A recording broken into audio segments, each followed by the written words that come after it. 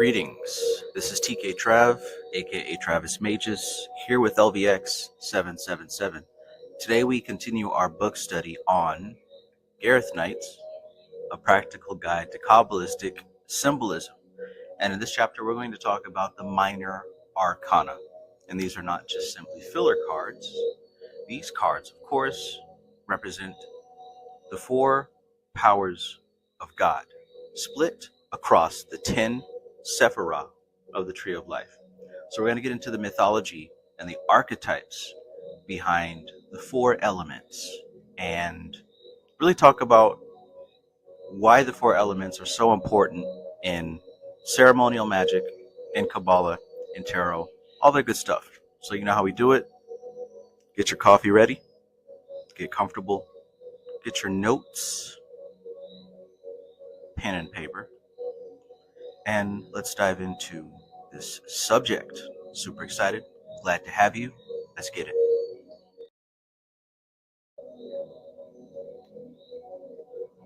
Greetings. So I got this new microphone. Hopefully the audio comes through much better on this. Let me know, how does it sound? Does it sound clear? I can't hear myself. In the meantime, peace and welcome to all my favorite people in the universe. Rose of Flame, peace. Thank you very much. I appreciate that. Monica Lawan, peace. Good evening. Ashley B, welcome. Zero, the hero. Peace and greetings, my friend. Peace and greetings. Zero said the audio is crazy high quality. Cool. I probably should have done this a long ass time ago, right? Okay. Well, as you know, we have gone through this book. We're almost like all the way done with it. We've gone through each path. We recently went through the major arcana and now are diving into the minor arcana. There's a lot of fine print in this chapter, so you're gonna have to bear with the bearings.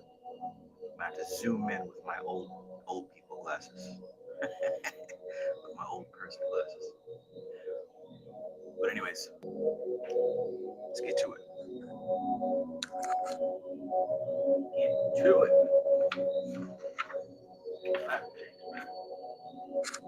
Damn, I didn't think about this. I have to hold the microphone while I'm wearing it. It's no problem. Anyways, the Lesser Arcanum. Gotta start with the blue unicorn as we do this. As we get this scholarship. Speaking of scholarship, peace and greetings. My friend JoJo, peace and greetings. Legacy Lifestyle says new to this. Probably also true to this. Or whatever the old folks say.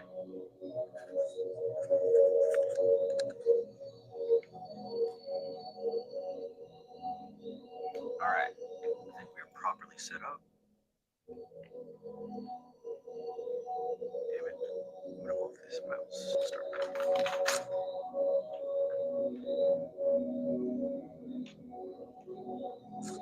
There we go. Now we're perfect. Okay. So, the Lesser Arcana.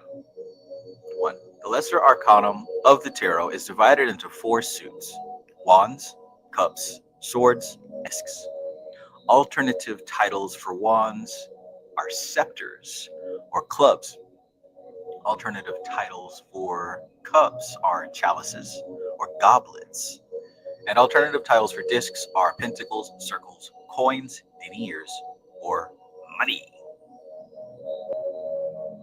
So you guys are not foreign to magic.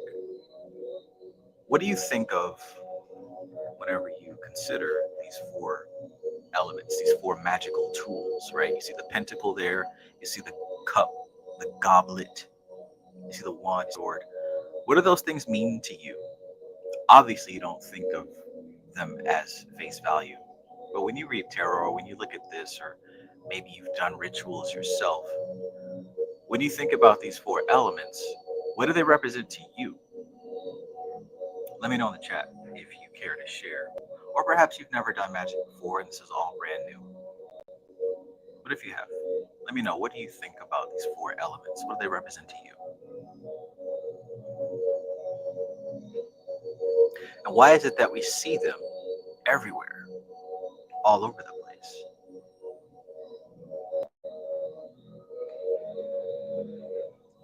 Must Jesus bear the cross alone, and all the world go free?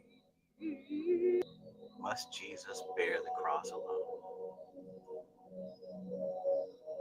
TJ Ward, peace. TJ Ward says, hey everyone, how late am I? Just getting here. Well, that's funny. Me too. I'm just getting here as well.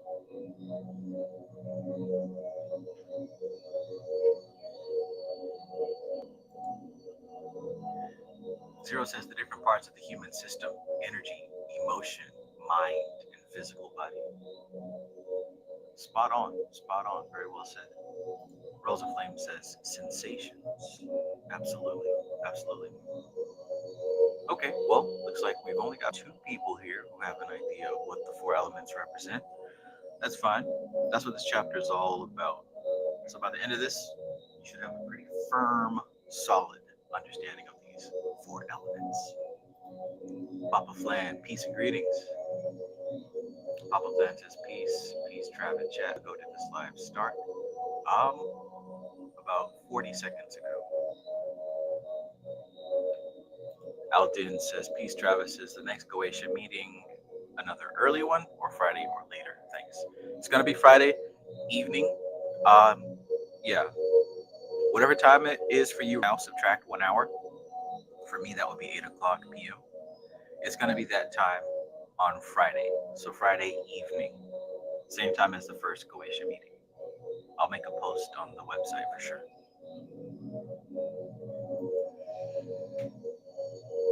So it is generally conceded that these suits are the original forms of those of the modern playing cards, though opinion differs widely on the actual correspondence. Pappas equates wands with clubs, cups with hearts, swords with spades, and discs with diamonds. Waite equates wands with diamonds, cups with hearts, swords with clubs, and discs with spades. Mathers, wands with diamonds, cups with hearts, swords with spades, and discs with clubs. And Theorens, wands with clubs, cups with diamonds, swords with spades, and discs with hearts. Precedent is thus of little help in making one's choice. Paul Case favors Pappus's attributions, and we are inclined to agree.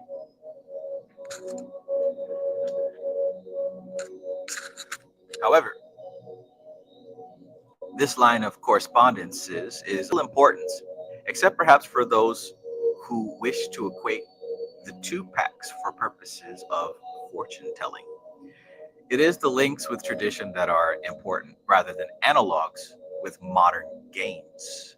Consequently, we should look for a set of symbols in myth and legend that correspond to the four tarot suits.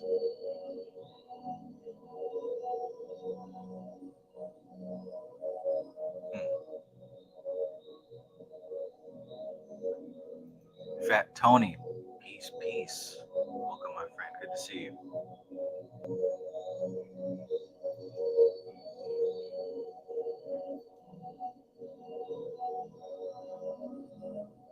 Celtic mythology and its traces in the Arthurian cycle is the source from which we can derive the most fruitful correspondences. And Mackenzie, in his Celtic myth and legend, listed them in a form which approaches close to poetry.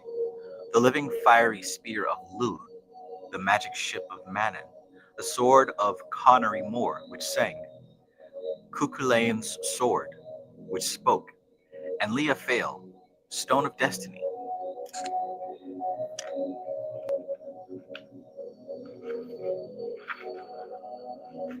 Stone of destiny, which roared for joy beneath the feet of rightful kings. Lugh was the Celtic god of the sun, though he also mastered of all skills. The latter, however, confirms his standing as a sun god. Oops, forgot the mic. Lugh was the Celtic god of the sun, though he was also a man of all skills. The latter, however, confirms his standing as a sun god, the sun being representative of the solar logos. He was similar in function to the Dagda and, to some extent, replaced him. The Dagda was father of all and the lord of perfect knowledge, his main attribute being a huge club. We thus have mythological confirmation of the close link between the club and the fiery spear. So we're talking about wands, right? The fiery spear. The fiery spear. This ties in well with the esoteric attribute of wands being associated with fire. Not only elemental fire, but the fire of the spirit. Right? So when we're talking about the fire element, we're talking about the fire of the spirit. In the Arthurian cycle, we have not only Arthur's spear, called Ron. Arthur called his spear Ron. Interesting. But also the spear dripping with blood associated with the Holy Grail, the one which was used by Longinus to pierce the body of our Lord. Must Jesus bear the cross alone? Must Jesus bear the cross alone? The spear which was used to pierce the body of our Lord, and which dealt the dolorous stroke which maimed the Fisher King and laid a country waste until the advent of a winner of ale. There is symbolism of tremendous depth here, which would well repay meditation, particularly the link between the Fisher King and the symbolism of the Christ, one of whose symbols is the fish, and who was also the great fisherman. As the legends come from the French, there is also the link which is not so obvious in English. Pécheur, meaning sinner, and pécheur, meaning a fisherman. Interesting. Must Jesus bear the cross alone?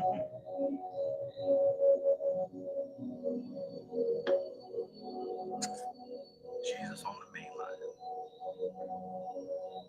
Ace in the place, peace and greetings. Holding it down. Ace, you are like a mountain that cannot be moved. Good thing to be. Good thing to be. JT, peace and greetings. Moth, Ra, welcome, welcome. 5.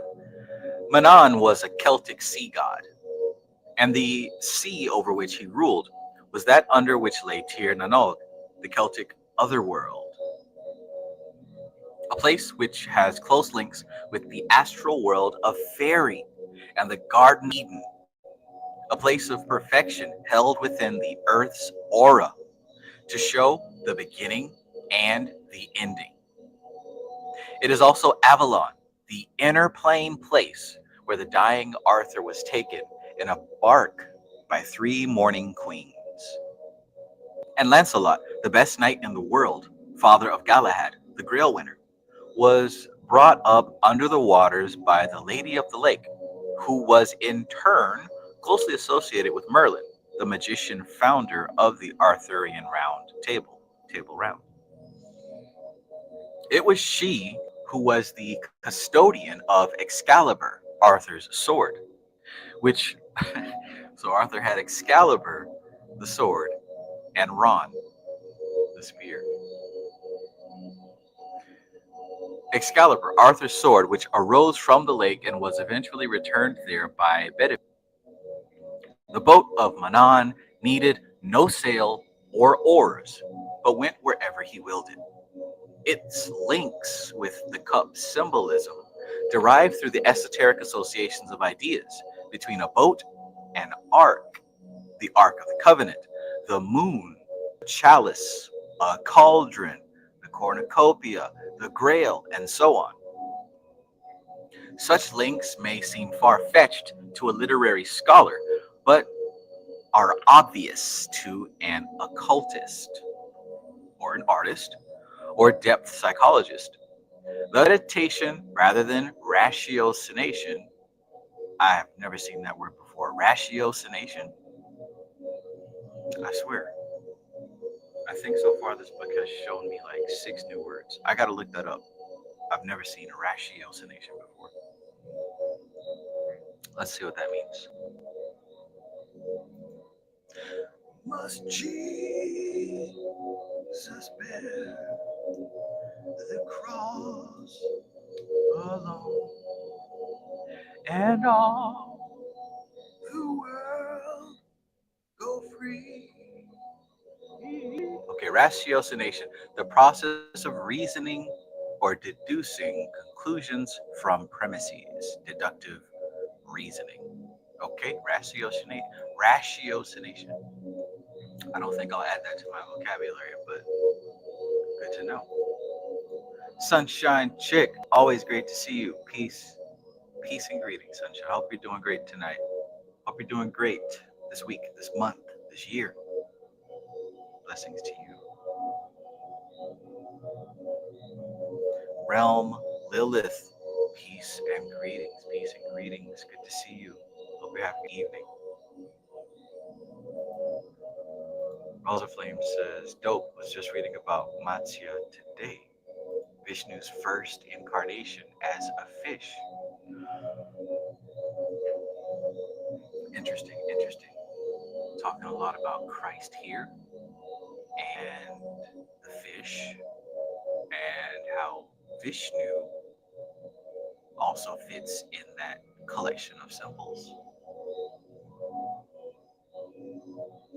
Must fish new bear.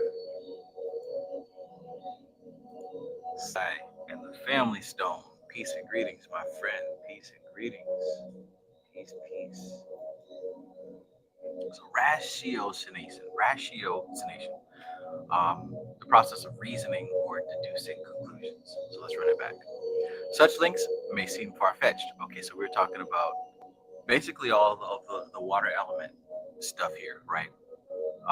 Manannan was the Celtic sea god, and the sea that he ruled over was Tir na Nog, which is the other world, which also links up with the fairy kingdom, with the Garden of Eden, a place of perfection that exists within the earth's aura, and it is to show the beginning and the ending. When I read that, it makes me think of eternity. Eternity is a state of existence outside of time. Not necessarily forever, but outside of the effects of time. So it's not that the Garden of Eden went anywhere. Humanity fell in vibration into time. But anyways, we're talking about the water element here. The Lady of the Lake, which is where Excalibur was. The boat needed no sail or no oars because it was probably a spaceship. It went wherever he willed it. He said it links with the cup symbolism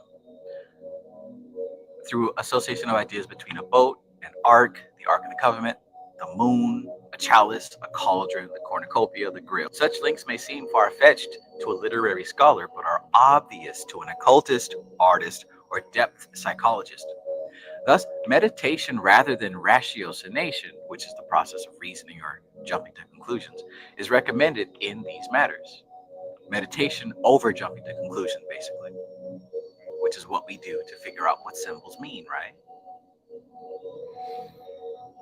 Manannan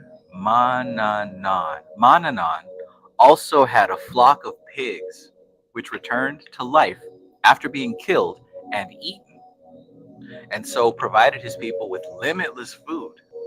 That doesn't sound like a very happy existence, but nobody cares about the feelings of pigs, right? This is an attribute similar to that of the cauldron of Ceridwen and the Holy Grail, All these associations of this cup, chalice, grail, and so on serve to indicate the feminine side of God. Its close association with the father aspect is shown by the cauldron of the Dagda himself. This was one of the 4 magical treasures of the Tuatha De Danann, the dweller in Tir Nanog, the other world, the heavenly realm, the Garden of Eden, the fairy plane. The other treasures being Lugh's spear, and the sword of Nuada, and the stone of destiny. So these are the 4 elements right here.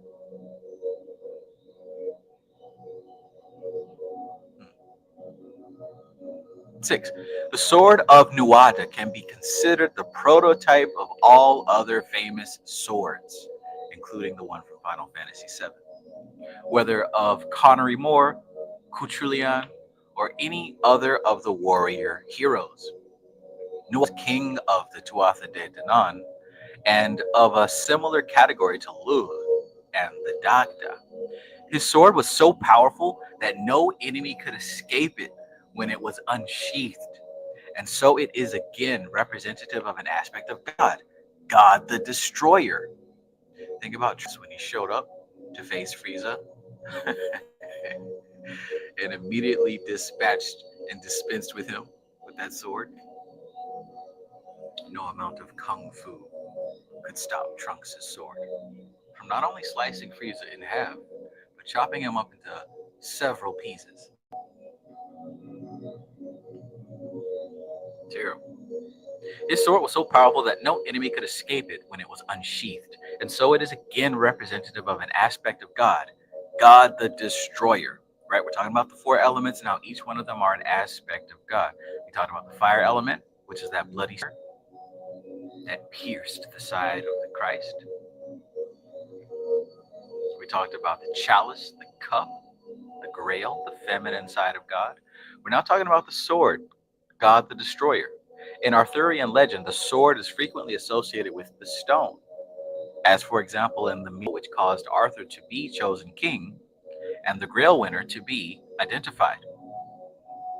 There are other elements of meaning in Excalibur as it appears in the Arthurian cycle, but these do not concern us now. Wraith 636, peace and greed, friend. The Stone of Destiny, the 4th magical treasure, right? So we talked about these other 3 magical treasures, the spear, the chalice, the sword representing God the Destroyer. Now let's talk about the Stone of Destiny, right? And Arthur had to pull the sword out of the stone, right? Mothra says, Gareth Knight ain't playing. He's on game when it comes to mythology. Absolutely. Absolutely. I don't think anybody is as educated on Arthurian legend than tonight.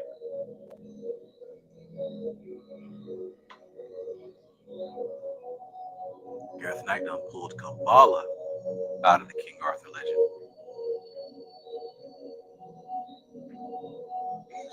West Coast, how you do that there? How you do that there? The Stone of Destiny, the 4th magical treasure, was the means by which the true king could be identified, and is thus intimately concerned with divine rule in earth. Intimately concerned with divine rule in earth, the tradition of kingship being that the king is God's direct representative, answerable only to God, but responsible for all his people. The feudal tradition, though now outdated, was a fine one in its conception, although its high traditions may have been honored more in the breach than the observance. The same thing could be said, however, regarding the idols of most forms of government.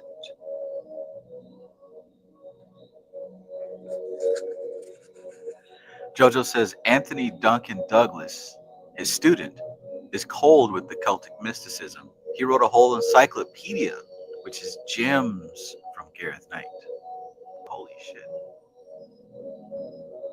Anthony Duncan Douglas. So that's Gareth Knight's student. You see.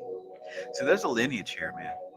These teachers pass down something special to their close students. Anthony Duncan Douglas.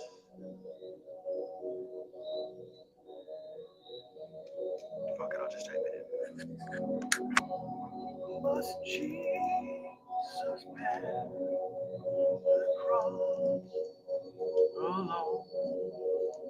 and all the world go free?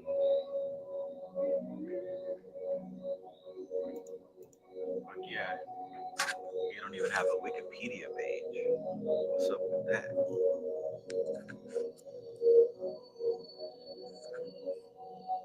Yeah, the first thing that comes up is court records.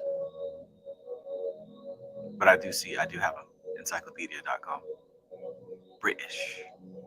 Well, I hope that's him. I'll find it.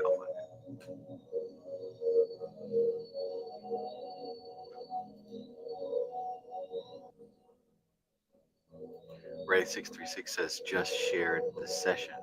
Appreciate that, my friend. Thank you. Thank you for the cross promotion. You know what? They join, they're going to get something.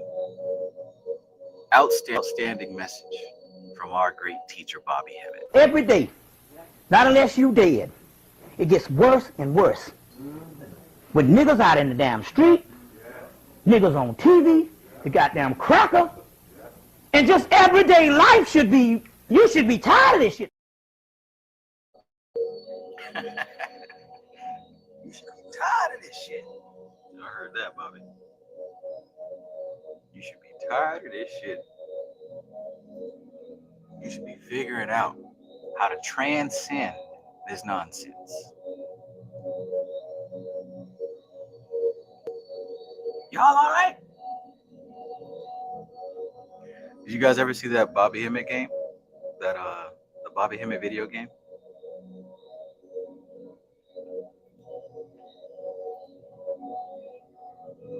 Man, I guess now's not really the time for it, but maybe I'll give you a preview, a sneak preview.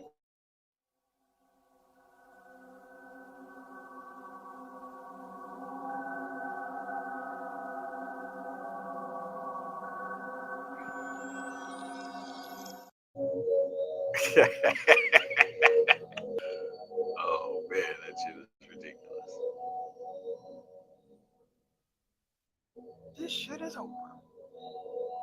Alright, let's get back to it.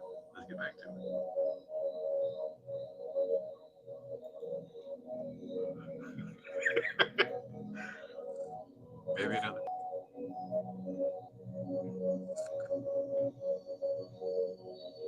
Alright, so we're talking about the four elements. We're now getting to that stone. This stone.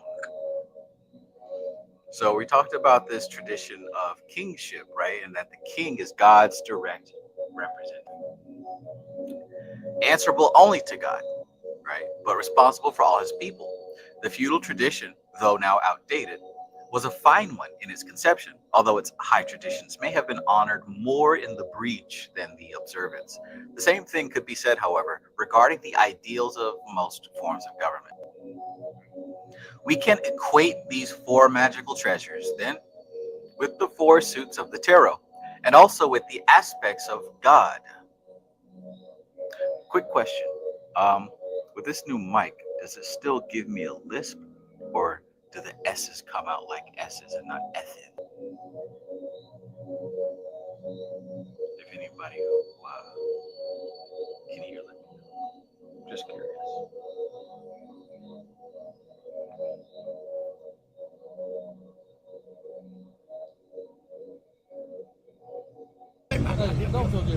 I got a goddamn license. Hey, don't. Ray says audio sounds good. Okay. Well, maybe this will fix the problem. It must have been my, it had to have been the iPhone then. Ashley B says no lisp. All right, cool. So I'm gonna stick with this. So we can equate these 4 magical treasures then with the 4 suits of the tarot, and also with the aspects of God. Wands are indicative of the first, or power aspect, God the Father. All right, lock it in. Wands represent the power aspect, God the Father. Cups represent the second aspect, the characteristic of which is love and wisdom.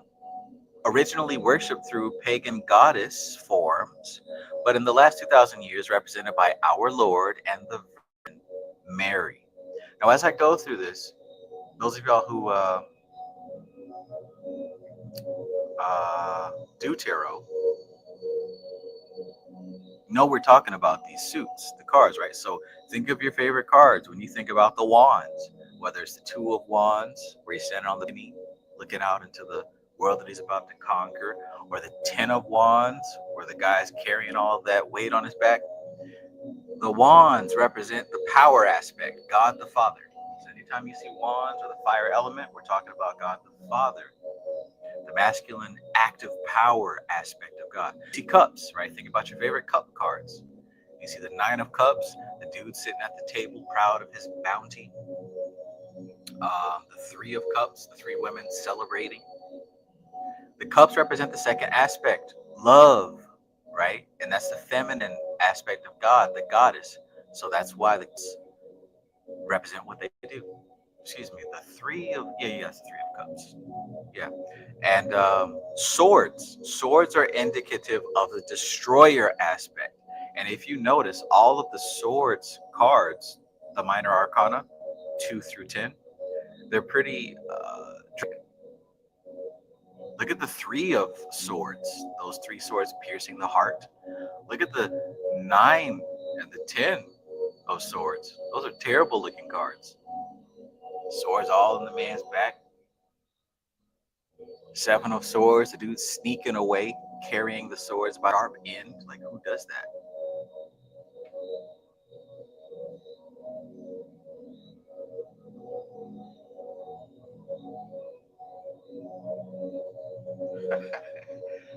I get it.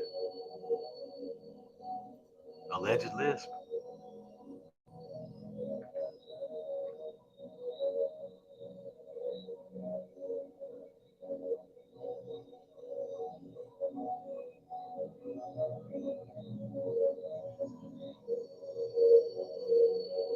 Red Star says, I don't think you have a lisp, but your voice is softer. Turning up voice will make it fuller, warmer. I'm speaking sound, not personality. Yeah, you know, I'm working with the apps here. This one don't really have control over the EQ like that. But I mean, what I was saying was previously before this microphone here, the app, or I thought it was the app, apparently it's my phone. It would, I don't know, it would do that with my S's. But I do notice that this new microphone is lighter on the deep end. But, you know, it's all good. We're not doing ASMR bedtime stories.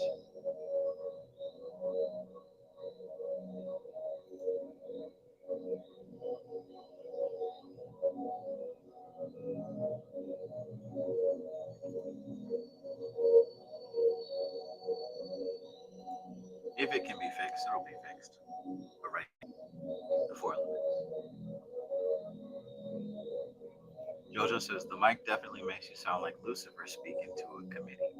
Boom, that's all I need right there. That's all I need right there. Say less, say no more. We own it, doggone it.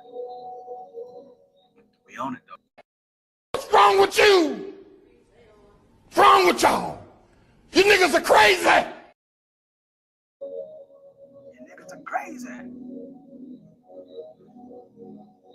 So, God the Destroyer, swords. Swords are indicative of the destroyer aspect or the disintegrator. The fourth aspect of God, which has received little exoteric acknowledgement and in esoteric circles, has often been considered as a part of the first aspect. So check that out. The swords, right? The swords is dealing with the disintegration. So that's why those swords cards always look a bit dramatic. Extremely dramatic. Death and destruction. Swords are typically not a happy suit. Keep in mind, not only do they represent the air element, we're also talking about the astral plane, the lower astral plane. That's what the swords cards also represent. Now, the lower astral plane can also be pretty chaotic because you're mixing emotion with thought patterns and egregores. So the astral plane, the lower astral plane, easily slips into chaos because most people are attempting to move with their feelings, trying to navigate with their feelings through the world of mind. That's why the swords. Yeah, and that's another. I mean, all the symbols go deep, right? It's a double-edged sword. The heart and the head, though they can do wonderful things together, oftentimes they end up leaving a few cuts.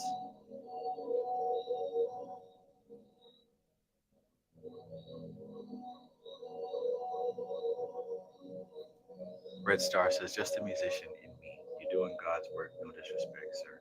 You're fine, my friend. You're fine. No disrespect taken. I understood what you mean. Like I said, I don't really have a way to adjust to, at least that I've seen for this app. What's wrong with you? What's wrong with y'all? You niggas are crazy. What's wrong with you? What's wrong with y'all? You niggas are crazy. Ray 636 says, I thought the swords were like a chaos and order symbol, creative and destruction.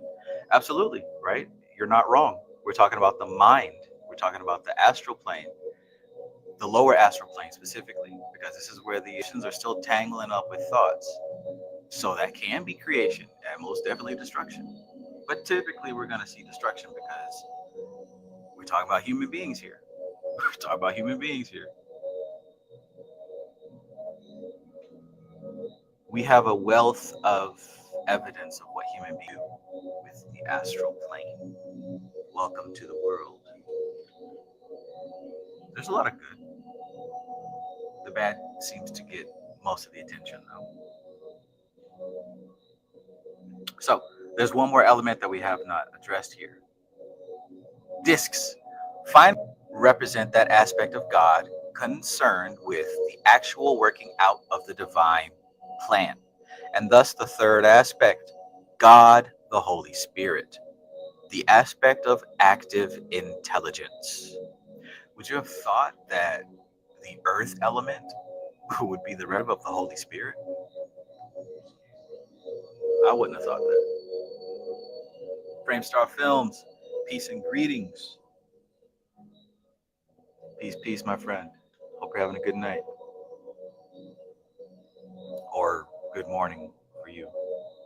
You're over there on the golden, paved golden streets. The sun rises over there first.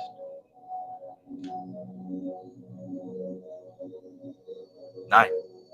These, together with the Sephirothic attributions, which are shown by the number of each card, will serve to indicate the reason behind the apparently arbitrary titles of the small cards of the Lesser Arcanum. Previously published commentaries on them have never given very satisfying accounts, mainly because of the blind, which announces the aces to be the roots of the elements, right? We've all heard that. Well, those of us who have researched these elemental representations of the cards, we hear that the aces are the roots of the elements. Well, he's going to tell us something a little bit different here. That this elemental attribution of the suits is true for aces and court cards, but the aces have a dual function. All right, before we go, can anybody guess this dual function? We're talking about the aces here. What sephiroth does the ace cards represent? What's sephiroth?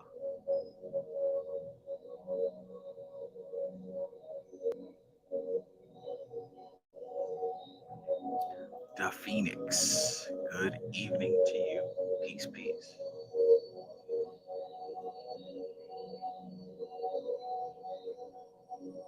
Yes, yes, y'all. All right, Ashley B says Kether. Absolutely, right? Kether. Now, what do we know about Kether? What do we know about Kether? Rosa Flame says, as above, so below. So below. That definitely applies to what we're talking about here, right? As above, so below. So what do we know about Kether? What do we know about Kether? Yusuf Familiar says, Kether, duh. Hey, well, can't say duh. We don't know people here know this stuff. What's the relationship to Kether and Malkuth? What's the relationship between Kether and Malkuth?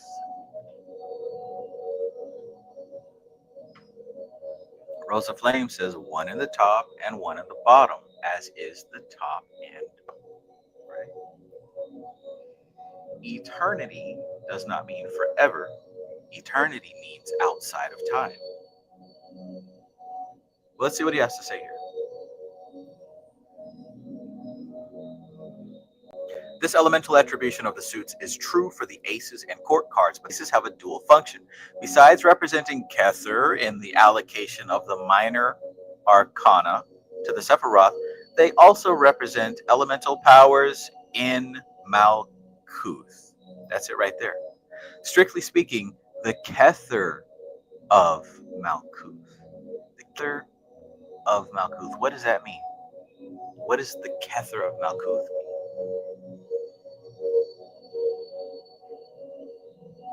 My name is Mud.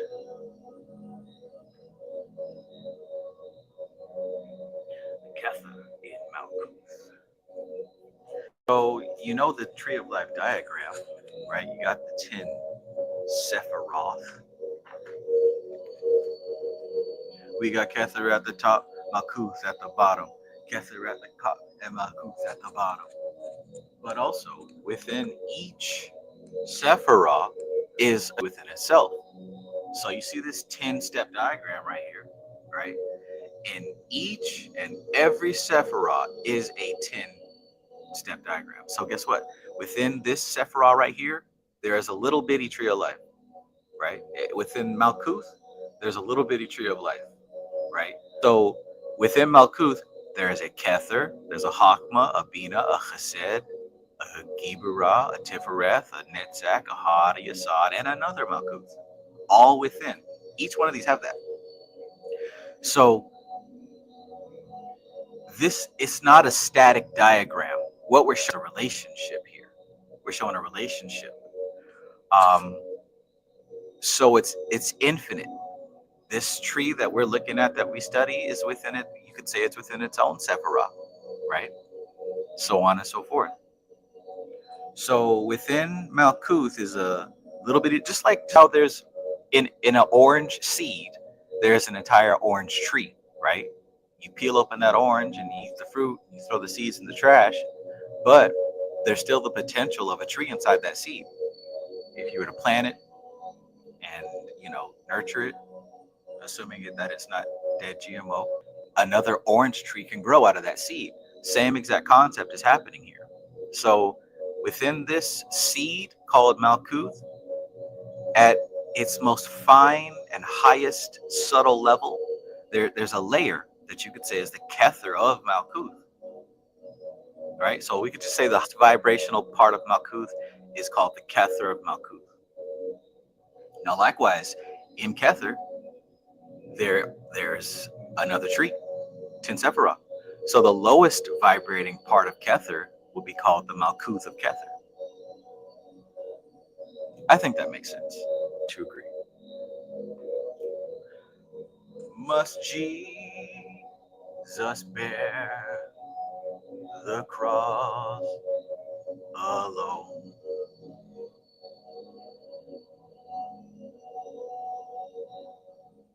And also we're talking about the transition point, because obviously the Kether is going to be edging upon the next sphere, just like the Malkuth is going to be abutting the previous Sephiroth.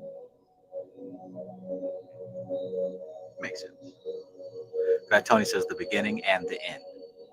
Right, right. As the Bible would say, the Alpha and the Omega. Framestar Film says tree, seeds, tree, seeds, tree.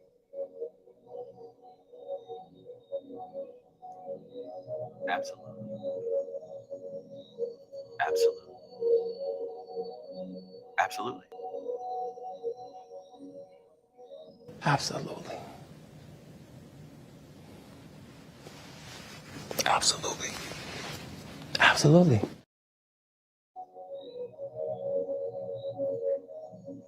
So, besides representing the allocation of the minor arcana to the Sephiroth, they also represent elemental powers in Malkuth. We're talking about the aces here. We're talking about the aces. So Ace of Wands, Ace of Cups, Ace of Swords, Ace of Pentacles. Strictly speaking, the Kether of Malkuth. So the highest aspect of Malkuth. When considering the elemental teaching of the court cards, God, in whatever aspect, in Kether, has no attributes. He just is. And we learned that in mystical Qabalah, when she was describing the Sephiroth of Kether, there are no attributes. You can't look at it and say, oh, that's Kether, because that's the whole point of Kether. It is not anything that can be described or pointed at. It is not anything that is formed. It is not anything that has taken on attributes. Almost like raw, unfiltered, untarnished stem cell energy type data. Pure spirit. God, in whatever aspect, in Kether has no attributes. He just is. So the ace has no title in the small card attribution. The court cards show modes of manifestation, more particularly the of elemental force. Mode of manifestation.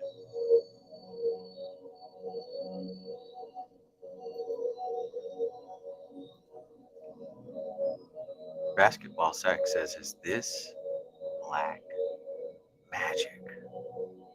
I have. Everybody said something bad about me. Nobody said nothing good. Mm-hmm. They was describing Lucifer. I'm not Lucifer. I'm a man. I make mistakes, but I'm not a devil. And by no means am I a monster. By no means a monster. Who's describing Lucifer?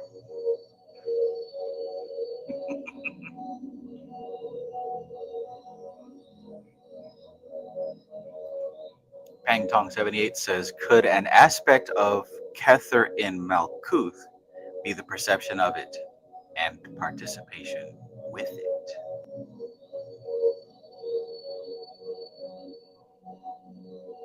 Yeah, I get what you're saying.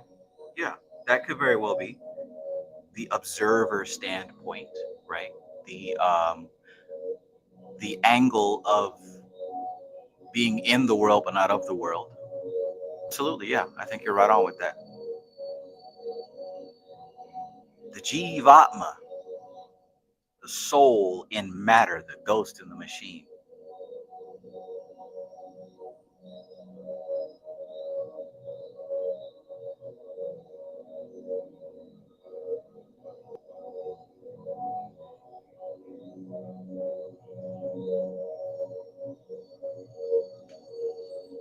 Great question.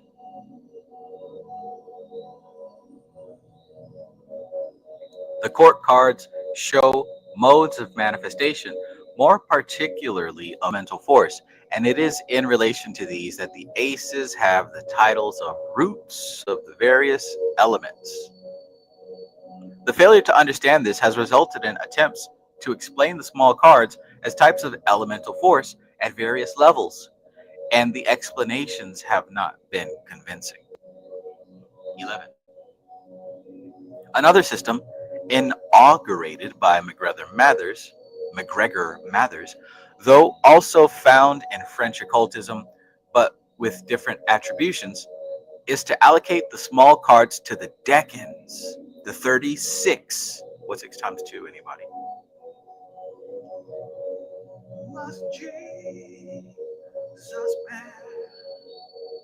36 times 2. So, to allocate the small cards to the decans, the 36 10-degree divisions of the zodiac. This is a very commendable synthesizing spirit, but it sometimes leads to doubtful results. For many symbol systems, correct within themselves, clash with other systems if too close an identification of parts is made. So much attention has been paid by the Golden Dawn and others to the projection of the tarot and the Tree of Life into a sphere in space that there is probably much of importance in this line of research, but the pseudo-astrological meanings resulting from the allocation of a small card of the tarot to each decan do not fit too happily with the traditional titles. I highly recommend the book The Qabalistic Tarot by Robert Wang. He does a great job at presenting both the cube of space and the astrological wheel with the decans.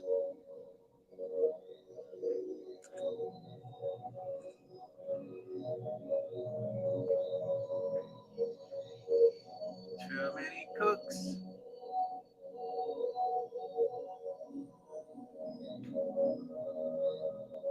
Well, the titles of the Lesser Arcana are not in doubt. It is the reason behind the titles that has never been adequately explained. Thus, while the cards have been of some use empirically for divination and such like, a great deal of their deeper implications have been missed. These implications are to be gained by meditation upon the relevant sephiroth and the relevant aspects of God. So, meditating on the relevant sephiroth and an aspect of God. Students who have read the Tibetan's books will be familiar with a sevenfold division of God into rays. One, right, the first ray is will or power. The second ray, love, wisdom. The third ray, active intelligence, adaptability, or higher mind.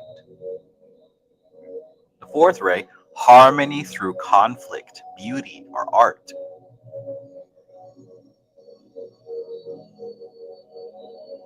The fifth ray, concrete knowledge or science. The sixth ray, devotion or idealism. The seventh ray, ceremonial order or magic.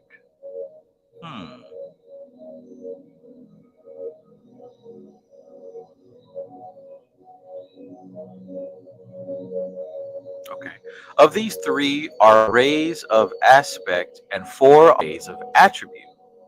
The latter, rays 4 through 7, being capable of synthesis into ray number 3. So ray number 3 is active intelligence. And he's saying that harmony, concrete knowledge, devotion, and ceremonial magic all fit into active intelligence. That makes sense.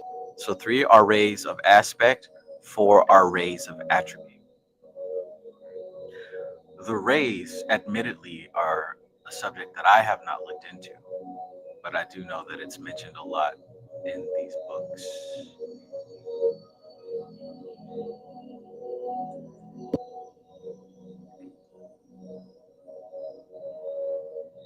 So, of these 3 rays, 3 are of aspect, 4 are rays of attribute. Rays 4 through 7 being capable of synthesis into ray number 3. It is the rays of aspect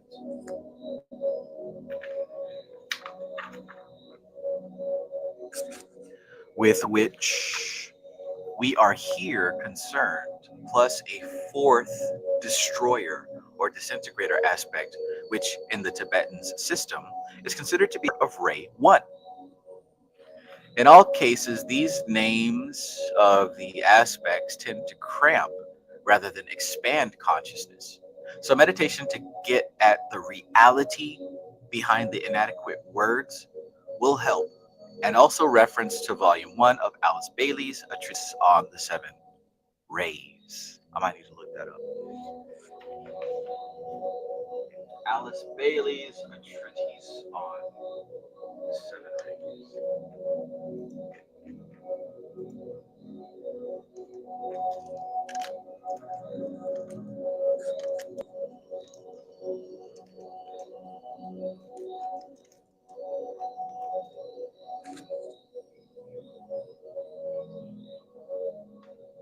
Only $50 on Amazon. I'm sure I can find a PDF. And there's a PDF. I'll get to that later. Excellent. Rosa Flame says this is going to hit different if you do Cosmic Doctrine again. Oh yeah, most definitely. I think it's for certain we're going to do Cosmic Doctrine again. And with that being said, I'm going to have to do some research on these rays to really be able to extract more understanding from this abstract book.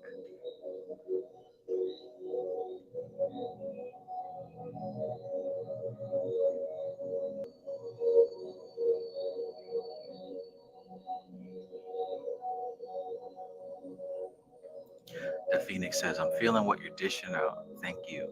Thank you for being here. My pleasure. Absolutely.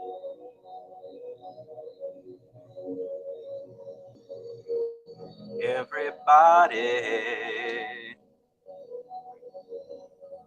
roll in an ambulance car. Y'all remember that song? Everybody rode in an ambulance car. 7 rays. Okay, so 14. The aces, as mentioned above, give the 4 basic divisions of the Godhead in Kether. But it must be understood that all such divisions are in order to make study easier. For God is a unity. For God is a unity. And in the last analysis must be considered as such. Man, it's so easy to look at words and say, I know that. But sometimes you got to stop and analyze your inner framework. Make sure that you really do know that. Because oftentimes we just carry into the future our past, even if it's outdated, even if it doesn't apply anymore, even if it's got mold all over it. We carry our past into the future, and sometimes we forget to check, to update, to make sure that we really know what we say we know. God is a unity.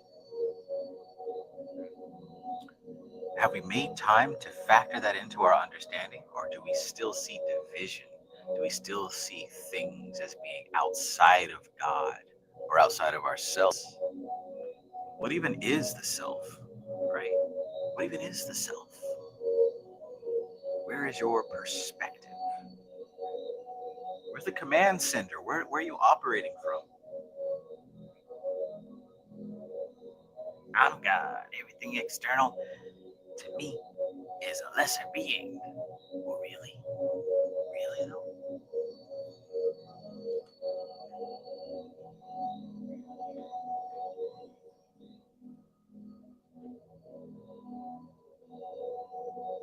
God is a unity, and in the last analysis must be considered as such. So the division of God into 3 persons, 4 aspects, 7 rays, 10 sephiroth, 12 signs, right? So on and so forth, in different systems does not imply contradiction, but different ways of studying the same unity.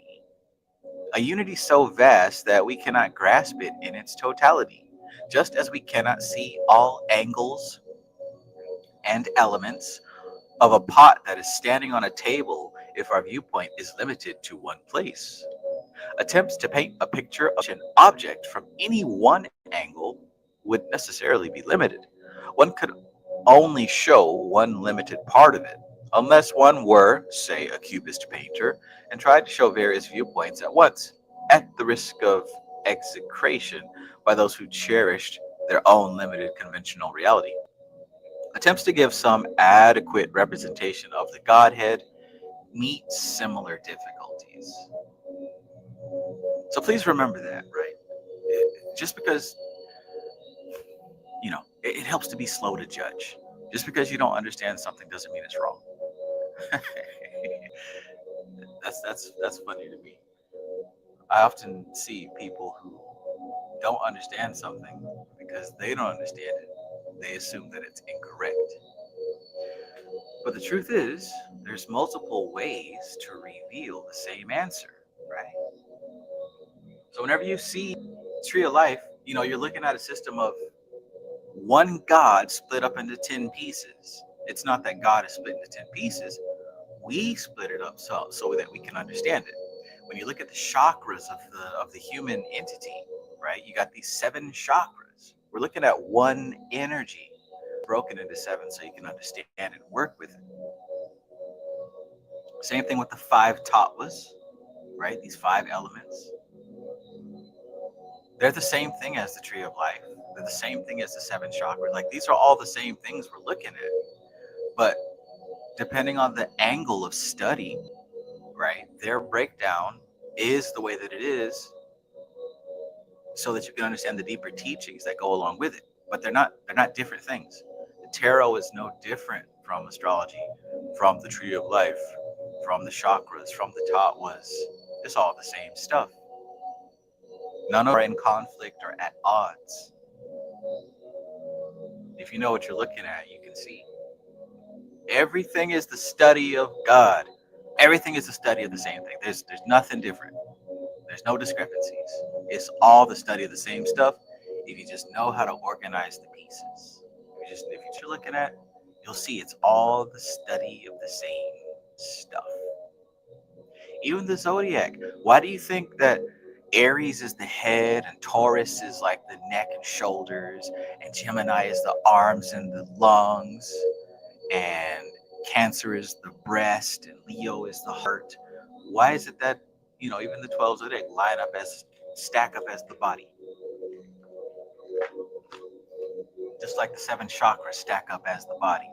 Just like when you look at this Tree of Life, look at that. Kether as the crown, Tiferet as the breast, as the chest. You even got the strength card right there across the breast, don't you? Leo represents the heart. Then you got the strength card going from Chesed to Gibera, the woman holding open the lion's jaw. It's all the same thing. That's your heart chakra too. You look close to Tiferet. You see that 6-pointed star? That's the same symbol you're going to see in the heart chakra. It's all the same stuff. It's all the same stuff. If you just know what you're looking at. Build up your library of correspondences. That's what Travis Magus said. Build up your library of correspondences. It's all the same stuff. All the same stuff. Or, and this is a big or, it could be a crackhead. Could be a crackhead that got hold to the wrong stuff. And it told him to get up in a tree and play a leprechaun. Alright? So don't get a hold of the wrong stuff. You got the right stuff. You can't lose with the stuff I use. You can't lose with the stuff I use.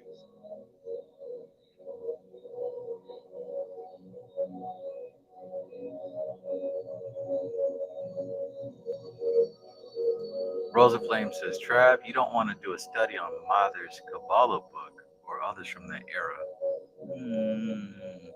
I mean, maybe one day. Maybe one day. It hasn't really spoken to me yet. I have Mother's Qabalah. I almost did Israel Regardi's Garden of Pomegranates. Almost. And or History of Life. I mean, we'll see. We'll see. Sometimes the waves turn, the weather changes.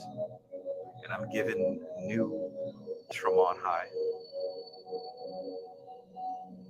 Must Jesus bear the cross alone?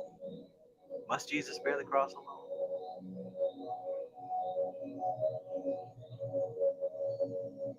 Won't he do it? Amen. Jojo says, Travis is a matrix cheat code. It's not fair for the others. He can't keep getting away with this, man. Can't keep getting away with this. It's all the same stuff. So don't get frustrated. Don't get confused.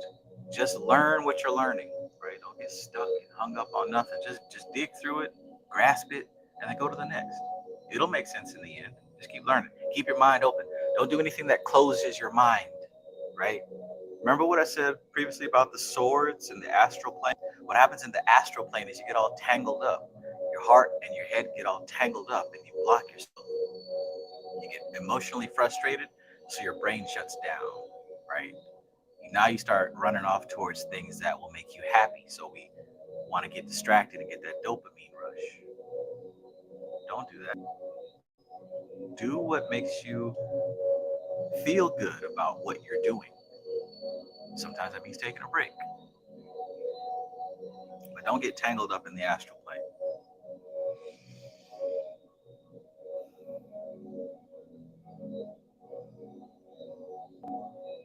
"15. God in Kether is represented at the formative level by the 4 holy living creatures of the vision of Ezekiel, a man, a bull, a lion, and an eagle. These have their correspondence in astrology, so in the elements. Although the 4 divisions of the emanations of God can hardly be called elemental until Malkuth." Let's read that again. So the man, the bull, the lion, the eagle, these have their correspondence in astrology and also in the elements. Although the 4 divisions of the emanations of God can hardly be called elemental until Malkuth, the sphere of the elements, is reached. All things have their origin in the highest, though, so the 4 holy living creatures are also roots of the elements, but at a remote level. At a very remote level. In view of this, it has never been entirely wrong to try to elucidate the small cards elementally, but it has been limiting, for the terms of reference have been derived from Malkuth, neither from the plane of effects instead of the plane of causes. There's the difference. There's the difference. 16. So while we may have in the back of our minds the elemental attribution of each suit, and these often appear as designs of the Lesser Arcana, we must use the attributions to expand our consciousness, not to limit it. Thus, the fire represented by wands is the fire of the Spirit, God, who is a consuming fire. The fire of Prometheus, stolen from heaven. Right? There's your Lucifer. Cosmic fire in all its forms, forces, and energies. The water of cups includes the great sea of Binah with its links in Ein Sof, the whole fluid soul of the world, the anima mundi, the collective unconscious, the astral light, and so on. Shout out to Ophiel, right? Ophiel really laid it down in plain, simple, regular person English. If you haven't read an Ophiel book on the occult and you're still confused, that's probably why. It's probably why. You better grab you any of Ophiel's books, any of them, and actually read it. You'll learn something if you don't know and you want to know. The heir of the swords is the great dispersing principle.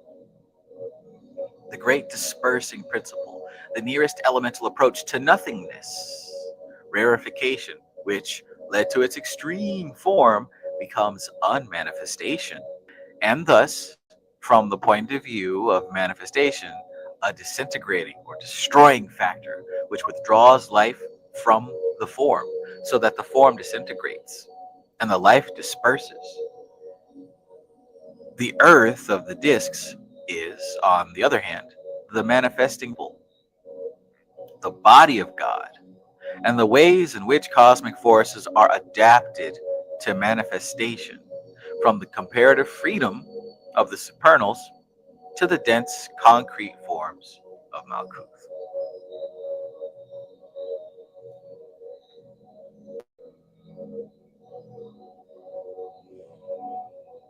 Bramstar Film to I've also a suggestion for you, Trav. Messaged it to you on IG. Okay.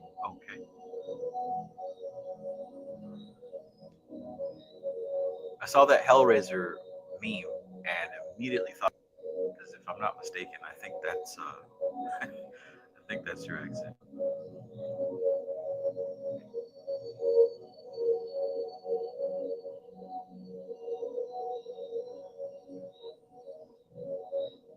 Who got it says Ophiel. This is here. Ophiel. Ophiel. That's the way. Let's not go there. Please don't go there.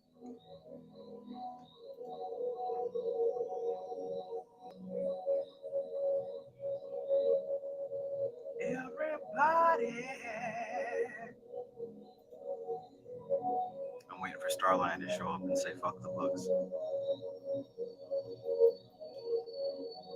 Everybody who rode in a next car, everybody.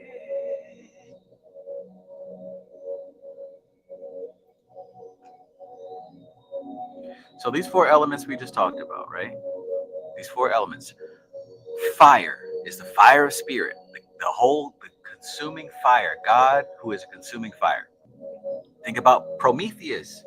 Think about that for a second. The Prometheus legend, where he stole the fire from the gods and gave it to man.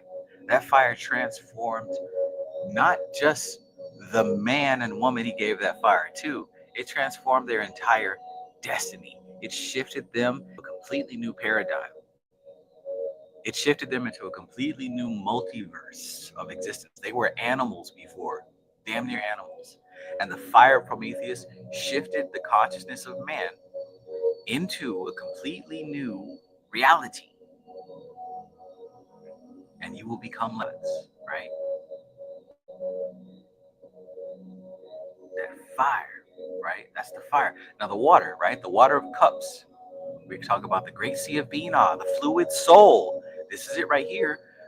The soul of the whole world, the anima mundi, the astral light. We're talking about the collective conscious of all of humanity, all the collective data and experience of the human race. That's the water element. So that's why it's like, oh, the water cups, cards, is relationships and love and psychic ability. Why? Because those things are how we relate with each other. So that's your water element. How you connect to the collective unconsciousness. That's what the water element is. The air is the dispersing principle. What's that mean? The air is that which causes things to scatter and move apart from each other. Move apart from each other. If the water element was everything together, the air element is everything running away from itself. Boom. Right?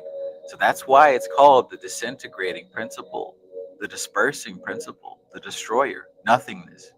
If taken to the extreme, the air element will lead to nothingness, driving everything away from everything else. This is what too much thought will do, too much time in just thought without the emotion of the astral plane, the water element. So you see why the heart and the head have to be together? Because the head, the mind, the thought process will scatter away sanity. So we need that connecting principle of the collective experience, right? In other words, how do you take these lofty high thoughts and ground them in your real world experience. That's how the head and the heart fit together. And then, of course, we've got the earth element, the discs, the manifesting principle. So we talk about that fire of God that Prometheus gave to man, the consuming fire that has the ability to change realities and shift someone to a complete new paradigm, or shift something to transform, because that's what fire does. It transforms. If something's on fire, it transforms into something completely different. Completely different. For many things, that means it turns into ash. For other things, it becomes a stronger version of itself. Right? You can think about the blacksmith heating up iron or shaping a sword in steel and crafting it into another object. Fire transforms. Water is the collective. The collective. Air is that which moves things. And then, of course, the earth element is the manifestation of all that activity, the body of God, and the ways in which these cosmic forces are adapted to manifestation, from the comparative freedom of the supernals to the dense, concrete forms of Malkuth.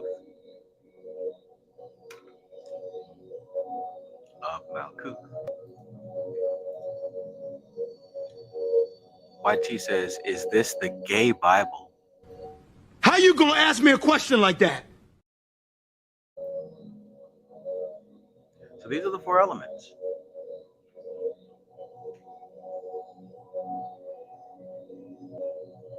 Red Star 7311 says, it's so cool to meditate on the cards as a form of magic, especially with the art of different decks. The medieval Scapini deck is my all-time favorite deck, even more than the Thoth Tarot. Nice. Yeah, meditating on these cards and the images, and what they might mean. These are keys. These are doorways. They open up aspects of the self for deeper exploration. Damn. Man, why you do me like that? You ugly motherfucker, you. Damn.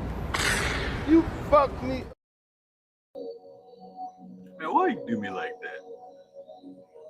Yeah, meditating on these cards is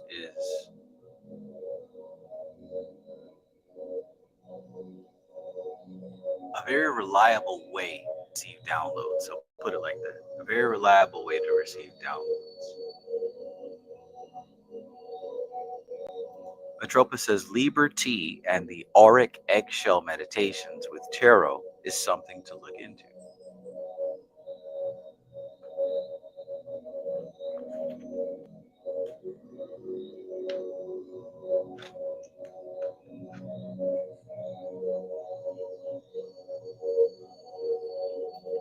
Rosa Flame says, I back that, Atropa. Liber T and the auric eggshell meditation. Peace, Atropa, if I didn't say greetings to you already.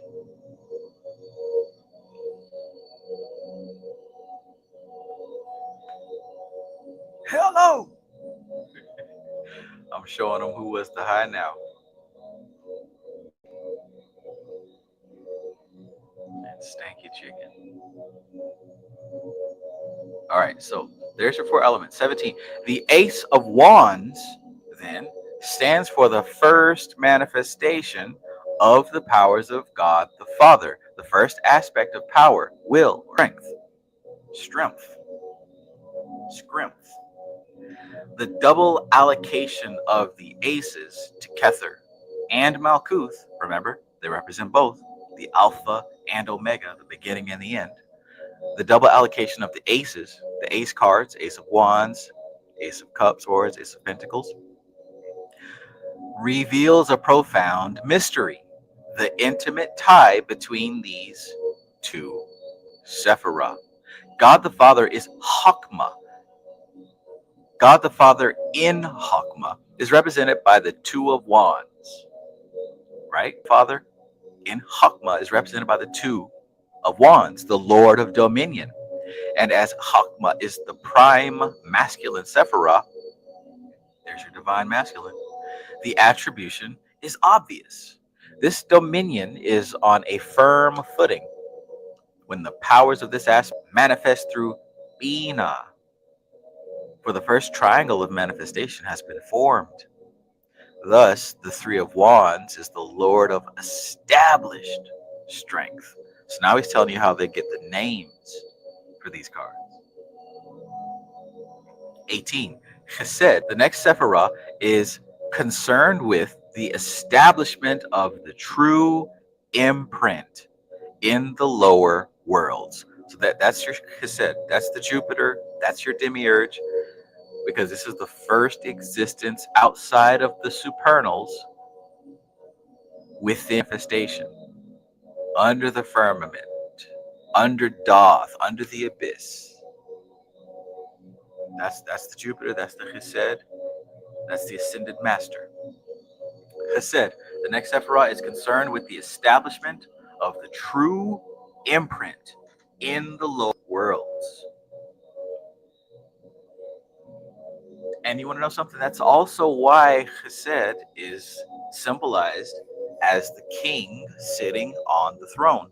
Remember what Gareth Knight said a couple pages back about the king being the one who is receiving divine direct orders from God? Look right there at the blue Sephiroth. I gotta hold the microphone with my other hand so I can't point to it.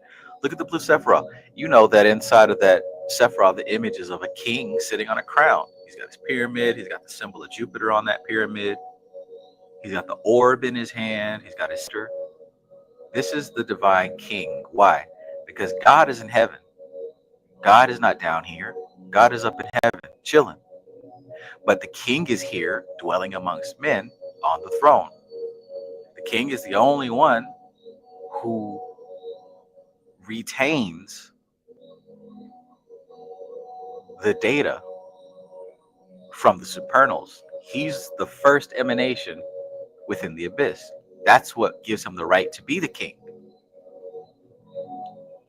Because he's the one that's closest to God, literally. So he's got the master plan. That's your Jupiter. That's your Chesed. That's why Jupiter is a benefic in astrology. Jupiter represents expansion and abundance. Abundance.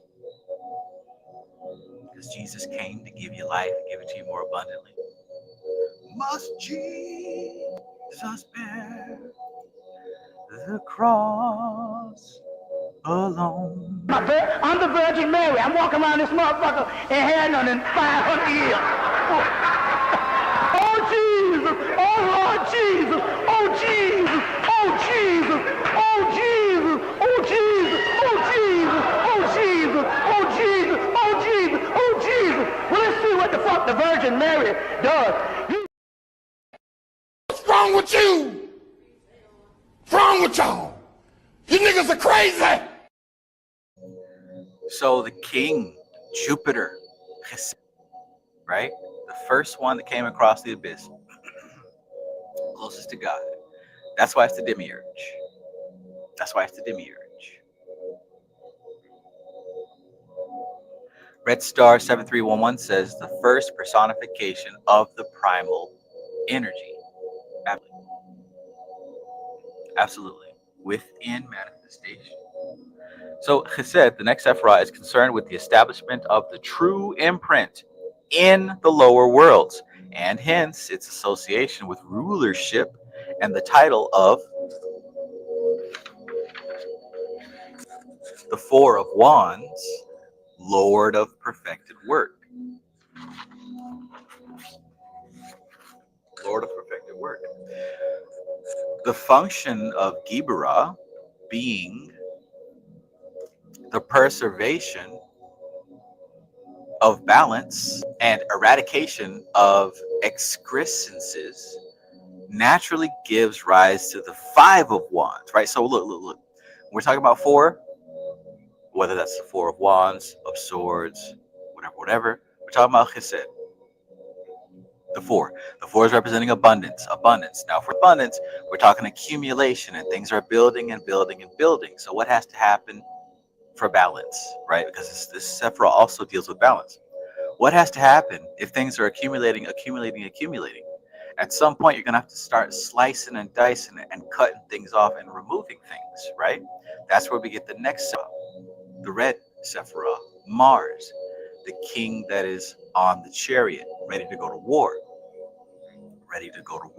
So the function of Qabala being the preservation of balance and eradication of excrescences naturally gives rise to the Five of Wands, being called Lord of Strife, while the establishment of God the Father in Sephirothic, the central Sephiroth of the whole tree, and marking the completion of the second triad, makes the Six of Wands the Lord of Victory. So this is why we have the names for the cards. And as you said before, it has to do with the decans. Just like, yeah, there's nothing to do with the decans of astrology, of the zodiac. They're kind of just placed there for who knows, another reason. Much in the same way, the 72 angels of the Shem Mefrosh have nothing to do with the Goetia, other than being placed on that.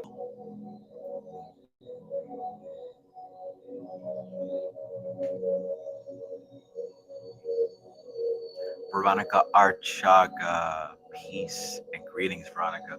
Love you, Veronica. Hope you're having a wonderful evening. Wonderful evening all the way up there in the city, the big city, doing big city things. Glad to see you.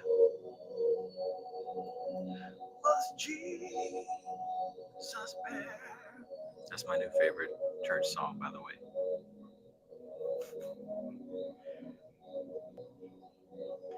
You're gonna look it up on YouTube.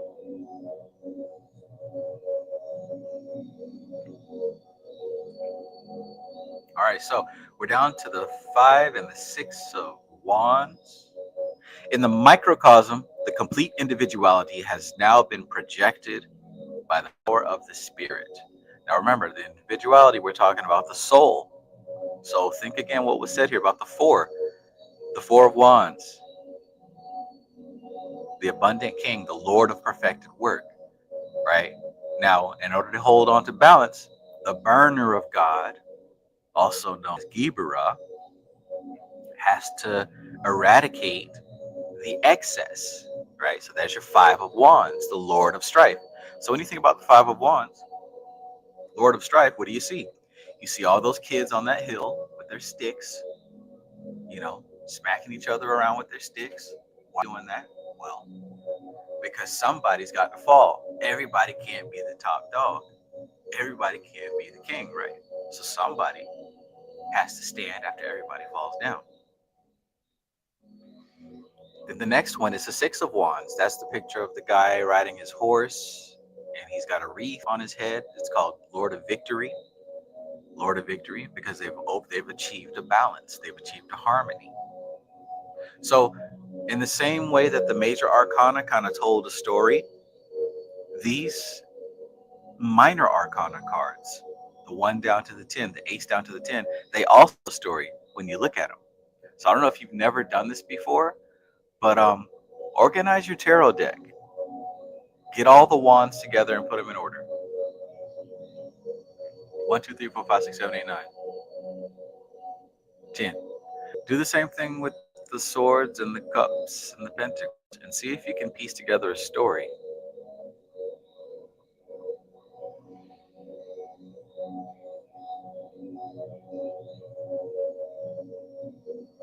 So the 4, 5, and 6, that makes the soul. That makes the individuality. In the microcosm, the complete individuality has now been protected by the power of the spirit. And what follows is the personality, the lower self. 19. The harmony of Sephirothic is overset to establish manifestation upon the densest levels. And the power of God the Father manifesting in the sphere of Netzach has been led to an army with banners, pressing on towards the form manifestation of the lower Sephiroth. The 7 of Wands is thus Lord of Valor. In Hod is the mind form. In Hod is the mind formed, both macrocosmically and microcosmically. And this flashing method of communication, both vertical and horizontal, there being a close connection between Hermes as magician and messenger, gives rise to the title of the Eight of Wands, Lord of Swift. Then the third triad is completed in the formation of Yesod, the foundation. Its magical image, the beautiful naked man, very strong. And so the title of the Nine of Wands is Lord of Great Strength. In Malkuth is the crucifixion of the spirit in dense matter, and hence the title, which seems strange, in a blueprint of divine perfection, Lord of Oppression. So in Malkuth is the full crucifixion of the spirit, right? Because the spirit, we're going down the tree, going through these numbers, right? You're seeing this. Going through these numbers, we're going down the tree from Kether all the way down to Malkuth. We started out as spirit. Now we're in manifest, dense matter. So about to get to 10, Malkuth, the spirit is fully crucified into matter. So the name of the 10 of Wands is Lord of Oppression. That doesn't mean that you're being oppressed when you see the 10 of Wands. But what that means is the spirit is fully stabled into the material plane.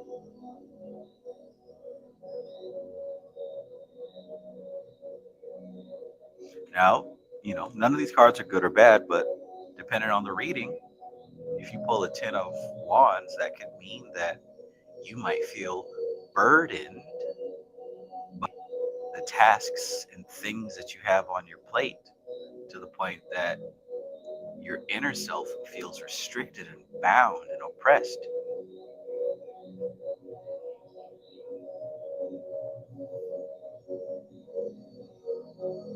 Oppressed.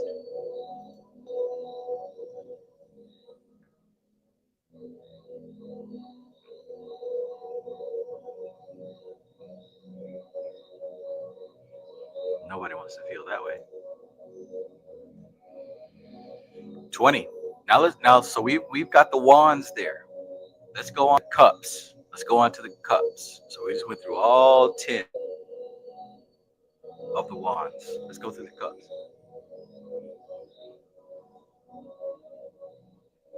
Everybody who wrote in an ambulance card. Everybody who wrote in an ambulance card. Woo! 20. The Ace of Cups stands for the first manifestation of the powers of God the Son, the second aspect of love wisdom. Thus, the Two of Cups is Lord of Love. The Two of Cups is Lord of Love. This title derives not only from the inherent qualities of the second aspect, but also from the duality represented by Chokmah and Kether. So if you look at the Two of Cups, I guess I probably should have had my cards out since we're going to be going through each one of them. Do I have a deck that is in order? Let me see if my deck is in order.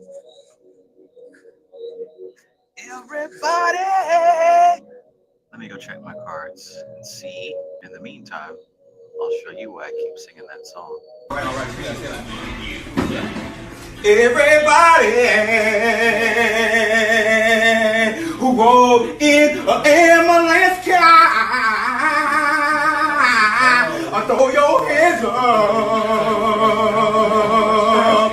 If you rode in an ambulance car, everybody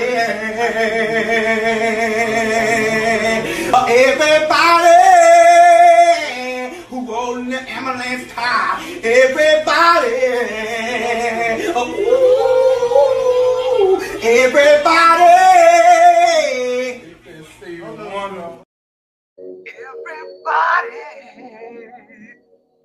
everybody who rode in the ambulance car. Woo! Why is he so serious? Man, who walks into a barbershop and just bursts into song? Both lungs full of oxygen, singing his heart out. Who does that? And they're just letting it happen along with it. That has got to be a regular. That ain't no first time experience. Everybody who rode in an ambulance car. Sing it with all his heart. Right. That's why I love it. That's why I love these memes, man. Humanity is funny to me. It's very funny. Especially when people are genuine. Even when what they're doing is cringy. When it's genuine, it has a special touch to it, right? Look at Rackham Willie. Rackham, Rackbar. He's not acting. That is that man. That is how he is. Could be a crackhead. She is not acting. R. Kelly was not acting in those interviews. That's why I love this stuff, man. It's just funny to see people be themselves. And mean every element, man. That bullshit, man. Get out of my face, motherfucker, if I do something to you. Trying to kill me. Oh, gee, you. Yeah. But anyways, found my tarot deck and it is in order. So we're gonna continue. I gotta figure out what to do with this mic situation. It'll be all right. So anyways, here we've got the Two of Cups, right? Now, what did Gareth Knight say about this? He said, Ace of Cups stands for the first manifestation of the powers of God, the Sun. The second aspect of love, wisdom. Thus, the Two of Cups is the Lord of Love. The Lord of Love. This title derives not only from the inherent qualities of the second aspect, but also duality represented by Chokmah and Kether. That's what you'll see right here. Chokmah and Kether.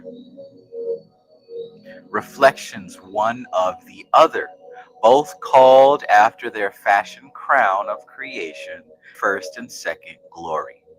As a result of this union is the third produced. The Sephiroth Bina, giving completion and fruition. And so the Three of Cups is called the Lord of Abundance. The Lord of Abundance. So look, the cycle's complete. Whenever you see the threes, that represents a cycle being completed. And when a cycle is completed, there is time for celebration.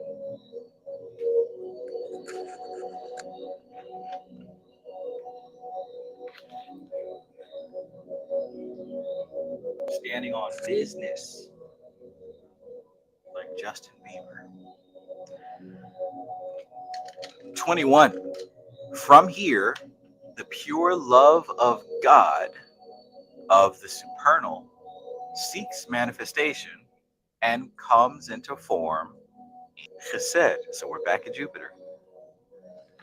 A consummation of spirit and form represented by the Four of Cups. Lord of blended pleasure. Lord of blended pleasure. So we're talking about spirit and form coming together.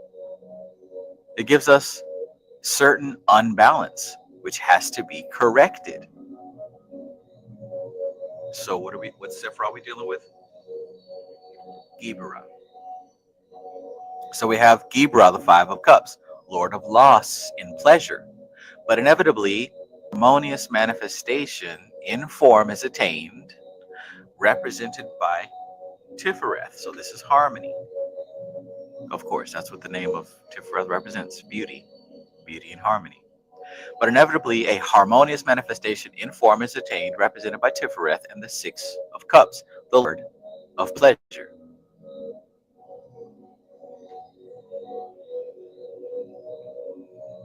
From here, the next objective is the manifestation of the love of God, or the Christ principle in earth, or Malkuth. Hence, from the harmony of love manifesting in Sephiroth, the power goes forth to the formation of the next triangle. Love is an all-inclusive aspect of divinity, which gives freedom from friction and error owing to its accent on the unity of all. Hence, it meets with success all the way through, all the way though there are qualifications in Netzach and Hod. The love in Netzach, the union of disparate objects, is not the final goal. It is a transitory phase. For the function of Netzach is the diversification of unity. It acts as a prism which splits one light source into 7. Interesting. So the title of the 7 of Cups, which represents a complex situation, is the Lord of Illusory Success. The plan is successful in its working out, but one has the element of illusion, the illusion of separateness, which, however, is an essential part of the plan, whose goal is unity in diversity.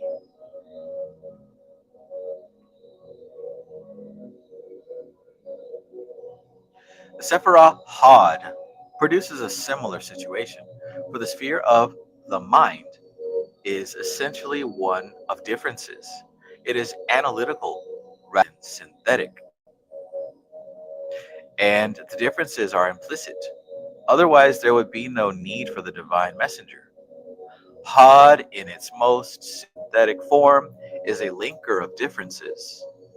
Hod, in its most synthetic form, is a linker of differences. Village Library of Correspondence.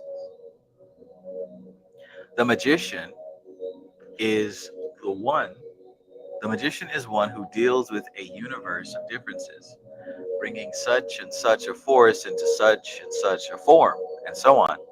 There is, however, the old tradition of the man of love being greater than the magician. One comes upon the theme quite frequently in esoteric fiction. The magician may perform his mighty conjurations to banish an evil entity, but the higher initiate simply draws it into his aura and annihilates it as evil by the power of unifying love, just by the acceptance of it.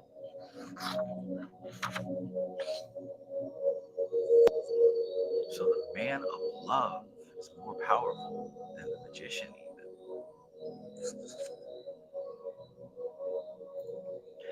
Ashley B says this breakdown insight is invaluable. It is. It is. I like this method of breaking down the cards as a story. That's what I do with these cards. That's why mine are organized like this, because after a reading, like after I'm done, I usually line up my cards in that way. I line up all the major arcana in order, then I line up all the suit cards in order.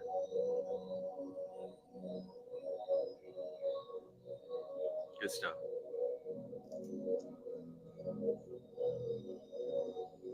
Rose of Flame says ka-ching. Everybody, let's go.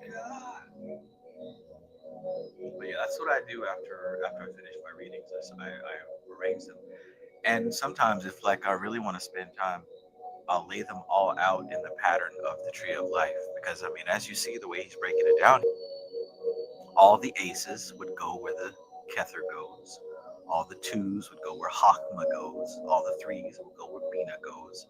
So pretty much I would have a Tree of Life of just the swords, a Tree of Life of just the wands, of just the cups, of just the pentacles. And I kind of just analyze the relationships of them in that way. I've been doing that for years. I haven't got video evidence of me doing this like years ago on my channel. In my How to Do Tarot playlist. Tarot Insights, I should say. I suggest trying it if you haven't tried it. It can provide for valuable tarot secrets.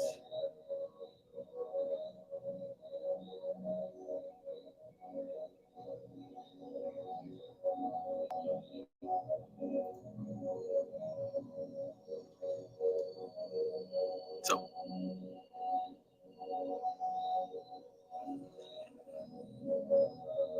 here we've got the Eight of Cups. So, the man of love. Let's go back and sit here.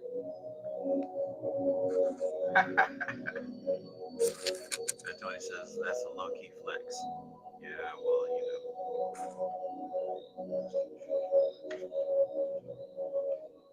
Everybody,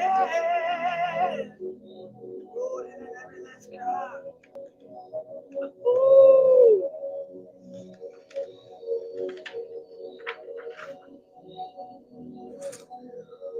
The magician, yeah, one comes upon the theme quite frequently in esoteric fiction that the man of love is greater than the man of the magician. The man of love is greater than the magician may perform his mighty conjurations to banish an evil entity, but the higher initiate, and check this out, right? Because we're talking about shadow work, we're talking about healing. Most people don't understand that a large part of magic is shadow work. It's not an optional side quest. It's not like something you may or may not do. Like, if you get into this, you will 100% definitely be getting into shadow work very, very soon, very quickly. Because you have to get through that stuff before you can even see the light of the soul. You got to deal with the self before you can expand past the self. Because you can't take that confusion into the soul. So you're not really going to go anywhere until you handle the shadow work. Or get it to such a point where you're no longer identifying with it. Because it's one thing to have it attached as karma to the body and the body's experience. But it's another thing to believe that it is you and hold on to it tightly. That's what prevents most people from expanding. Not any demons or hexes or curses. It's you attaching to your shadow that keeps you where you are. But anyways, when you start doing magic, there's really no choice but to do shadow work. I mean, shit, it doesn't even need your permission. It starts happening right away. Whether we're talking clip off, whether we're talking love and light, whether we're talking yoga, breathing, it doesn't matter what direction you go. The first stage, the first school is shadow work.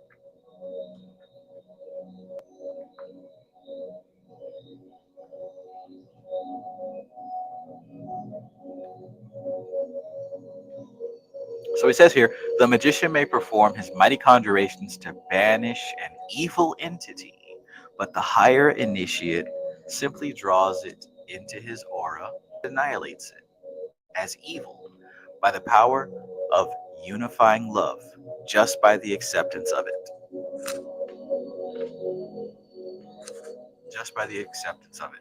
There is also the tradition that if, like Christ, one could but look upon a man and see him and accept him as he is, then that man would be healed.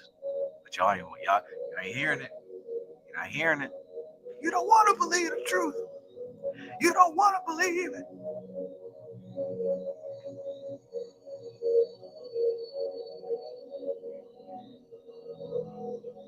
Y'all trying to kill me? You killing me, man? This is not about music. I'm trying to have a relationship with my kids, and I can't do it. Y'all just don't want to believe the truth. You don't want to believe it. At this point, we briefly pause the interview to give Kelly a moment. Y'all just don't want to believe the truth. You don't want to believe it. There is also the tradition that if, like Christ, one could but look upon a man and see him and accept him as he is, then that man would be healed. Think about it. How often in your life does anybody look upon you and accept you as you are? Man, woman. How often does anybody in your entire life look upon you and accept you as you? You know what? Fuck that. How often do you look in the mirror and accept you as you are? Damn everybody else. Do you even do that with yourself? You see what I'm saying? This shit goes deep. This is not about music. I'm trying to have a relationship with kids, and I can't do it. Y'all just don't want to believe the truth. You don't want to believe it. If one could look upon a man and see him and accept him as he is, then that man would be healed. None of these mysteries is within the reach of the mind. So love manifesting in the sphere of analysis and diversity is represented by the Eight of Cups. Here we go. Represented by the Eight of Cups, Lord of abandoned success.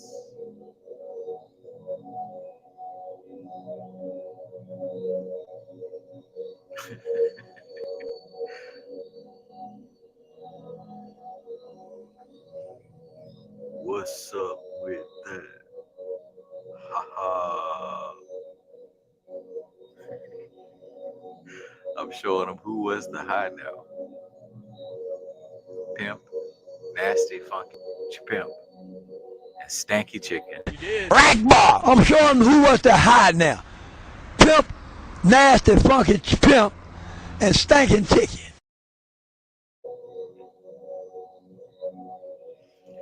Rosa Flame says that's why people don't really need to be worrying about demons. You're right. You know that, and I know that. But, we also know humanity and human beings. Shadow work is not exciting. Spooky demons are. The soul and enlightenment is not very exciting. Lucky for you, there is nothing but God and the soul. So, no matter what direction you go, you're going to get there. It might take you a little bit longer than everybody else, but you're going to get there.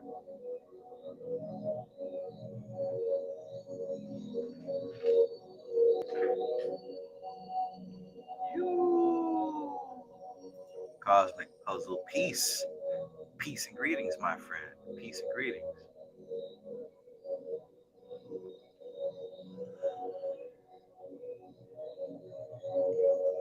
Jojo says, I eat shadow work for breakfast. No, I'm playing. Lord, don't test me. Lord. Hell, hey, get it over with. Fuck it. You know what I'm saying? Take the test. Because once you take the test and pass it, you're good. You're good. But we all like the comfort and the coast and the good stuff, the good vibes. But, you know what I'm saying? Once you pass that test, that's one less thing to have to worry about. You can sleep with both eyes closed, knowing that aspect of the shadow won't come and bite you. Y'all just don't want to believe the truth. I don't want to believe it. So that's the Eight of Cups, Lord of abandoned success. None of these mysteries is within the reach of the mind. So love manifesting in the sphere of analysis, which is Hod. Remember, 8, Hod, the sphere of analysis, the mind. Love manifesting in the sphere of analysis and diversity is represented by the Eight of Cups, Lord of abandoned success.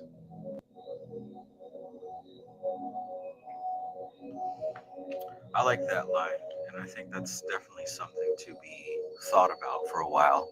There is also the tradition that if, like Christ, one could but look upon a man and see him and accept him as he is, then the man would be healed. I really like that. I haven't really been interested in healing magic, but something right there, is really nice. At least not healing myself. It's nice to help other people, I think. And I can certainly see that it would start with looking at people without judgment. Man, what a hard thing, right? It takes quite a while of consistent and deliberate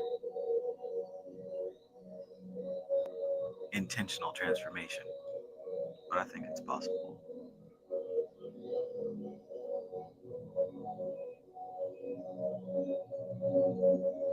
'24. The triangle is completed by the formation of the Sephiroth Yesod, and here in the perfect union of elements of the personality caused by the love of God manifesting fully in the etheric, subconscious, and passional sphere, we have the Nine of Cups, called the Lord of Material Happiness. And when the Christ imp is brought down into earth itself in the daily living of human beings, then the situation is well described by the title of the Ten of Cups, the Lord of Perfected Success. The Lord of Perfected Success. We have explied this on an individual basis, but it also applies objectively to the macrocosm and to the humanity as a group. The love of God operating in dense manifestation, whatever the context, is perfected success. The love of God operating in dense manifestation, whatever the context, is perfected success.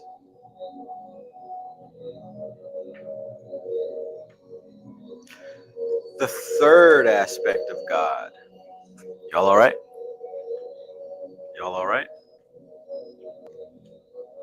Who's still awake? Y'all just don't want to believe the truth. You don't want to believe it.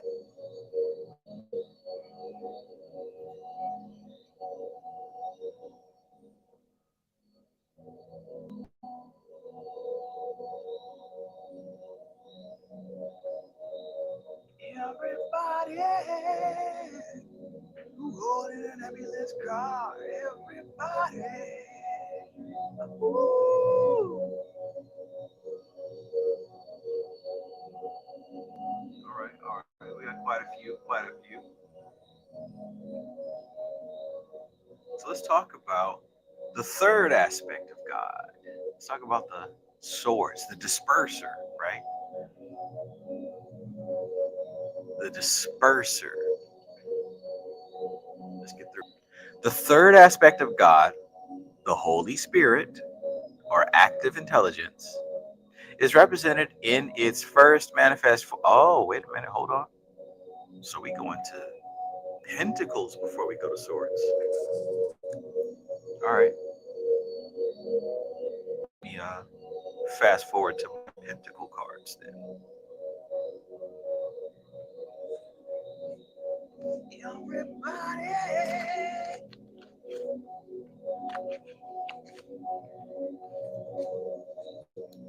There we go. Holy Spirit. Holy Spirit. Oh, where did I drop? The Holy Spirit. What changed?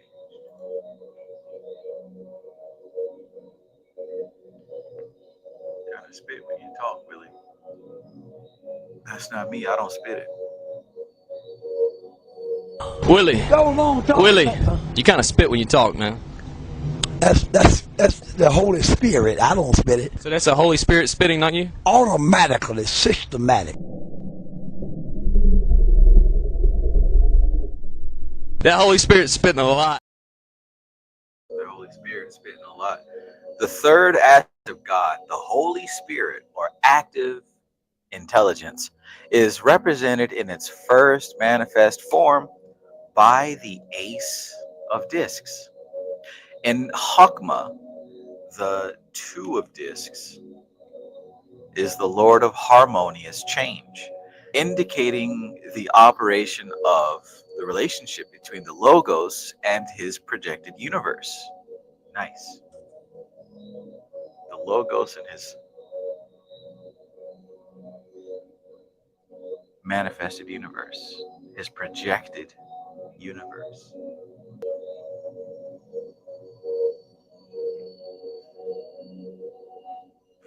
or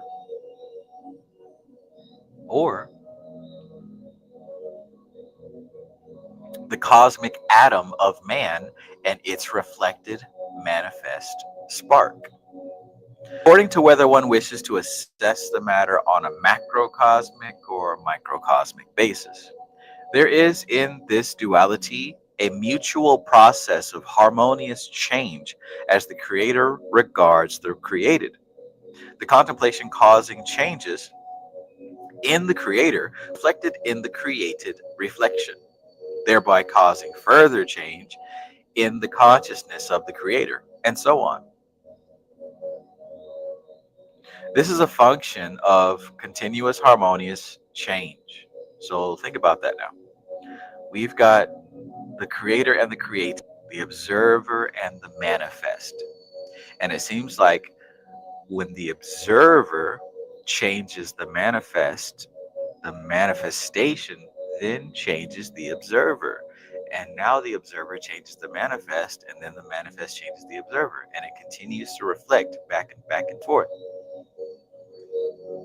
The same way that you feel how you feel and believe what you believe, and then you have life, and then the minute that you change your beliefs and your feelings and your thoughts and your behaviors, the minute that you change all that, your outer world begins to change too. Now that change has an impact on you, and you change, and the outside world change, and it continues for better or for worse. It just keeps going. That's what life is. That's what manifestation is. We're doing it all the time. You don't read a book to learn how to do it. I mean, you can, but we do it naturally. That's what we do. Now, most people do it without realizing that they are the ones that are doing it. Of course. It's funny, right? We change reality and then blame other people and other things for the changes. Oh, it's them and they made me, and because of them. I get it. It's a living, but it could be better. It really could. You don't understand my story, Travis. I know. You are different and very, very special. And the rules don't apply to you as they do with everyone else.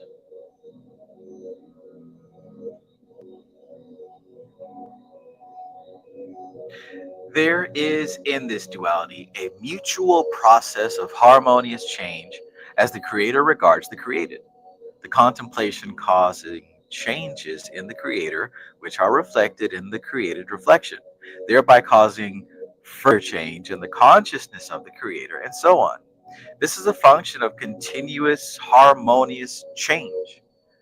The Sephirothic is the form Sephiroth of the supernal triangle, and so is intimately connected with the third aspect, which here is spiritual contemplation of the ends to be achieved in dense manifestation, and also the means by which this destiny shall be achieved. Hence, the Three of Discs is the Lord of material works. Ambulance car. The Lord of material works. 26. In Chesed, the aspect of active intelligence has come into the worlds of form. So we're talking about Chesed now. Jupiter, abundance, the king.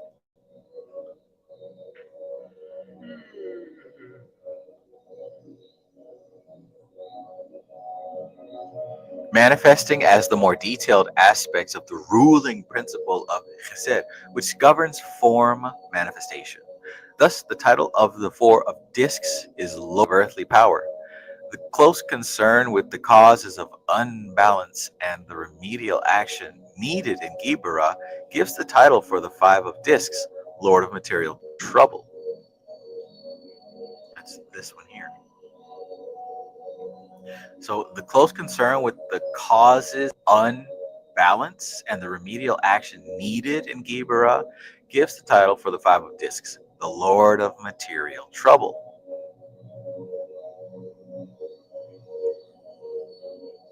So this being the Lord of Material Trouble, this doesn't necessarily mean, oh, you trouble coming in your life. what it's really pointing towards is the concern with the cause of unbalance and the action needed to take to correct that in your life. That's what this card means whenever you pull it. Addressing the cause of the unbalance in your life. I'm gonna have to go through this chapter and write down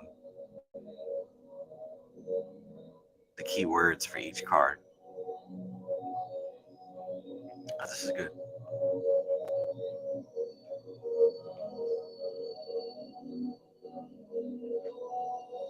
But oops, turn these things on.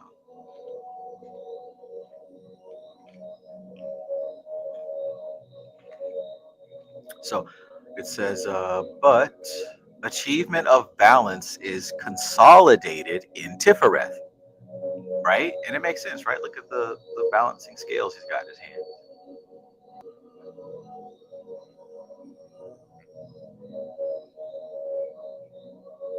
Material success, but achievement of balance is consolidated in Sephiroth, represented by the Six of Discs, Lord of Material Success. These Sephiroth are not of the material world as we know it, personality consciousness.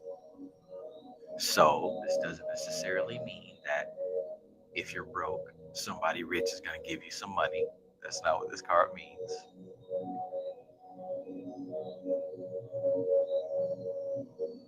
These Sephiroth are not of the material world as we know it in personality consciousness, but the use of the words material or earthly in the titles indicates the close link between organization of form and the third aspect. Further, strictly speaking, all of the Sephiroth up to Chesed are in the worlds of form.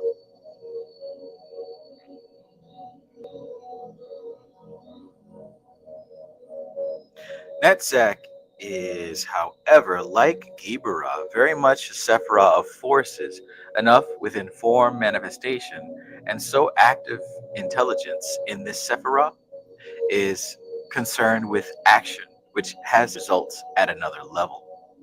So the Seven of Discs is known as the Lord of Success Unfulfilled. Active intelligence in the sphere of the mind is well represented by the Eight of Discs, Lord of Prudence, for it is the function of the mind to weigh up possibilities before committing itself to action. The resultant action, once this has been done, gives the completion of the triangle in Yesod, the perfect form for the force, indicated by the Nine of Discs. The perfect form for the force. This is when the glove fits. If the glove don't fit, you must acquit. And it really went in the room with rhymes. And one. Wild. Cosmic Puzzle Piece says, I have a clearer understanding of the Five of Discs now. Awesome, awesome.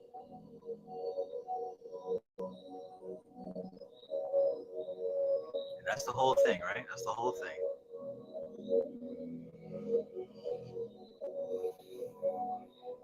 For those of you who own this text, even if you're not going to read tarot, I highly recommend going back through this chapter, making notes of the keywords for each card.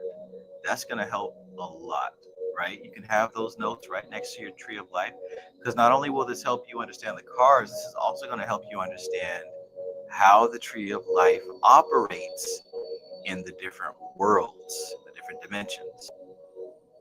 This is going to show you how the tree of life operates, how it plays out, how you can see what's happening in the different dimensions of reality. So like I said, even if you're not reading tarot, these cards, the way that this whole thing is set up is so that you can see what's going on in the different components. Vision of the machinery of the universe. You're looking at it. Baby, baby. You're looking at it.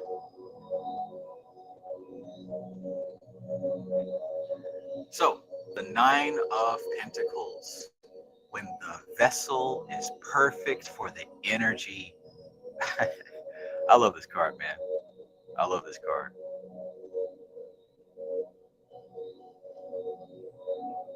This is one of my favorites, if not my favorite, in the deck. Unbothered, chilling.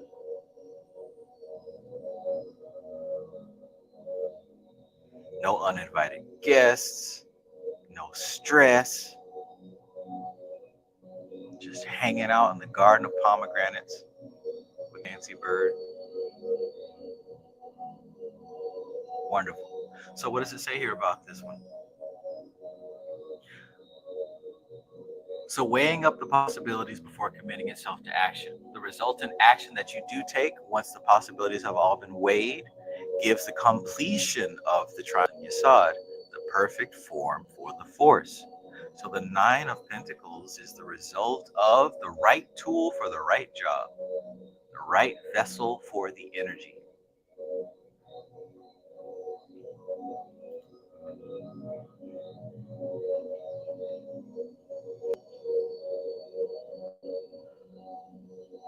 The right vessel for the energy. The Lord of Material Gain. The perfect form for the force. The final concretion of this perfection into earth gives perfect fruition and reward, symbolized by the Ten of Discs. Symbolized by the Ten of Discs. Lord of Wealth, which of course is not confined to monetary wealth, but to health and happiness as well. The enjoyment of the good life in earth. Now we get to the Suit of Swords.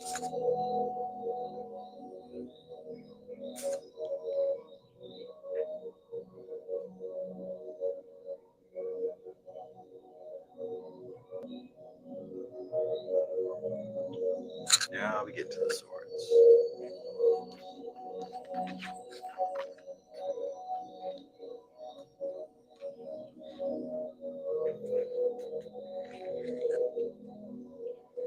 Come out to the private. Come out.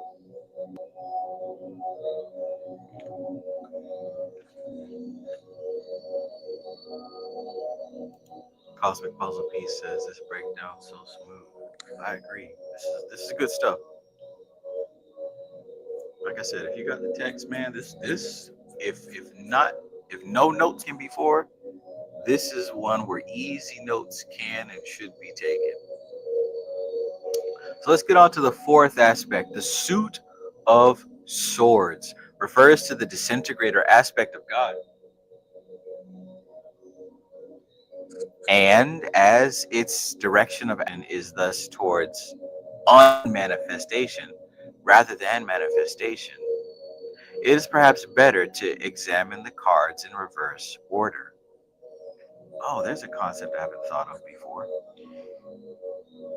So he says that the swords, the direction of the sword towards unmanifestation, which could probably be why there appears to be a lot of violence in these cards, right? It appears to be pain in these cards.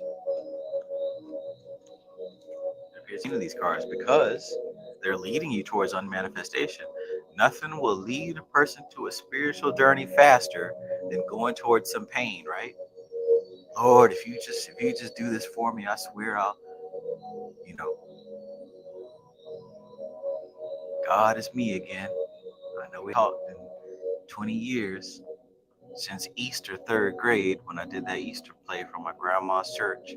I know we haven't talked in years, but I need you now, God. I need you more than ever. Nothing brings you closer to the spirit and the spiritual plane than pain. So that's interesting. I thought of it like that before. The Suit of Swords refers to the disintegrator aspect of God, and as its direction of action is thus towards unmanifestation rather than manifestation, it is perhaps better to examine the cards in reverse order. Okay, let's do that then. Let's examine these cards in reverse order.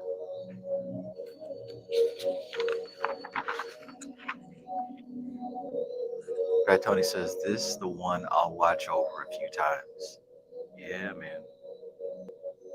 Get them notes right next to your tarot deck. Because these cards, as you see, they're not just about reading. They're also about, it's a map. It's laying out a map. This whole thing is a map of the spirit, the soul, the physical incarnation, how they stack up together.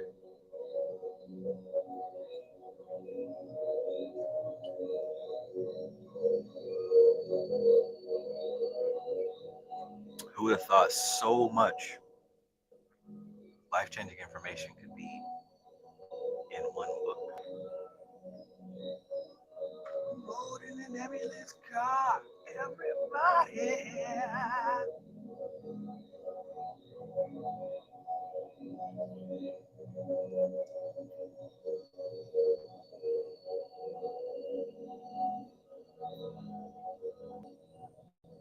I ain't finna break their fingernail going oops upside your head.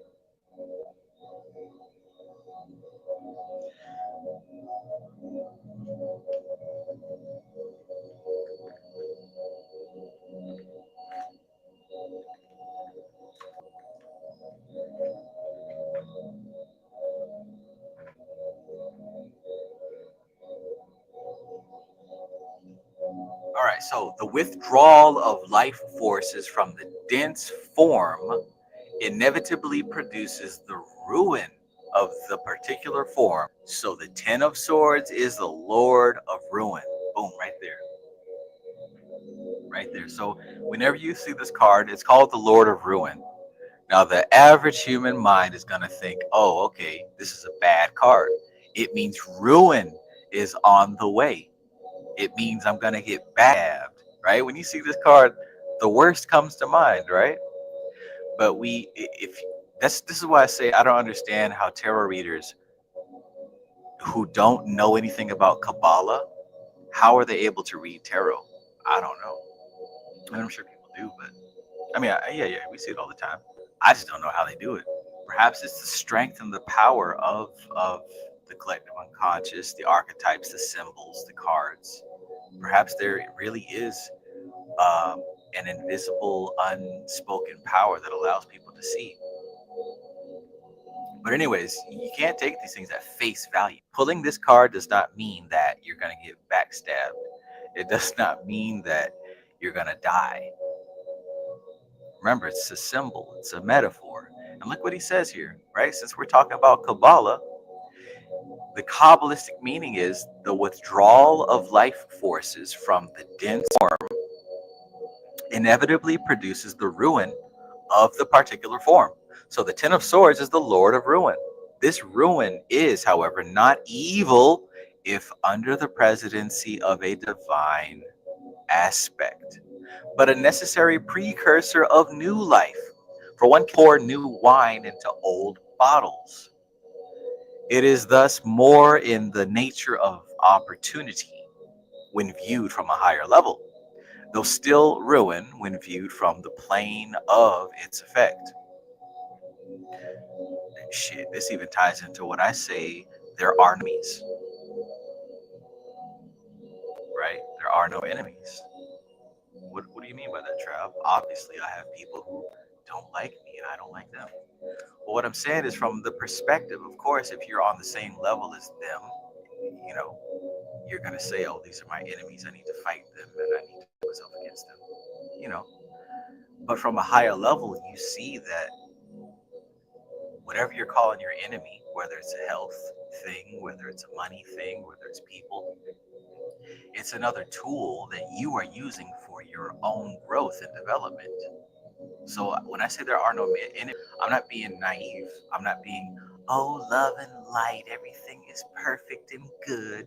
That's not what the fuck I'm talking about. When I say there are no enemies, I'm saying if you're operating from the perspective of God, of the soul, of something bigger than human, then you'll understand that you use all things for your growth.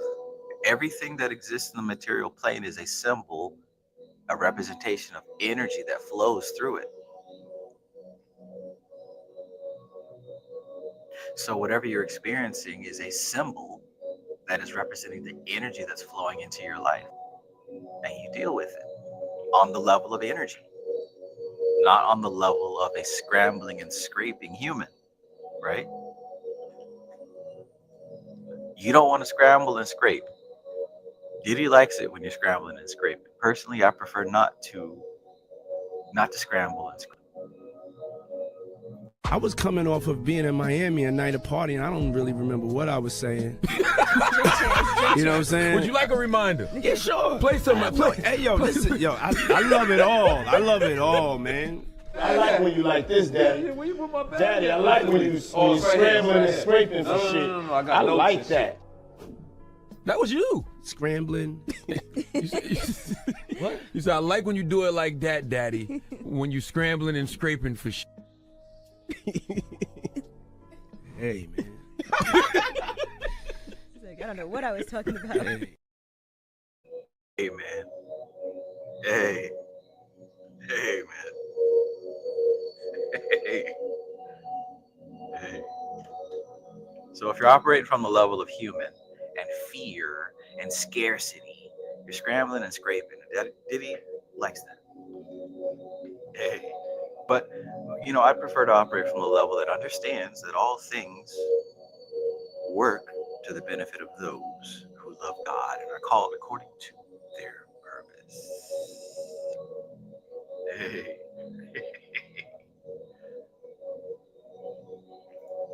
Framestar Film says the body of the land with crucifixes planted upon it. Many sacrifices brings forth new life pathways choices.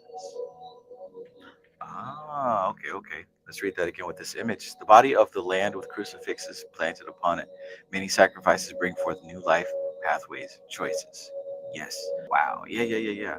I can see that. Crucifixes, crosses.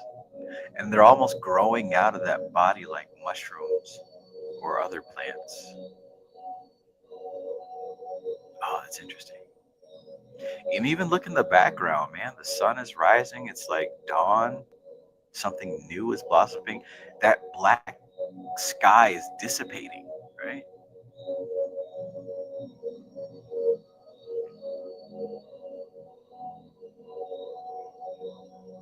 So yeah, the Lord of Ruin. This doesn't mean that your life is about to be ruined. What we're really talking about from the physical plane perspective of a person, yes, it appears to be ruined. But from the perspective of a higher being, of the soul, or someone who is on a spiritual path and not pretending, you can see that when the spirit moves from one place to another, that old vessel withers up. But guess what? We're not concerned with vessels here. We're not concerned with forms. This is why you don't get attached to symbols. You don't get attached to the things that you see in the physical plane. You follow the energy, right? That's why when you lose something, you break something. Oh, everything's falling apart. Oh, my money. Oh, this happened. I'm falling apart. You don't focus on the symbols. That's a representation of the energy. The energy has moved, so follow the energy. You have to keep yourself open and keep your optimism as you look for where the energy has shifted to.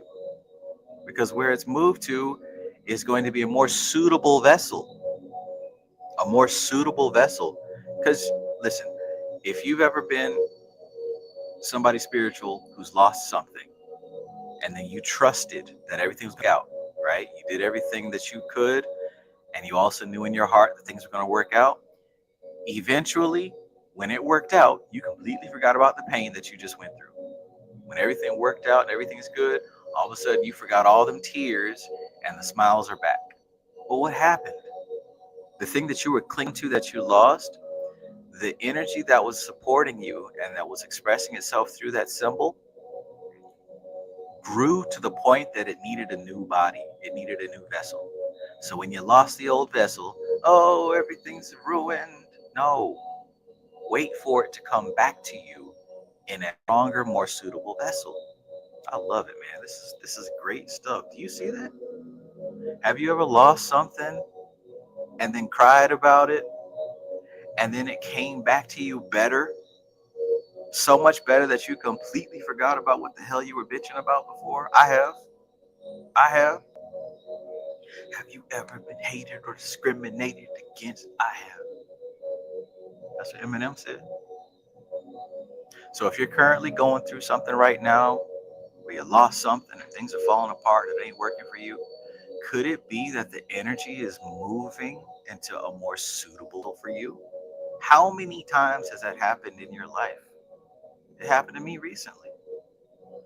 It's going to happen again. And here's what I learned. Each time that it happens, I get less sad, less scared, less panicky, because I understand I didn't lose anything. Your crab molt or spider molt, it's a weird looking process. They got to shed their skin.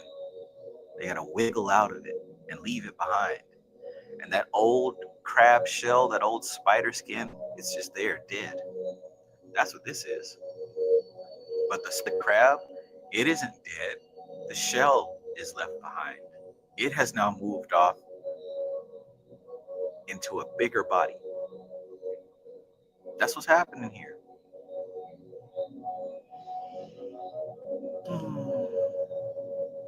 Jesus, Jesus, Jesus, Jesus. Oh, Jesus. Oh, Jesus. Oh, Jesus. Okay, Tony says, use all things for your growth. Exactly. That's what the Bible says. And that's what the magician does. The magician uses everything. Everything's on the table.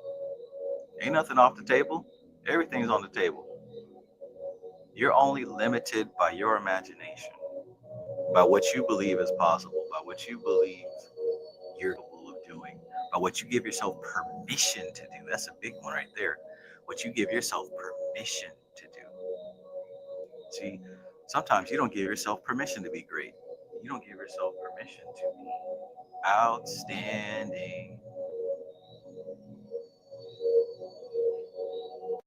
Marcel C. Peace and greetings. Peace and greetings. Rosa Flame says, Trav, we should do a call or video talking more in depth about your There Are No Enemies teaching. Okay, all right.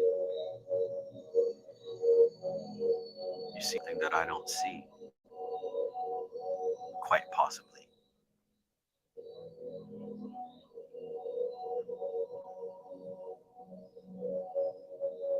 Outstanding. Makes me want to shout. Bum, bum, bum, bum, bum. Bum, bum, bum, bum. Ba-dum, bum, bum, bum, bum. Outstanding. You don't give yourself permission to be outstanding. See. That's your problem. That's your problem.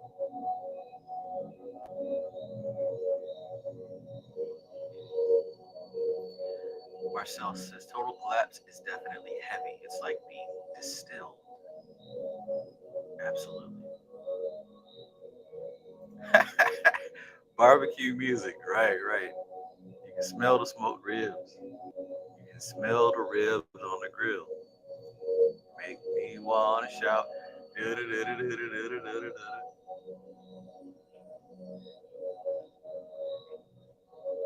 Girl, you knock me out. Bum, bum, bum, bum, bum, bum, bum, bum.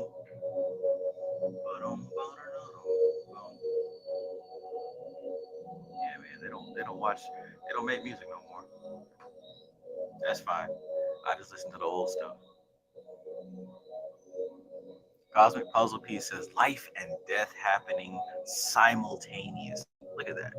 And there's your Kether and Malkuth. Okay.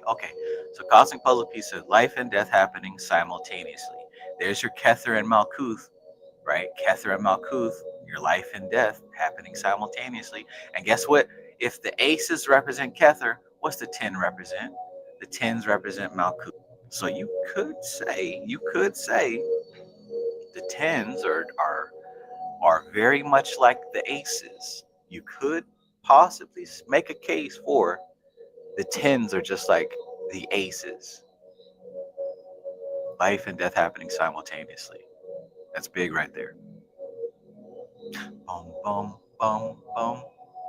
Yeah, because the manifest dimension, specifically the physical plane, is a parasitic reality. Life must come out of death. It must. There's no way around it. Absolutely no way around it. For you to get up and walk around and live for another day, you've got to kill so many things, don't you? You got to kill and destroy so many things just so that you can have a little bit of energy for the next day. Several things must die in order for you to take another step, to take another breath.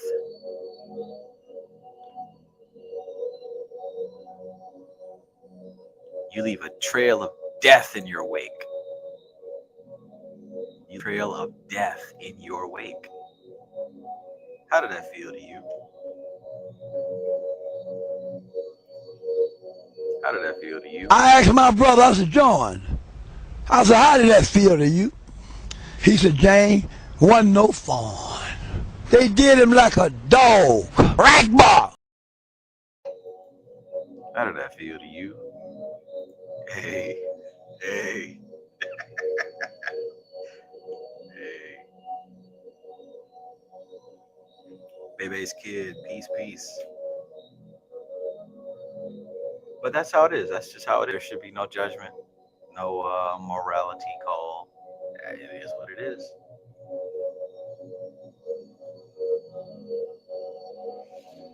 Let's continue.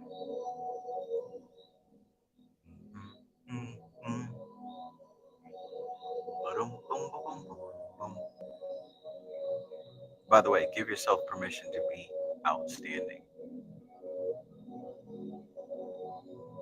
So the withdrawal of life forces from the dense form inevitably produces the ruin of the particular form. So the 10 of Swords is the Lord of Ruin. This is, however, not evil if under the presidency of a divine aspect, but a necessary precursor of new life. For one cannot pour new wine into old bottles. It is thus more in the nature of opportunity when viewed from a higher level, though still ruin when viewed plane of effect. Similar considerations apply to the 9 of Swords. Similar considerations apply to the 9 of Swords, the Lord of Despair and Cruelty. This, like the 9 of Spades of the modern fortune tellers, appears to be the great malefic of all the cards, and in the latter, as for example in the Opera Carmen,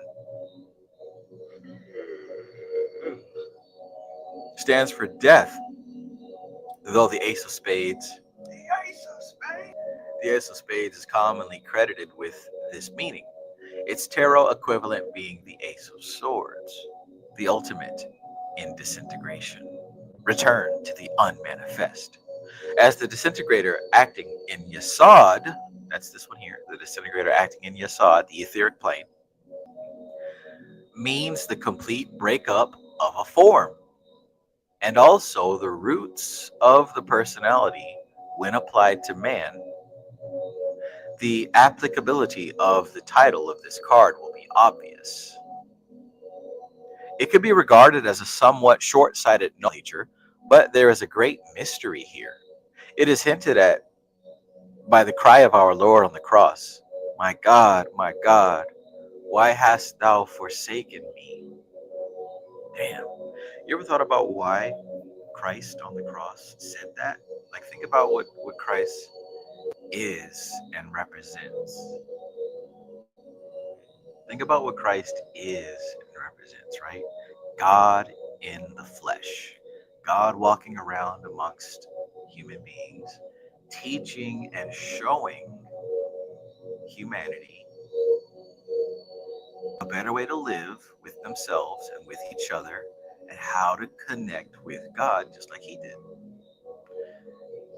And God in the flesh, Christ, being persecuted and ultimately crucified in front of everybody, killed in front of all those people he was trying to help and show the way. And on that cross, nailed to the cross, must Jesus bear the cross alone, and all the world go free. Must Jesus bear the cross alone, right? And his words are, Father, Father, why have you forsaken me? Why would he say that? Why would God in the flesh say that? You ever think about that? Why have you forsaken me? In your thoughts forsaken me. Forsaken me, oh. If you never thought about that before, maybe think about that now. Like, why would God in the flesh say, Father, Father, why have you forsaken me? Does anything come to mind? Does anything come to mind when you think about why God in the flesh might say something like that? Self-righteous suicide, lie, cry, when angels deserve to die.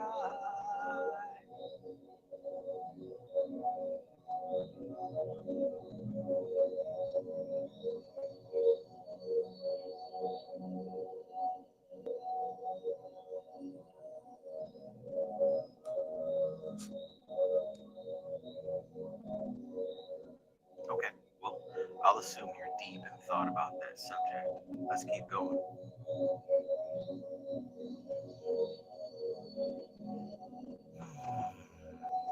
A great mystery. My God, why hast thou forsaken me? And look, so we're talking about the disintegration of form. The disintegration of form.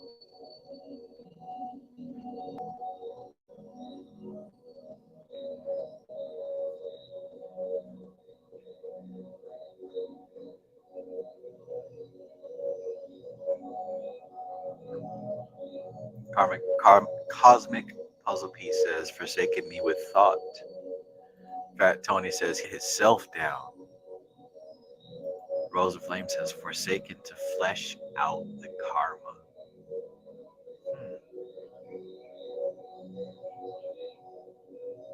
Jesus, Jesus, Jesus, Jesus. Oh, Jesus. Oh, Jesus. Must Jesus bear the cross alone?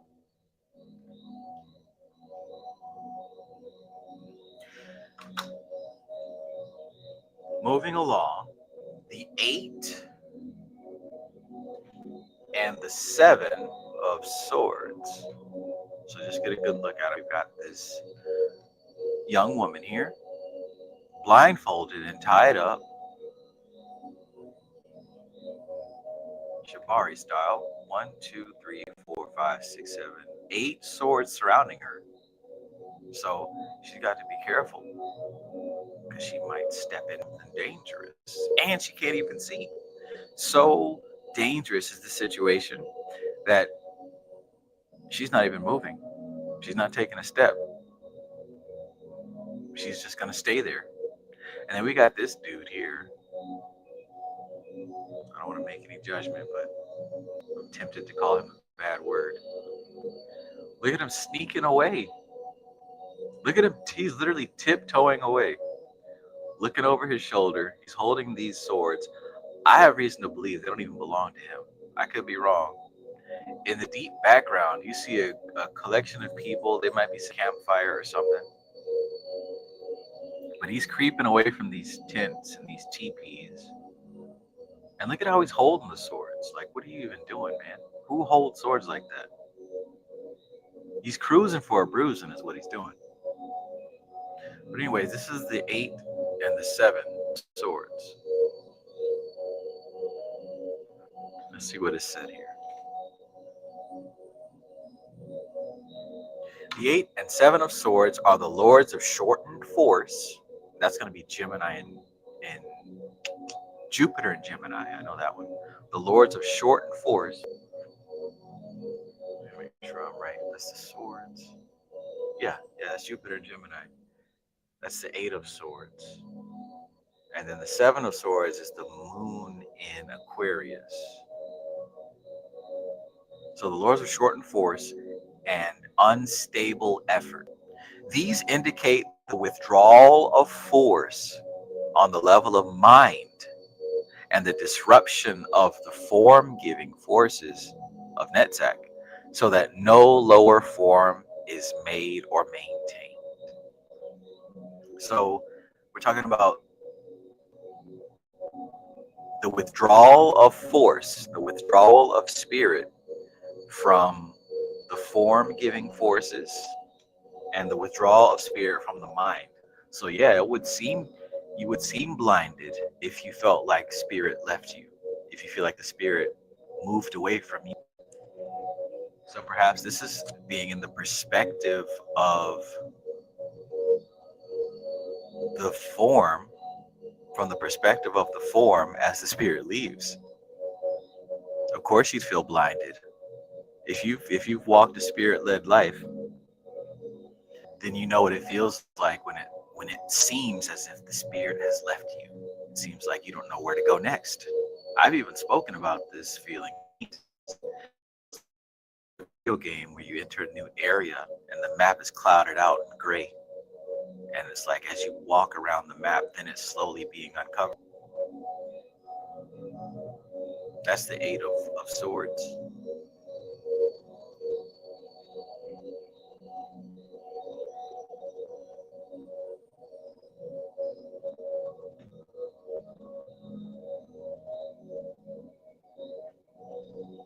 Then you got this wonderful child of God holding these swords by the blade. This would represent the spirit leaving the form. So if the other one is the spirit leaving the mind, here we've got the spirit leaving the form. The form is still behaving, although it don't seem like it's behaving with common sense. Maybe that's what humanity is experiencing right now. The form is still there, but the spirit is starting to leave. Maybe.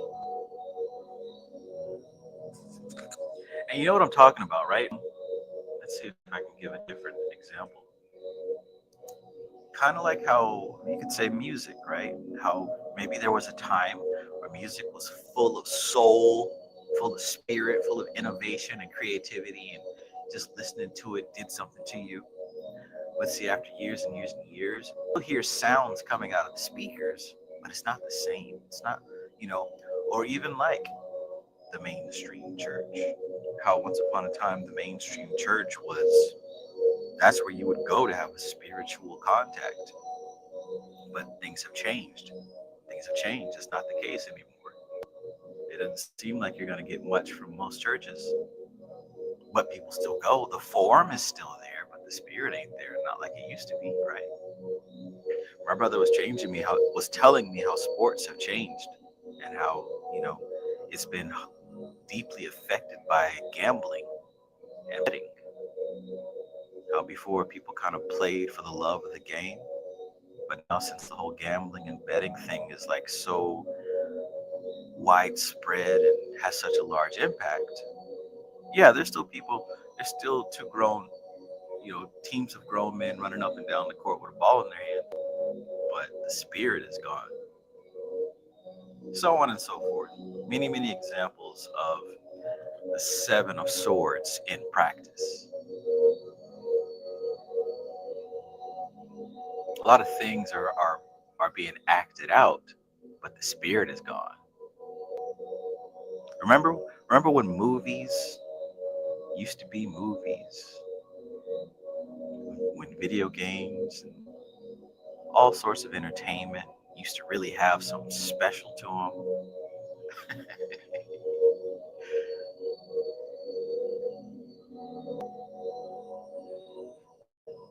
Remember when they used to build products that lasted? Now they literally design products that break within a year intentionally.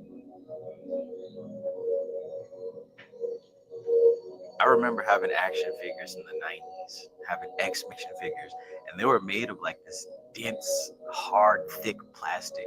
They didn't break easily. I remember I had all sorts of toys that lasted years. I'm talking years.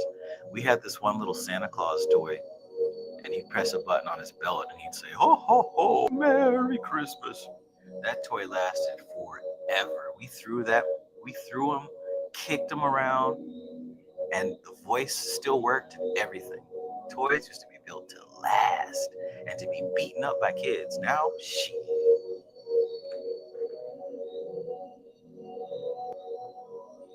Any of y'all have kids? You get them a tablet? Does anybody here have kids and got them a tablet without a case? You ever get your child a tablet without that sturdy rubber? And have they still managed to break it with that case? Yeah. When I was very little, my parents got me this programmable computer thing. I don't know what flash of insight inspired my parents to do that, but that certainly had a big impact on me. And it wasn't easy to break, I'll tell you that. But anyways, you get my point. The Seven of Swords, according to what Gareth Knight is describing, I think I could best relate that to the form is still there, but the spirit is not.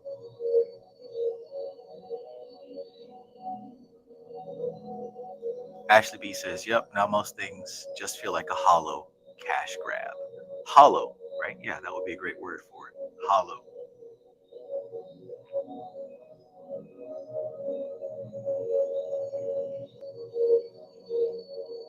Red636 says, that's an interesting point, Travis. I used to like listening to hip hop and metal.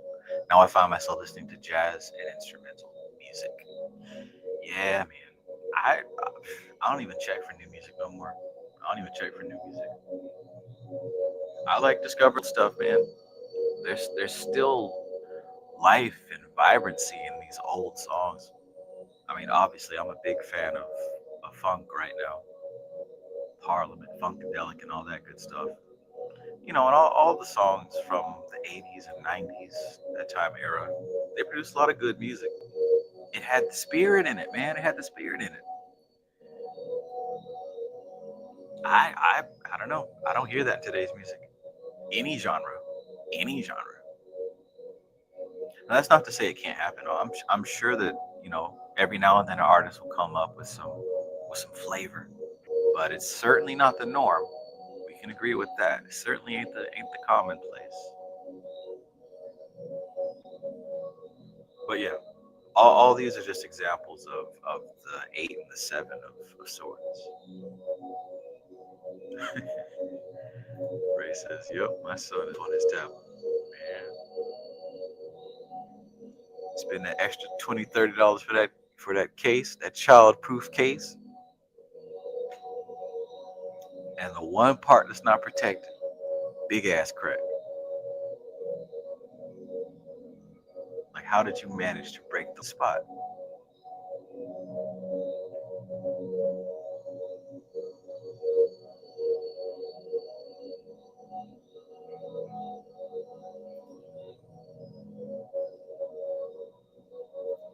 Red 66 says, oh yeah, Earth, Wind and Fire, Curtis Mayfield, Smokey Robinson, etc. I grew up on that music. Timeless music. Absolutely.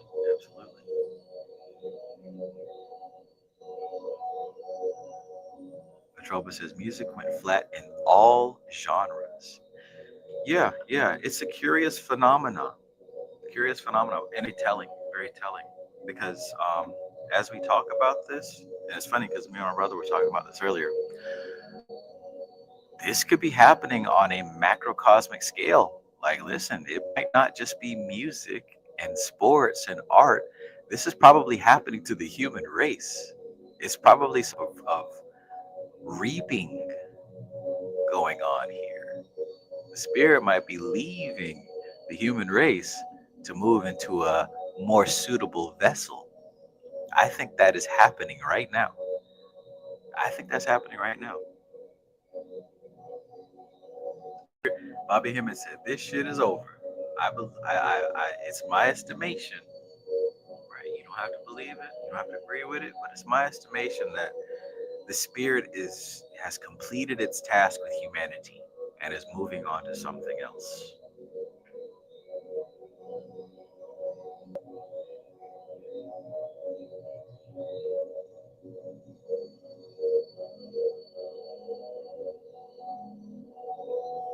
Must Jesus bear? Chris Castro asks, are psychedelics a short to enlightenment, just a taste, or is there some finality associated with ingesting these chemicals? How you gonna ask me a question like that?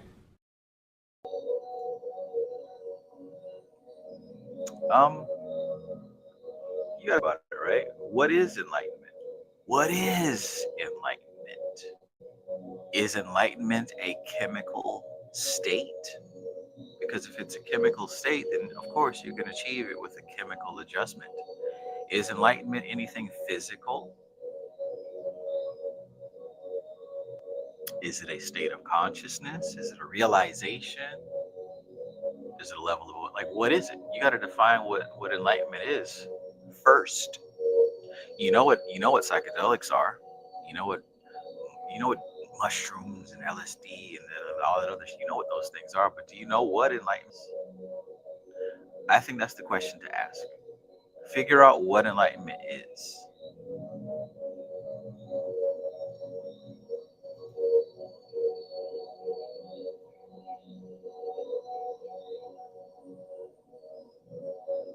Ray 66 says, I was thinking I was just getting, I couldn't keep up with the current trends.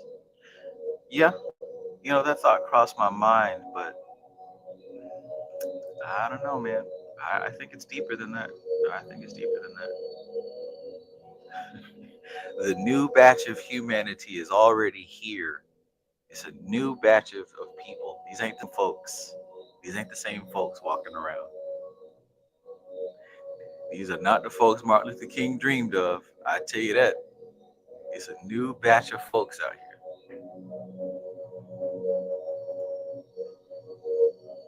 Every day, not unless you dead, it gets worse and worse. With niggas out in the damn street, niggas on TV, the goddamn cracker, and just everyday life you should be tired of this shit. A whole different batch of people out here. But anyways, let's get back to this. Must Jesus bear the cross alone, and all the world go free? Must Jesus. All right. So the 8 and 7 of Swords are the lords of shortened force and unstable effort, respectively. These indicate the withdrawal of force on the level of mind and the disruption of form-giving forces of Netzach, so that no lower form is made or maintained. You know why we need mass surveillance and drones flying through the sky and social credit scores and all the shit that they're implementing? You need that because this new batch of human beings are going to be completely withdrawn of spirit, and that's going to be the only way to manage them. You shouldn't be worried about it and scared of it, because this shit ain't being created for you. This is being created for this new batch of humans. So stop panicking of new world order and what they're doing and where they're leading us to. That shit's not for you. It's for the new folks. They're trying to establish a one world government. They're gonna give us barcodes and injection. Yes, they are. Good. You must not have seen these new folks yet. Dang, that's the next clip I need. I need that Umar Johnson clip. What did Umar Johnson say? We can't psychologize all these kids. Some of them will have to be put to sleep for good. That's the next clip I need to get. Umar Johnson. Fuck the bucket of ice, man. You, Floyd, if you can read one full page of a Harry Potter book, nigga, I'll give $750,000 to whatever charitable organization you want to. Fuck the bucket of ice, man.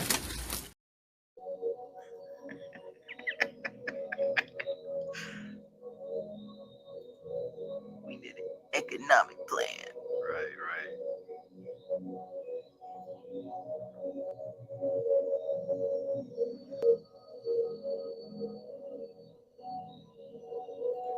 Chronicles of Sat Ross says, some of us have children here.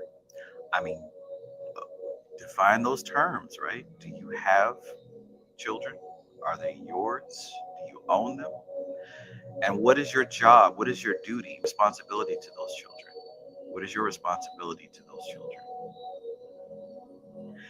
And where is your faith? Where is your faith? But I understand what you're saying. I'm trying to have a relationship with my kids, and I can't do it.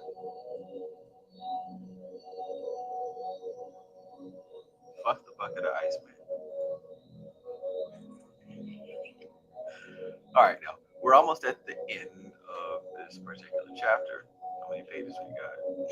1, 2, 4, 5, 6. Okay, yeah, we got a little bit of ways to go, and that's fine, Britt, too. All right.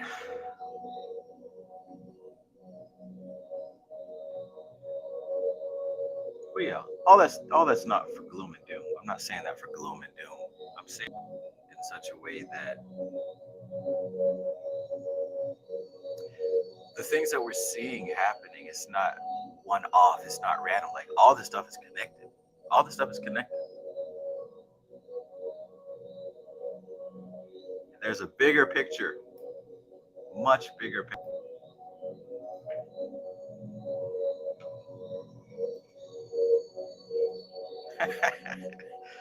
I see you building up that video library of correspondences, Trav. Yeah, man, it just occurred to me one day. I'm glad I moved forward on that compulsion. For God.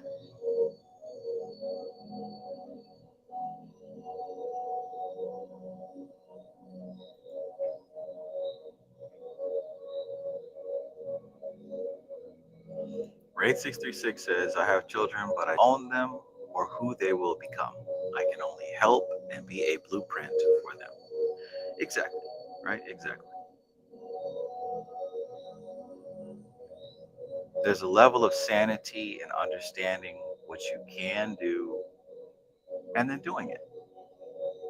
There's reason in beating yourself up for something that you literally have no control over. Because why? If you can stop the one world government and Chinese social credit score robots, if you can stop it, I'll go ahead and do that. I'm sure the new humans and the next generation will appreciate you for doing so.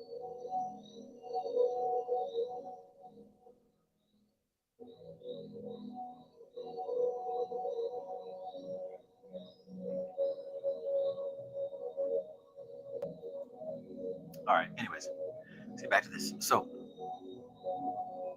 Sephiroth is the sephiroth of the sacrificed god and the Six of Swords. Where are we at? Here we are. Sephiroth is the sephiroth of the sacrificed god and the swords. The Lord of earned success. Gives in a phrase the true principle behind sacrifice. The true principle behind sacrifice. In Gibura, a Sephiroth which has distinct destructive aspects, is the Five of Swords, the Lord of Defeat. Nothing can stand against the destructive might of God when the end of an evolutionary phase is complete. The end of an evolutionary phase.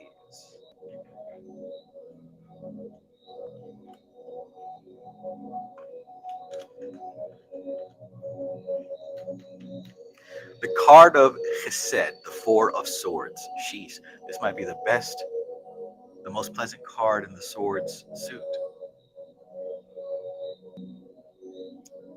The card of Chesed, the Four of Swords, is the Lord of Rest from Strife. This indicates the final indrawing of the resources of the being which is withdrawing from form. The final indrawing of the resources of the being which is withdrawing from form. The process of involution and evolution in form, even where there is no deviation, are essentially ones of struggle. Consequently, withdrawal from form is rest from the strife of the evolutionary journey. Learn how to do that while you're still alive. Maybe that's why meditation is so important. Withdrawal from form is rest from the strife of the evolutionary journey.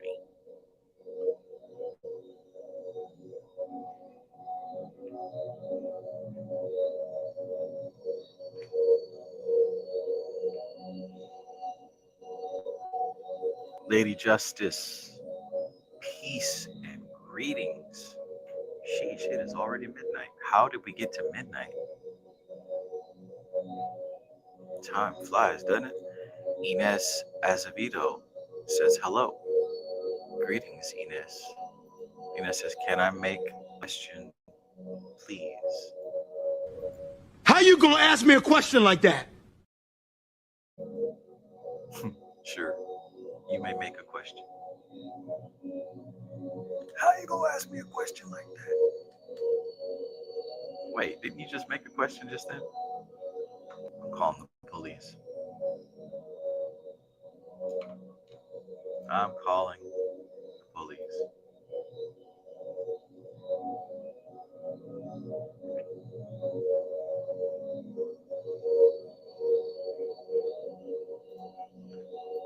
Ina says, does he even think about me?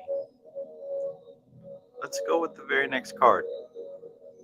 Wow, that's the very next card. So we're going to say yes, but maybe not in the way that you think.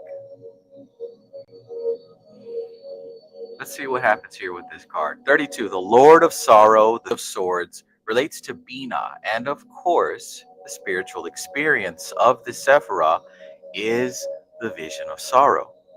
This divine sorrow is a deep mystery and has little to do with the ordinary human sorrow. Cool. Which is usually the result of limitations, the viewpoint of the personality brought about by the deviation. It has much to do with the attitude of the spirit leaving its heavenly home, where all is unity, to enter upon differentiated existence in form.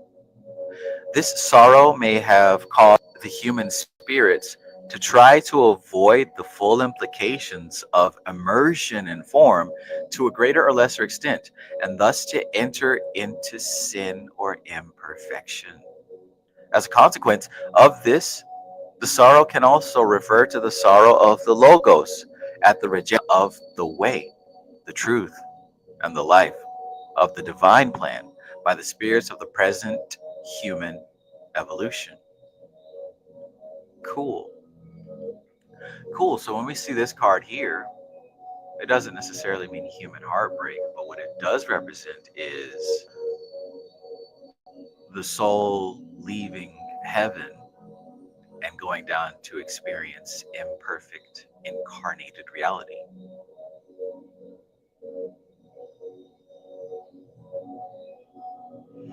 Leaving a great place to go to another place.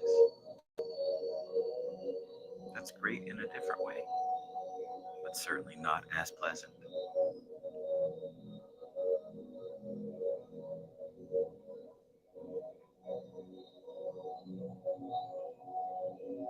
Everybody,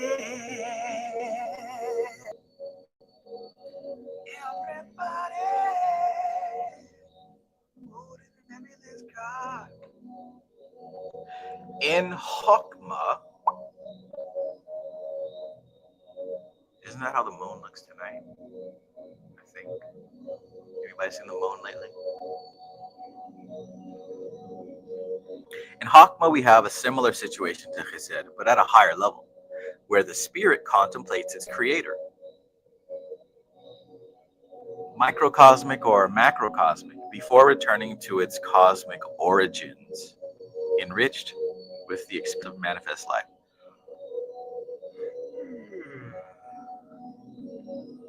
Thus, the Two of Swords is the Lord of Peace restored. The Two of Swords is the Lord of Peace restored. The Ace of Swords, cha-ching. That's what I open up the video with. The Ace of Swords, as earlier stated, is the final return to the cosmos and is the ultimate disintegration or the end of the world.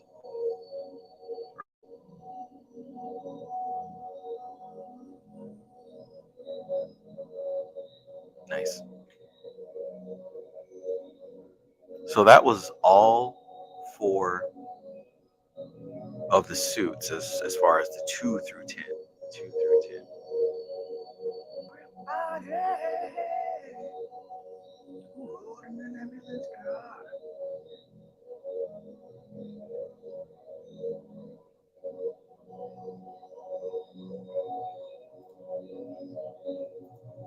Arox says, good night. I can't wait any longer. I'm going to bed. You're just gonna leave like that, man? You can't wait any longer? You just going to bed? Just like that, huh? Hey, Skinny, man. You tell me this shit just fell out your pocket, man.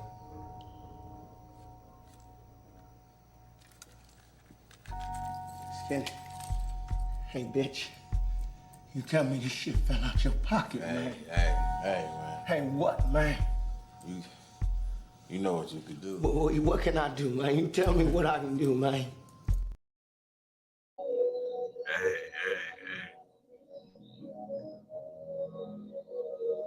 Hey, Rox, tell me. This shit just fell out your pocket, man.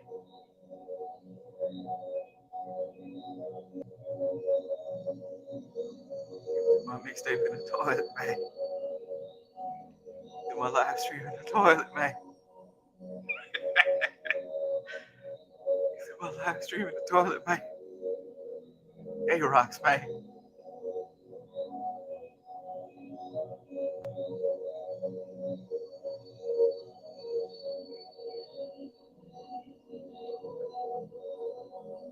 Baby's kid says going to meditate for 8 hours. Yeah, man. Fuck the books. As they say, fuck the books. I'm going to meditate for 12 hours straight.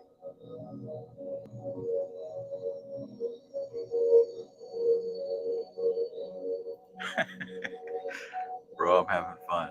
Thanks, Trev. I'm having fun too. Thank you.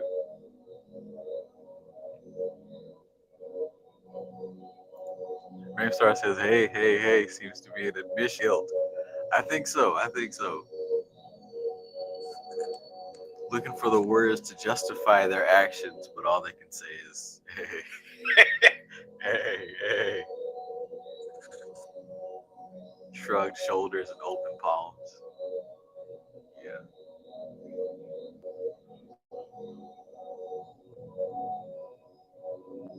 Lady Justice says, what are the branches on the Ace of Swords, the palm, and question mark? I don't know. I'll tell you straight up, I don't know. But I have a feeling Gareth Knight is going to inform us in the the fine print here, as he always does at the end of these chapters, to discuss the artwork on the cards. So I have a feeling we're going to address that. Ashley B says, Laurel maybe. Don't quote me. We're gonna see. We're gonna see. I think now's a good time for me to go and grab. You know what I'm about to grab. So in the meantime, you know what I'm gonna do? I'm gonna make a commercial break. That's what I'm gonna do. I got all these videos, but I'm gonna make my own commercial break. So whenever I need to go get coffee, I'll play my commercial for you guys. Wouldn't that be cool? You guys want to see a custom commercial break? I don't know what I put on there yet. Maybe I'll put the Bobby Hemmett video game.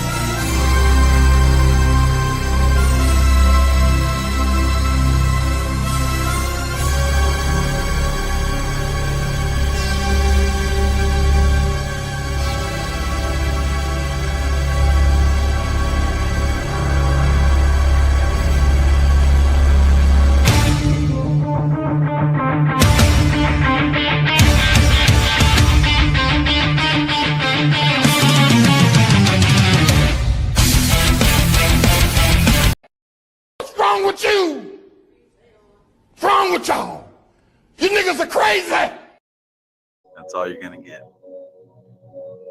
I'm not gonna divulge the entire Bobby Hemmett video game. I'm gonna save that for a special occasion. Bobby Hemmett video game. I got the high score. Because I'm the only one that listened. But anyways, I'm gonna get me some coffee. Hang tight. I'm gonna leave you with our favorite song. Yes, we have collectively agreed on our favorite song. And I'll be right. Everybody who goes in an ambulance car, throw your hands up. If you go in the ambulance car, what's going on? Y'all are going to jail. Period. Everybody.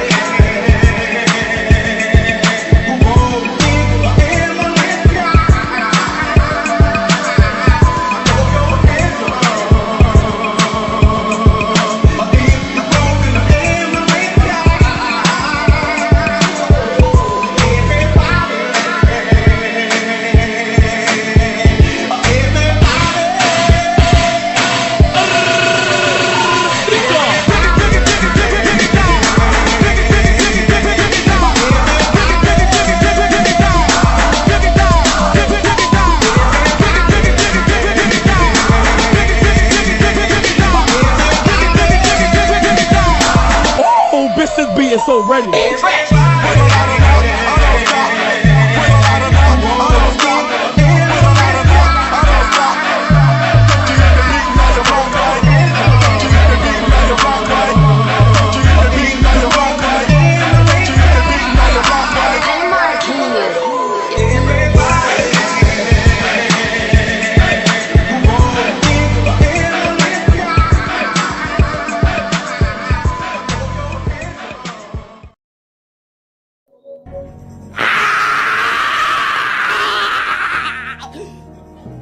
from the private part. Ah! Ah! You in her private part. Demon in the private part. Watch what happens. Fire!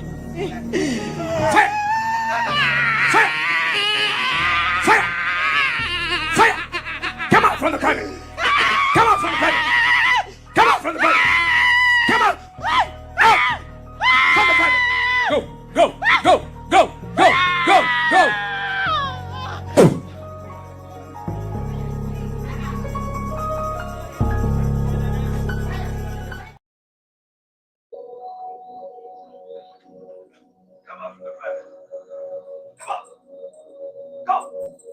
Come out from the private.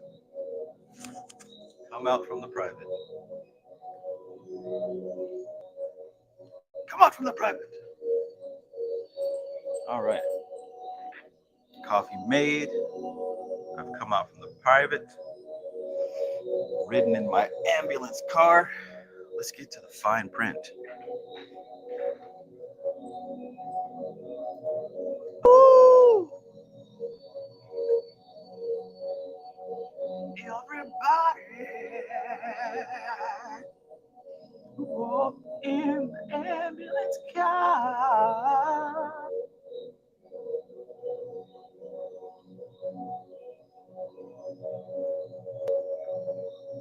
Well, hey, I think she was healed. I think that the pastor healed her, got that demon out the private, and that's a success story, man. Praise the Lord. Won't he do it? Won't he do it? Right. So back to it. Won't he do it?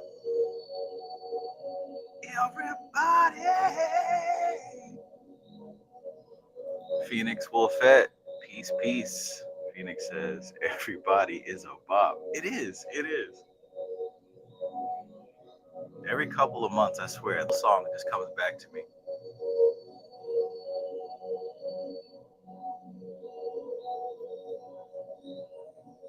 Hope you're having a pleasant evening, Phoenix Wolfette. All right, so notes on the design of the lesser cards 2 through.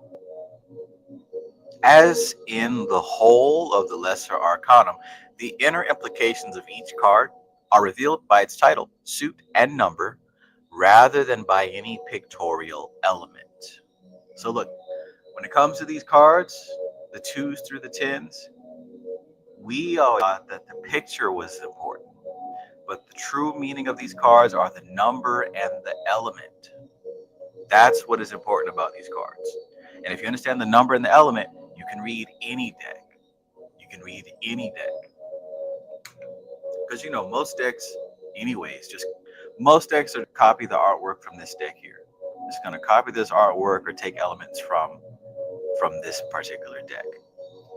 But when you understand how the tarot actually work, you also understand that it's the number and the element.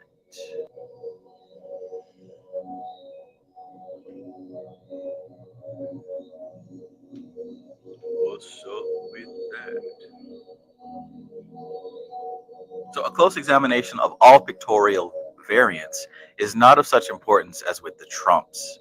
The general designs are listed by the number and type of suit emblems they have to show, but the disposition of these suit emblems about the card can indicate the esoteric title quite accurately, specifically with the help of a certain amount of ancillary symbolism.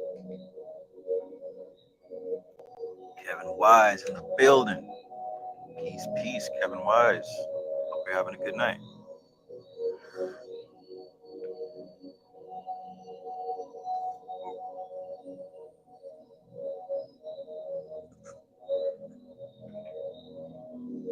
This on the old cards took the form of floral decorations.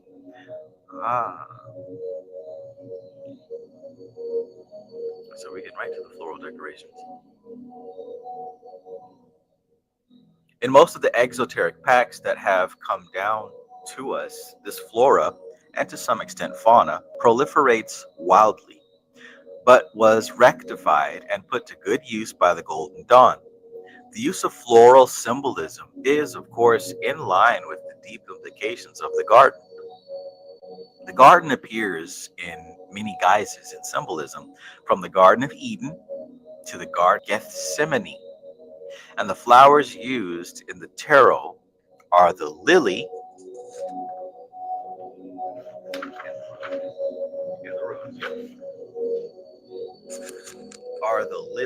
and the rose.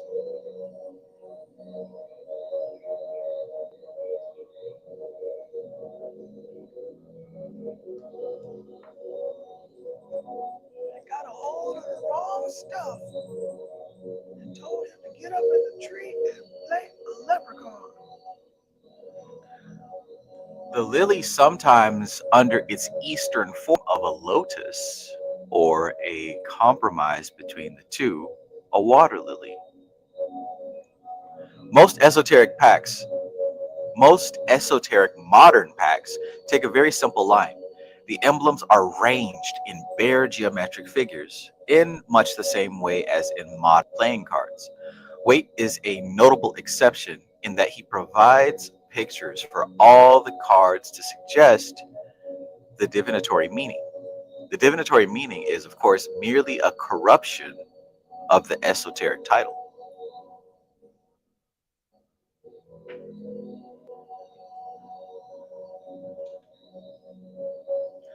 Although he states quite plainly that the pictures have no hidden symbolic significance, there are in fact deep symbolic elements in many of them.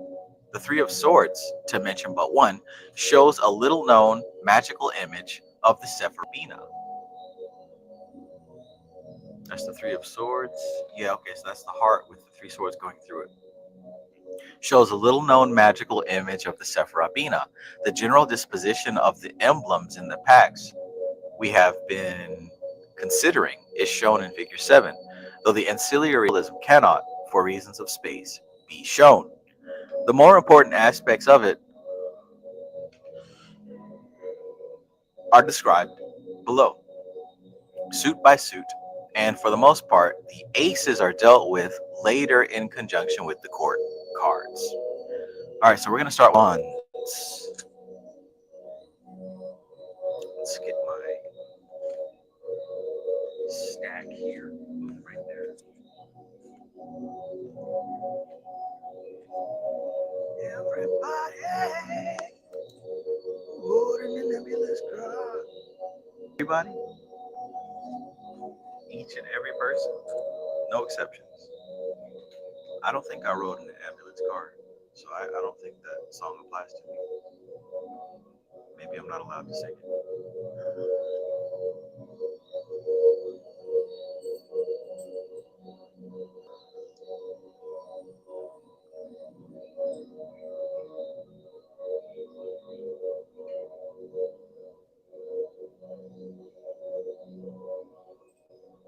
And why an ambulance car? Why not just an ambulance?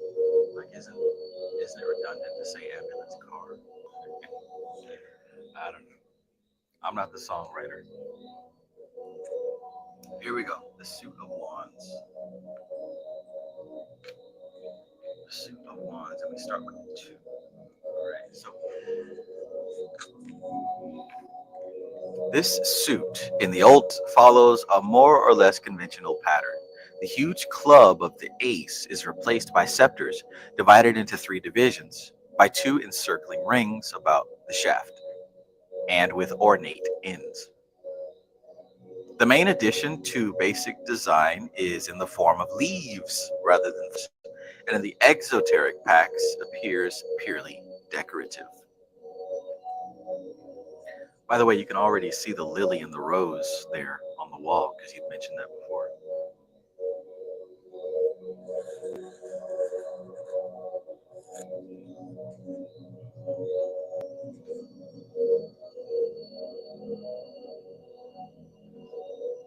The main addition to the basic design is in the form of leaves rather than flowers, and in exoteric packs appears purely decorative. Another feature is the complicated interlacing of the ones in the center of the card. This seems to be an Italian innovation. The Golden Dawn wands have, in all cases, flames and not leaves issuing from the points of juncture. They also include radiating angelic hands issuing from clouds and grabbing the wands at the center where they cross. On the 2 and 3, there is one hand only, but on the 4, 5, 6, and 7, two hands issuing from opposite sides of the card, holding each other in the first order grip of the Golden Dawn, as well as the diagonal wands. On the odd number cards, a similar hand at the bottom of the card holds the upright wand. With the higher number cards, two pairs of hands. Additionally, the decant system peculiar to the Golden Dawn is shown on each card. The planetary sign of the decan above and the zodiacal sign below. Starting with the two upwards, these are Mars, Sun, and Venus with Aries, Saturn, Jupiter, Mars with Leo, and Mercury, Moon, and Saturn with Sagittarius.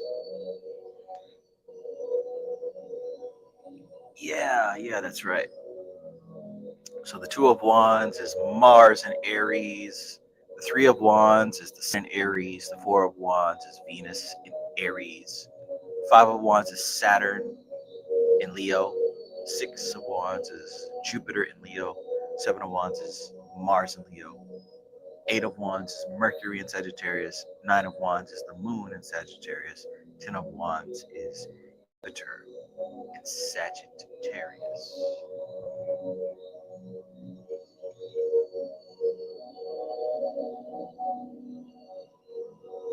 Everybody.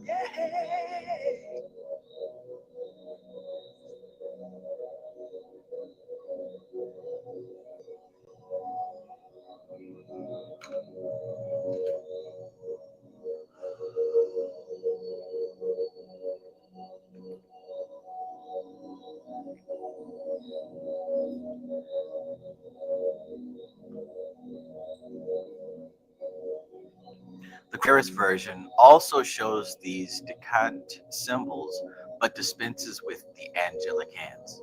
The tradition has been overthrown to some extent, but fertile and intelligent imagination has replaced it.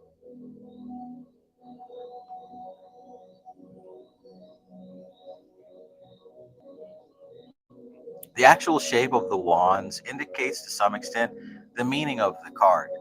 Thus, those of the 2 Dominion are great, heavy, brutal dorges. Those of the 3 are lotuses, and those of the 4, ram and dove-headed scepters. Crowley chose to call the latter to virtue and completion. The next 3 cards have caduceus, lotus, and wands, the 7 with a club additionally. These are all depicted with flames at the intersections. On the card 8, the wands are forks of lightning, arrow-headed, a crystal in the background, and a rainbow overhead. The diagonal wands of the 9 are decorated each with 9 crescent moons. The upright one having a sun at the top and a moon below. The diagonals suggest arrows by their shape, presumably of Diana. The last card shows the diagonals like a grading of ordinary wands with 2 dorges lengthened into bars superimposed over them.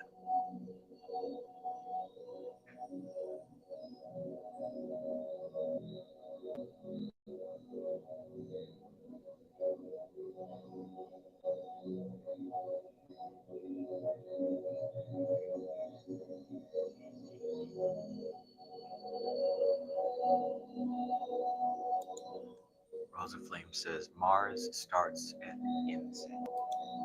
Last decan, Pisces, and first Aries both have Mars. Yeah, if you're going from wands to pentacles to swords to cups.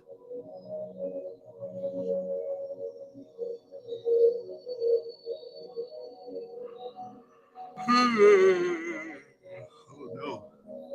Coffee's supposed to make me wake up, not go sleepy. Hey, what do you eat? What are you chewing up over there? It better be dog food. What are you chewing up?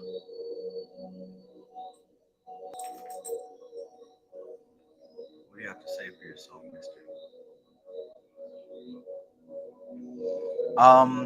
So yeah, when it comes to the wands, yeah, we got the Mars and Aries, and then it ends with the cups, Mars in Pisces.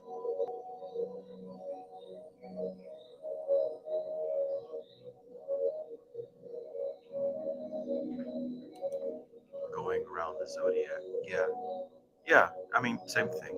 You can go around it as the wheel or up and down in stacks. Either way, there's a pattern. There is a pattern.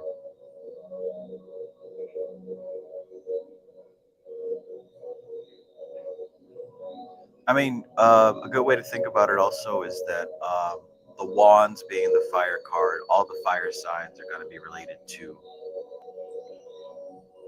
the wands. So another thing is the first three cards, the twos, the threes, and the fours. Those are all going to be the cardinal signs. The fives, the sixes, and the sevens are all the fixed signs. And then the eights, the nines, and the tens are going to be the mutable signs. So with the wands being fire and the 5, 6, and 7 being the fix, you know the 5, 6, and 7 are going to be Leo. There's cups, you know it's going to be Scorpio. But the way that the planets go through, they go through following the tree itself. So it would go from Saturn to Jupiter to Mars to the Sun to Venus, Mercury to the Moon, and back up to Saturn.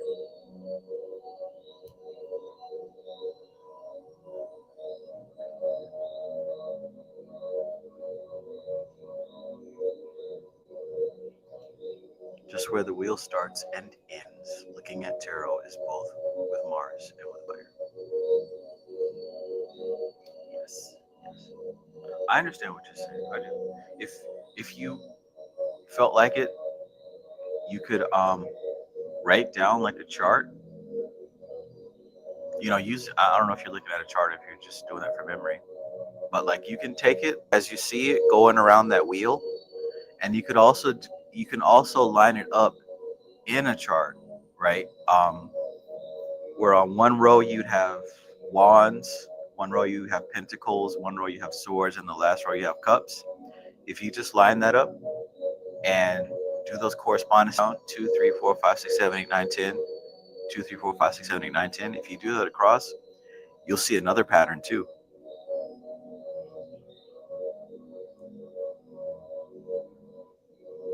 And it would indeed also start and end with Mars. Aries being the head, Pisces being the feet.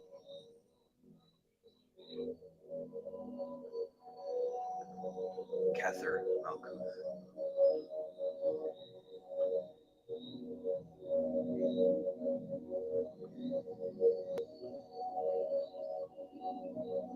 I think it slightly helps with divination purposes.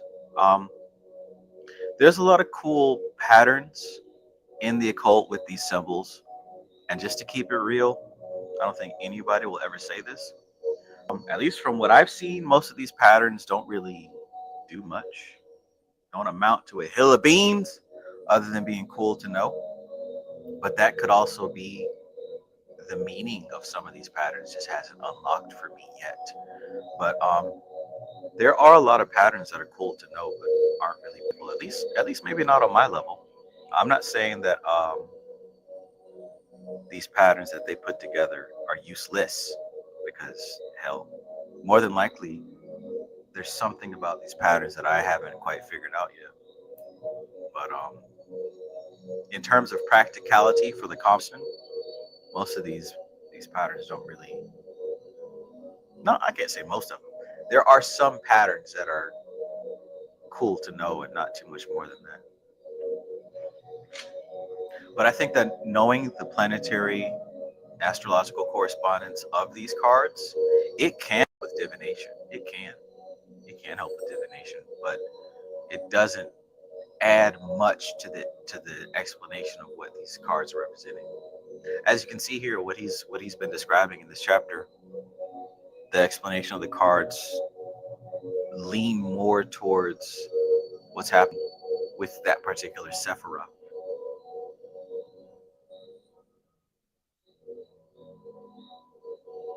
But hey, all kinds of different ways. So, it's about the correspondences and building up that library. In my experience, readings for people, depending on the situation, sometimes the astrology of the card does weigh in. Sometimes the astrology of the card does weigh in, and I think it adds more material for the subconscious mind to have a conversation about what's happening. Must Jesus bear the cross of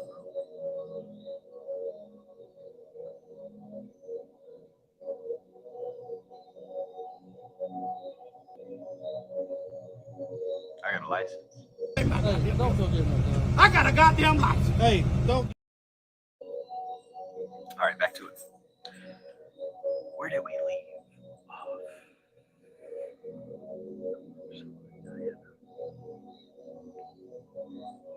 Oh, the Crowley-Harris version also shows these decant symbols, but dispenses with the angelic hands. Tradition has been overthrown to some extent, but fertile and intelligent imagination has replaced it. The actual shape of the wands indicates to some extent the meaning of the card. Thus, of the two Dominion are great, heavy, brutal dorges. Those of the three are lotuses, and those of the four, ram and dove-headed scepters. Crowley chose to call the latter two virtue and completion. The next three cards have caduceus, lotus, and phoenix wands. The seventh with a club additionally. These are all depicted with flames at the intersections. On card 8, the wands are forks of lightning, arrow-headed.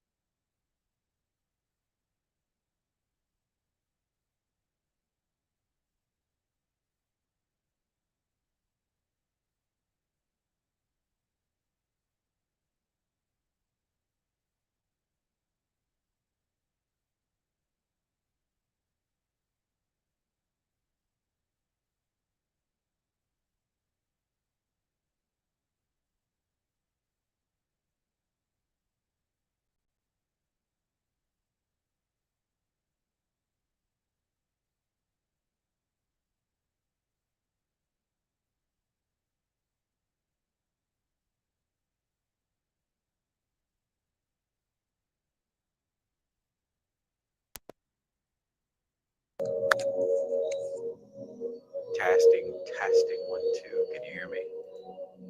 I think I might have accidentally pressed the button on the microphone.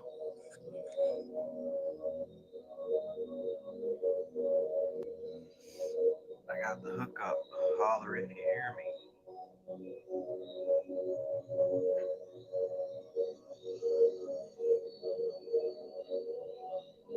All right, sounds good. Back.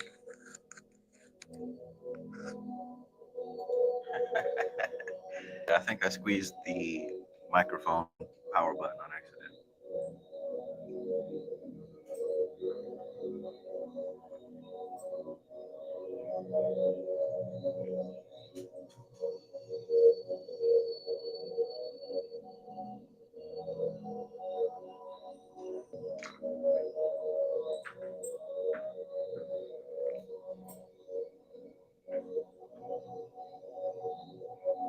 All right, so let's see.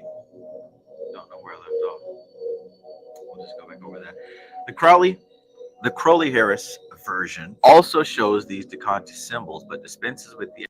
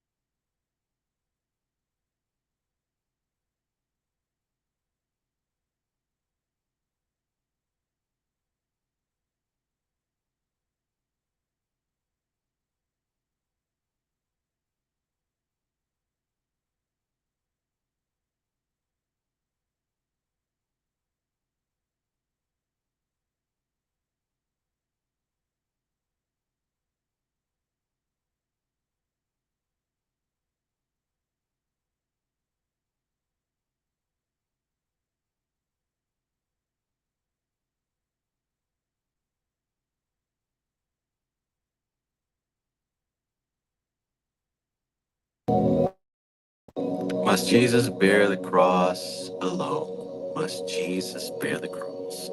Must Jesus bear the cross alone? And all the world go free.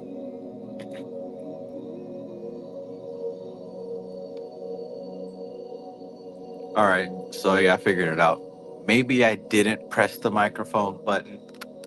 I think the microphone battery ran out. I mean, it has been 3 hours plus 42 minutes, so I think the battery actually died on that wireless microphone. All good.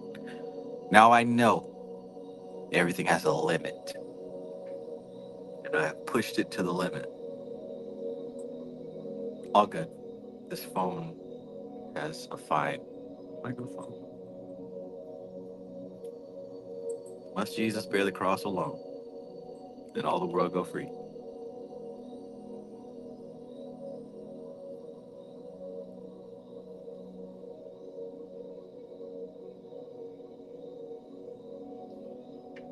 For I know that there is a cross for me.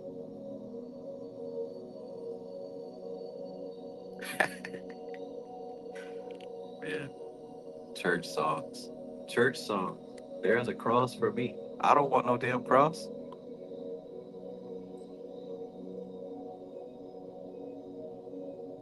Why have you forsaken me?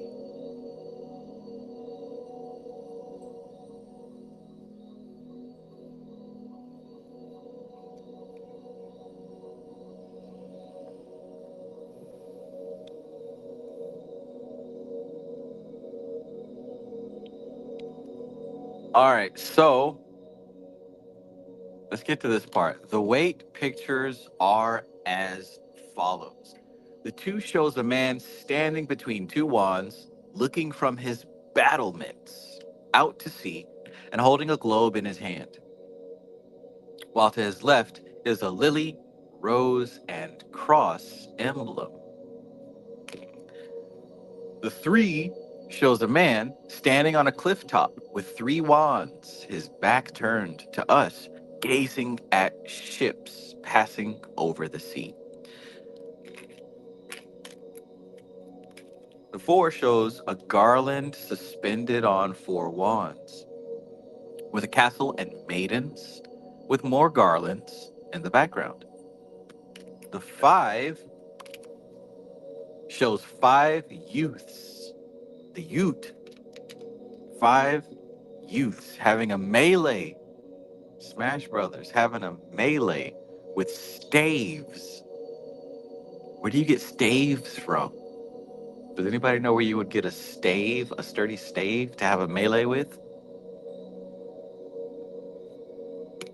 The 6 shows a horseman, laurel wreathed, as is high. The 6 shows a horseman, laurel wreathed, as is the stave he carries, and accompanied on foot by 5 others with staves held high. The 7 shows a young man apparently on the edge of a cliff defending himself against the assault of 6 others, whose staves only are visible at the bottom of the card. What did he do to make the folks that mad?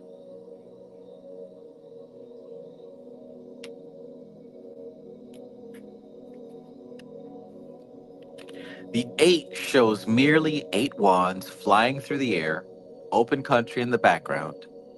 The 9 has a man standing on guard before a palisade. The number of staves, his own, and those of the palisade are 9 in number.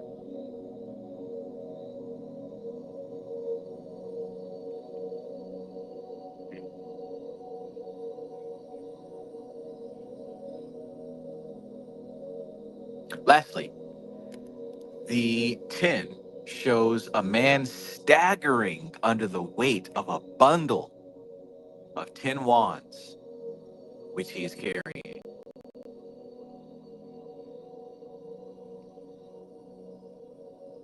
Stack bundles. Okay, so that was the wands. There are symbols on Nap's card provided by Manly P. Hall. All the wand cards have radiant triangles, but with a different symbol in each. The ace. The ace has a black triangle with a point within the circle in it. The remainder have ordinary line-drawn triangles with, from the 2 upwards, a serpent, a lamp, a tau, a book, a winged sphere, a leafed branch, a flower, a pillar, and a key.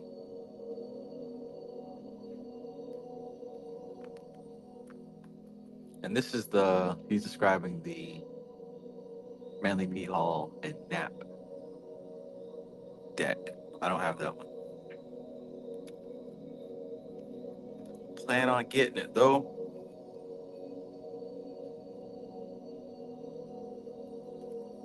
I ain't got none, but I plan on growing some. Rosa Flame says, bless you for having the cards here to see with this reading. You're wonderful. Thanks, I appreciate that. I'm happy to have these cards organized already. I guess there is a benefit to doing that.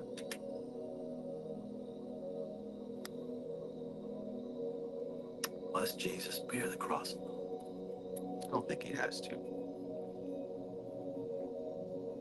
Or maybe he does, actually. Maybe he does.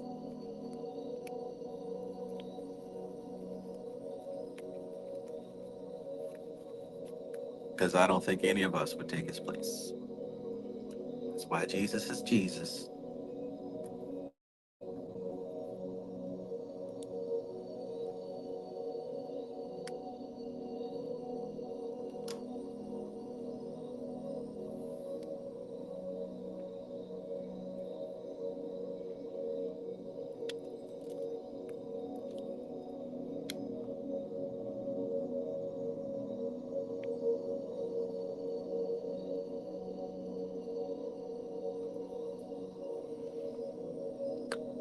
Okay, so here we are. The Zane Egyptian cards have the added interest of having the constellation in the sky, which corresponds to the decante the card is attributed to. Well, that's smart. The nomenclature of the decans differs from that of the Golden Dawn. Zodiacal and not planetary terms are used so that, for example, 3 decans of Aries are called Aries of Aries, Leo of Aries, Sagittarius of Aries, instead of Mars of Aries, Sun of Aries, Venus of Aries. This is no doubt a better system, for the latter can cause confusion. Crowley, for one, made the mistake of thinking the nomenclature could also refer to the influence of a planet in a certain sign, okay? But Mars in Aries is a very different thing from Mars of Aries. Also, the system of decant attribution differs.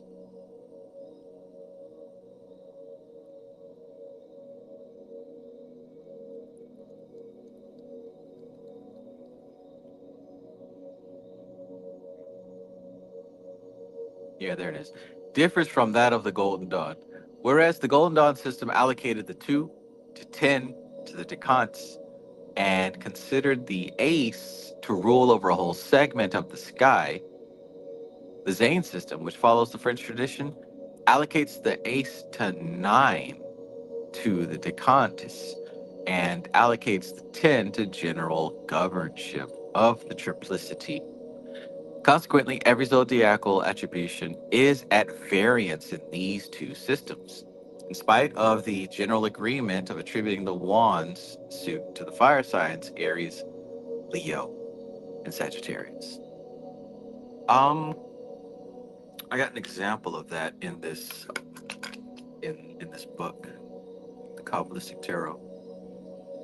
Don't have an example of the Zane aspect of it, but what he's talking about here with the Ace card, how it has rulership.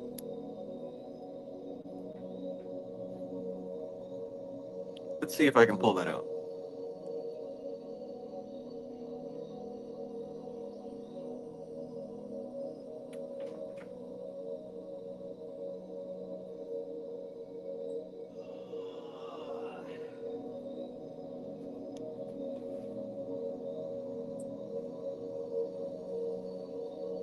Lord have mercy. I've suddenly got very sleepy. I think I accidentally made a cup of anti-coffee because this had the opposite effect. The opposite effect. Must Jesus bad.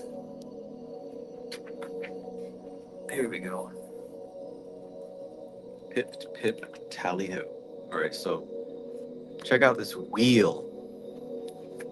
Zodiac wheel. As you can see, you got your 12 signs here. You got all the cards lined up with the decans, right? So this is what was mentioned earlier. So basically, you can see that the 8 of Swords, 9 of Swords, 10 of Swords, those are going to be ruled by Gemini and the 3 decans of Gemini. Now, you'll notice that the court cards are kind of peculiar in that they're ruled by 2 of one sign and 1 of the other.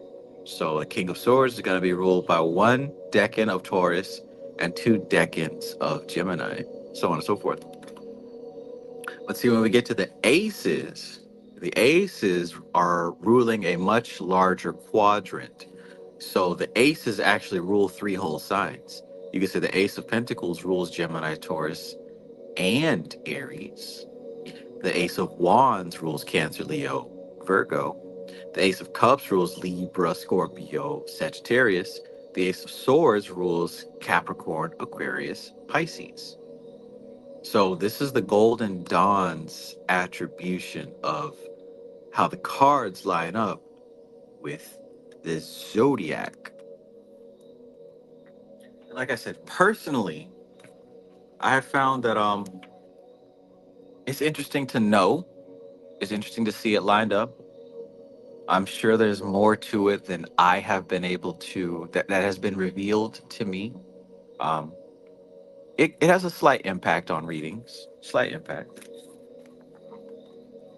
There's another version of that same wheel. And as you can see, this is where the planetary rulership comes into play. So here's your Gemini, 8 of Swords, that's Jupiter and Gemini. 9 of Swords, that's, where's that, Mars? Yeah, Mars in Gemini. 10 of Swords, that's the Sun in Gemini. The decans. This also relates to the Shemhammefrosh angels. And you can line up the Goetia with this. You can line up the Goetia with that, since there's 36 decans, and 36 times 2 is 72. You can line up each Goetic spirit with one of those decans, but I most definitely have not seen any practical use for doing that. Some people say, oh, well, can I pick my birthday and work with the spirit that rules over my birthday? You can if you want, but just from my experience, it doesn't seem to make any difference. And that right there, the way that the zodiac decans can have the Goetia attributed to each decan, that's probably the only correlation I've seen of the Shemhammefrosh angels to the Goetia. Because other than that, other than the decans here, I personally don't see how the Shemhammefrosh angels relate to Goetia. I think it's just simply by the fact that you can fit them on the zodiac wheel. I think that's the only reason people make the connection. If you're able to find a connection between the Shemham angels and the Goetia, let me know. But I do not see any practical connection between those angels and the Goetic spirits. Not because I haven't looked, because I have looked and I don't see one.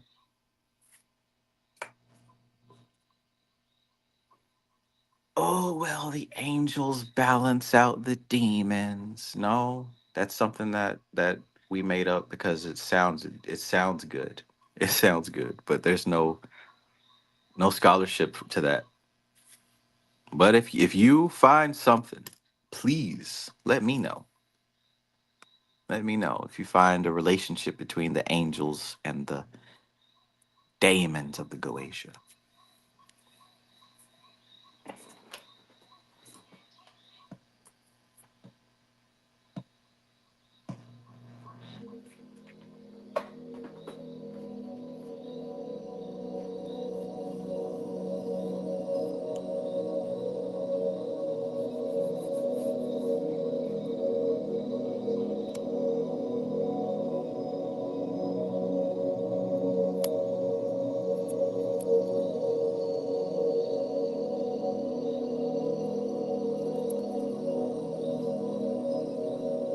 Jesus, Jesus, Jesus, Jesus, Jesus.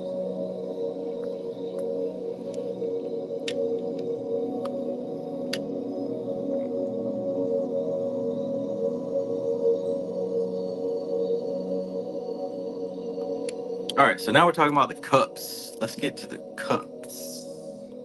Colors, colors, colors.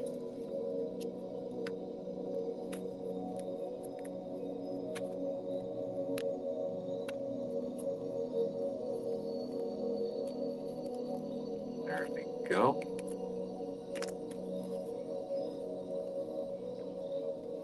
All right, so the cups. The two of the old packs. The two of the old packs almost invariably shows a pair of dolphins at the top of the card, and sometimes a heart at the bottom. This alone should serve to indicate the esoteric origins of the small cards of the tarot if the attributions are meditated upon. The Golden Dawn cups all show water lilies or lotuses growing in a bunch from the bottom of the card and held by a hand. Out of this flower grows another, which blooms at the top of the card and from which water gushes as from a fountain, falling in two streams onto two crossed dolphins, one gold, the other silver, and thence into two cups side by side, which overflow into the bottom of the card. The three shows a hand holding a bunch of lilies from which 6 flowers rise to overhang each cup, 2 to each, with water flowing from them into the overflowing cups. One cup is placed above the other 2 and overflows into them.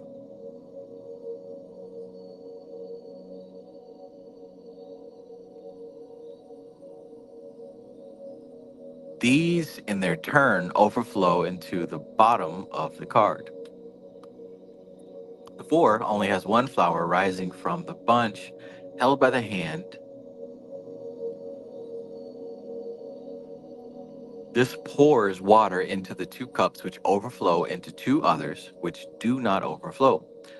From the center, 2 leaves cross the card transversely to make kind of cross with the upright stem.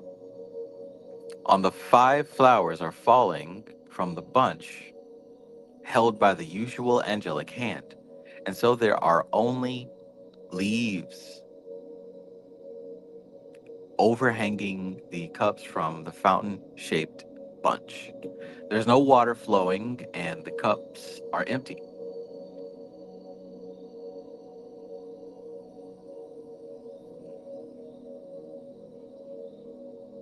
The 6 shows the usual figure, but with 1 flower pouring water into each cup, none of which are full. On the 7, the stems held by the hand raise from the central lower cup. All the other cups are overhung by a flower, but there is no water flowing. The cups on the 8 are arranged 3, 2, 3. The top 3 are empty and have no flowers, nor have the lowest row. The only flowers in the bunch are 2 in number and overhang the central cups, which are part filled. The 9 shows a flower flowing watery into every cup, all of which are flowing over.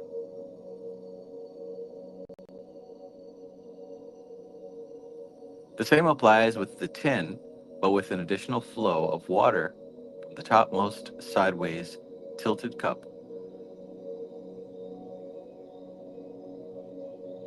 Which pours water into the top left-hand cup and is itself filled from a single flower at the end of the card. The decant symbols are also shown and are from 2 to 10, Venus, Mercury, Moon of Cancer, Mars, Sun, Venus of Scorpio, and Saturn, Jupiter, Mars of Pisces.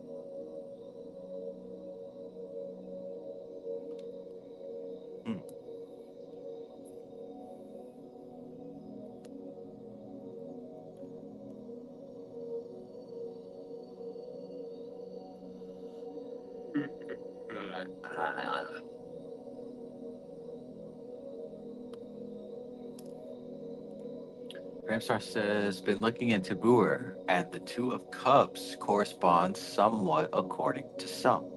Healing and balance. Good guidance, Trav. Awesome.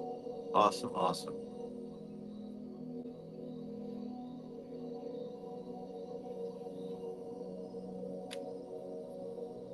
Yeah, filling out these forms have really been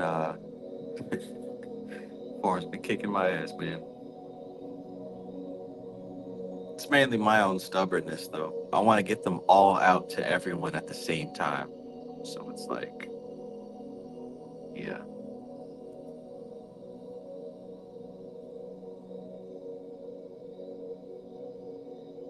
Soon, soon, soon. All right, so Crowley changed the names of 5 of the cards in this suit. Namely, he changed number 4, Blended Pleasure, into Luxury. He changed 5 of Cups, Loss in Pleasure, to Disappointment. 7, he changed 7th of Cups, Illusory Success, into Debauch. He changed 8, Abandoned Success, into Indolence. And 10, Perpetual Success. He changed that into Satiety.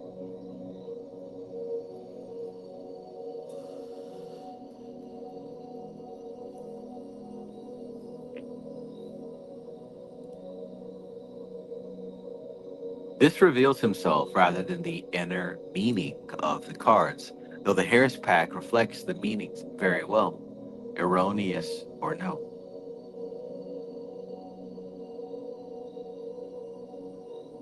The general design follows the broad pattern of the Golden Dawn versions, though with modifications such as pomegranate cups and the stems coming round the sides of the card to form a kind of simple wreath on the 3, and the lotus stalks of the 5 forming an inverted pentagram, and the cups of the 7 and 8 being chipped and broken. Apart from this, the descriptions given of the Golden Dawn cards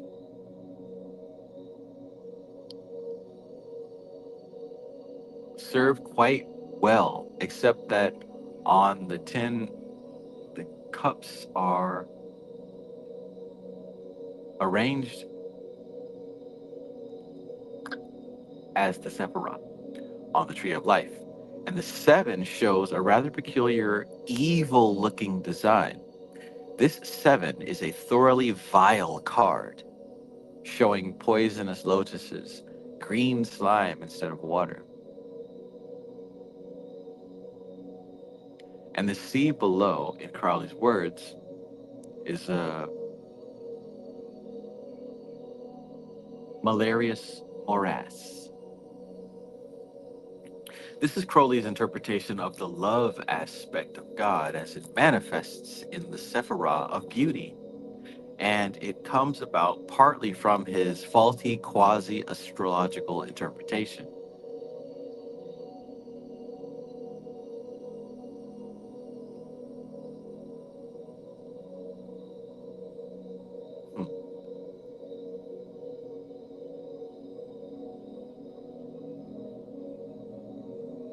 And partly from his perverted Puritanism, which regarded anything, particularly love, as being the greater besmirched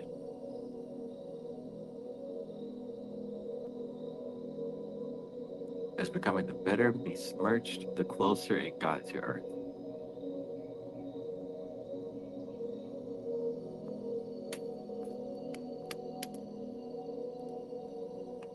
Olive and palm.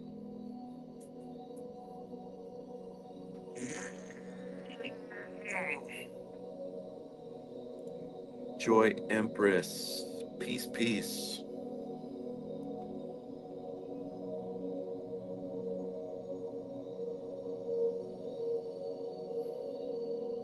Let's see. How much do we have after this? Ready to get up into a jumping jack. So we got 2 full pages and some change. 2 full pages and some change. All right. Last inning stretch.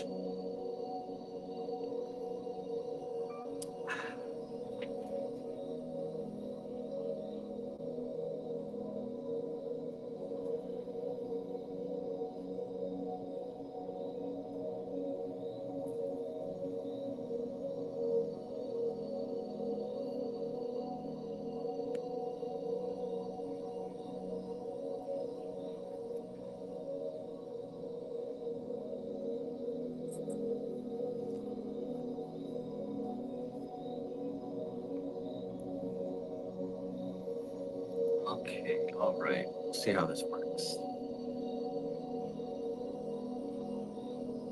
I have to stand up.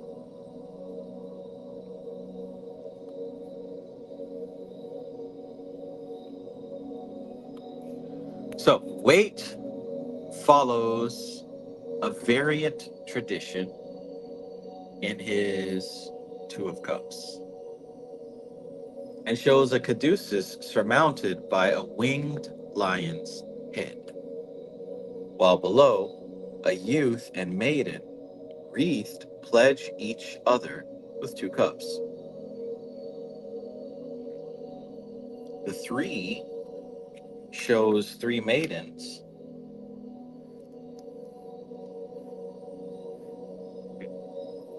pledging each other in the garden. The 4 has a young man seated under the tree, discontently looking at 3 cups on the ground, while an angelic hand in midair offers him another. The 5 shows a cloaked figure confronting 3 overthrown cups, while 2 upright ones stand behind him. The 6 has 2 children with flower-filled cups in the garden. The 7 has a man confronted by 7 chalices, with fantastic visions arising out of them. A man's head, a veiled, radiant figure, a serpent, a dragon.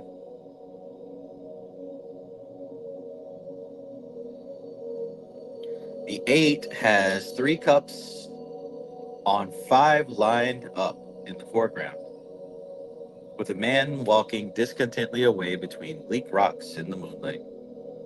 The 9 shows a fat, replete man sitting before a high-curtained, arc-shaped shelf supporting 9 cups. The 10 shows the 10 of Cups in a rainbow with a man and woman, arm in arm, hailing it while 2 children dance by them.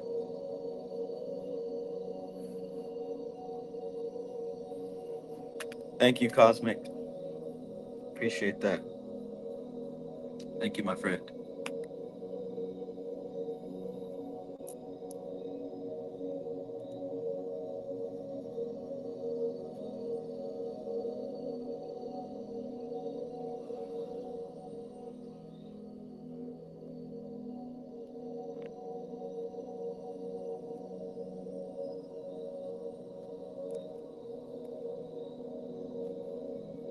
Taco Town.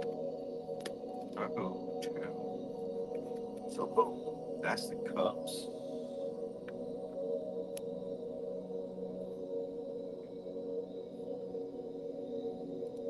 Joy Empress says, so the Qabalah and the Tarot are connected. I would say more than connected. I'd say that they are 2 different ways to describe one specific thing.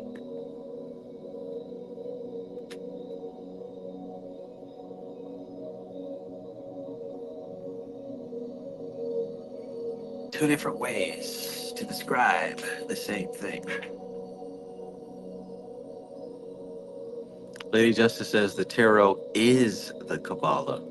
Yeah, that's a great way to put it right there. The tarot is the Qabala. They are absolutely not separate. Nor is it a stretch to say that.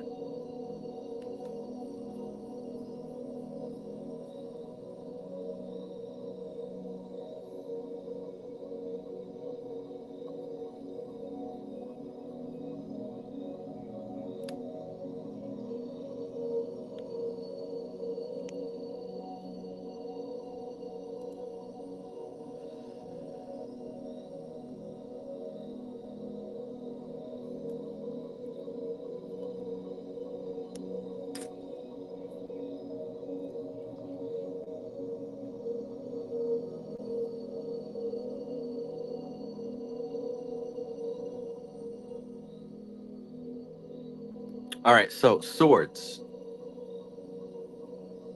Swords. Joy Empress says, oh, this is the first time I heard of that. Yeah, the more that I learn about this subject, the more surprised I am that that people don't know that.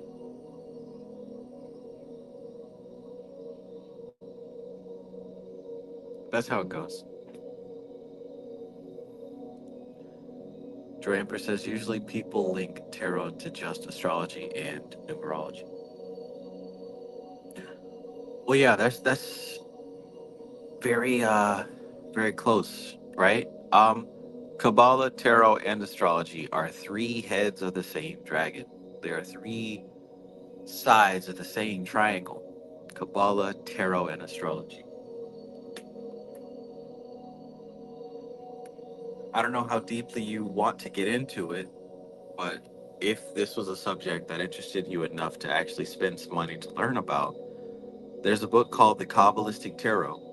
The author is Robert Wang, and this book really just lays out all the connections that are useful and appropriate to understanding tarot in a Kabbalistic way. Yeah, tarot, astrology, and Qabala are literally three sides. Like, see this 3D tree of life? See how it's got like one side, two side, three, so it's got four sides of the same device? You could say the same thing as like tarot would be one side, astrology would be one side, Qabala is one side. But it's a piece of a bigger thing, bigger puzzle. So yeah, they all fit. They all fit. They fit together way too nicely. Way too nicely to be coincidence.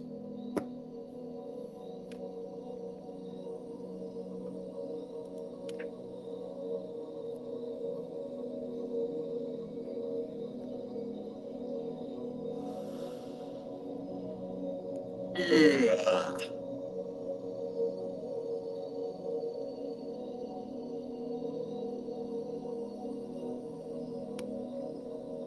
All right, so next we're about to get into swords. So Case is alone in showing, wait, did I miss one? Yeah, I did. Okay, so the Egyptian cards from the Ace to the 9 are allocated to the Cancer Scorpio. The Egyptian cards from the Ace to the 9 are allocated to the Cancer, Scorpio, Pisces, Decantis.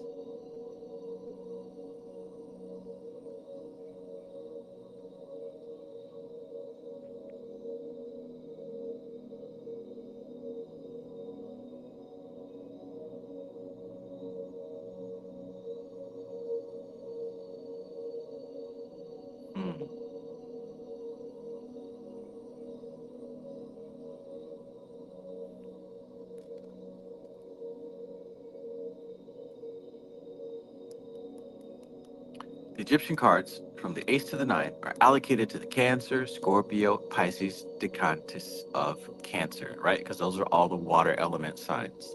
Cancer and Scorpio, Decantis of Pisces, the 10 presiding over water generically. The Nap cards have a geometrical figure traced behind the actual cups. On the 2, this is a circle, while the other figures correspond to those traced by the wand's suit. Manly P. Hall shows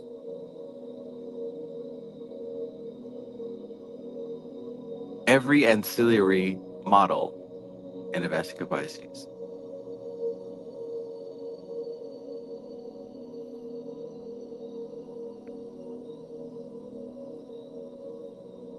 The Ace shows a radiant crown, the 2 an all-seeing eye, and those following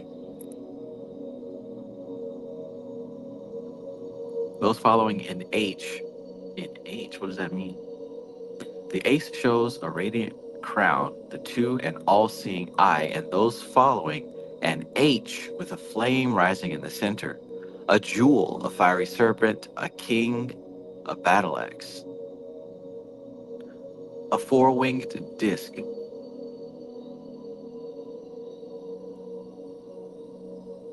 A two-winged disc, and two hands conjoined by a line like three sides of a rectangle.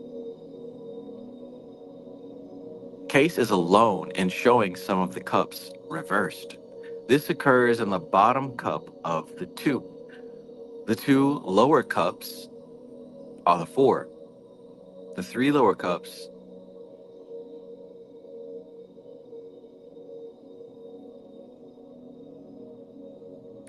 cups of the 6 and the 4 lower cups of the 8. Similarly with the lower 3 of the 7 and the 4 of the 9.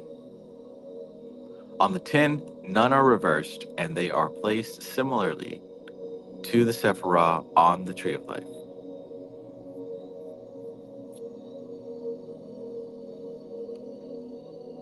Now let's get to swords. Swords.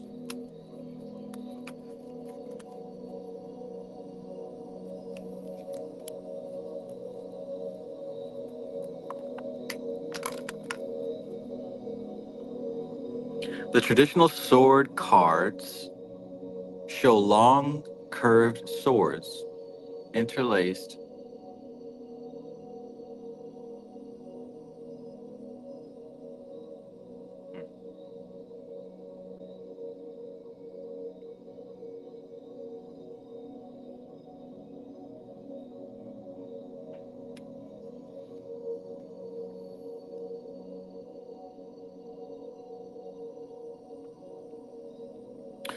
The 10 shows two swords placed diagonally, point downward between the 8 curved interlaced ones. The 2, 4, and 6 have a flower in the center.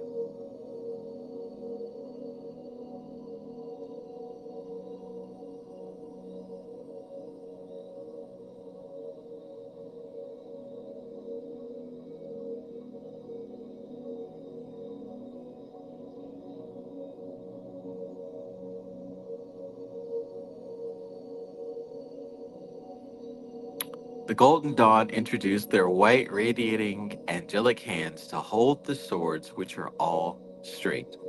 Two hands hold the crossed swords of the 2, and where they cross is a white radiating Tudor rose. The 3 shows 3 swords held point upward, the central sword cutting the rose to pieces, which is no longer radiant.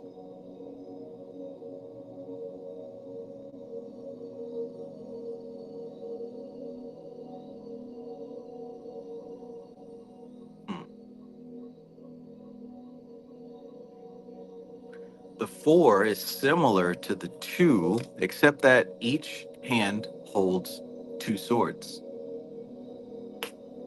The 5 resembles the 3. The central sword in each case, giving the impression that it has knocked the others asunder. The points of the others fall away with slightly.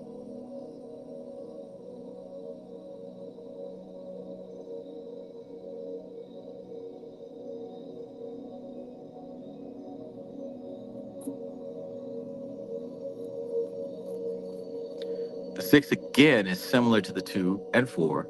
The 7 shows all the swords almost meeting at a point at the top of the card.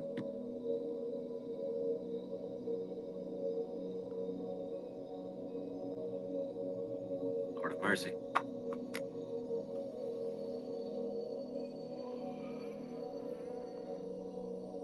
Goodness gracious.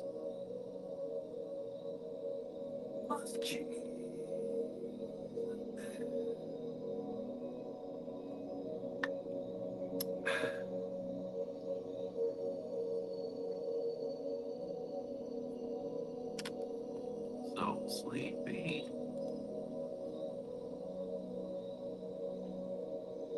Sleep demons have caught up with me.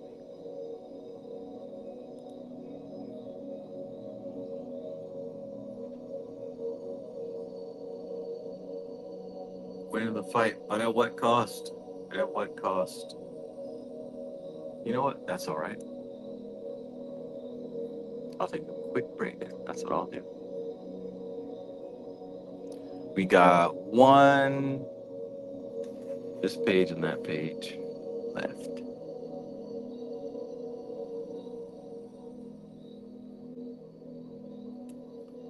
Come out from the private. Sex! Oral sex, demon! You see oral sex? Look, oral sex, look. Delivered me 2 Sundays back, then a demon came with his penis and put it in my mouth.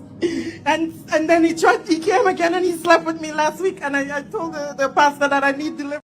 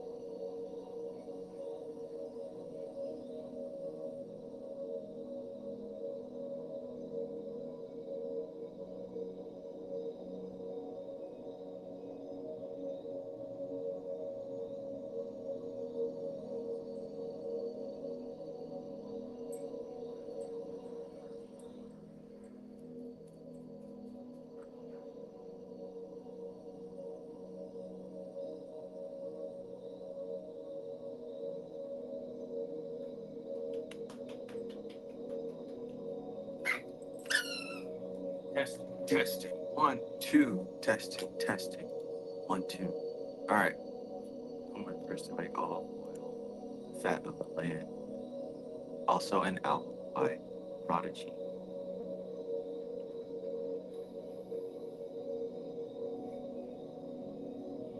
The first to make olive oil. I don't know who was the first to make olive oil.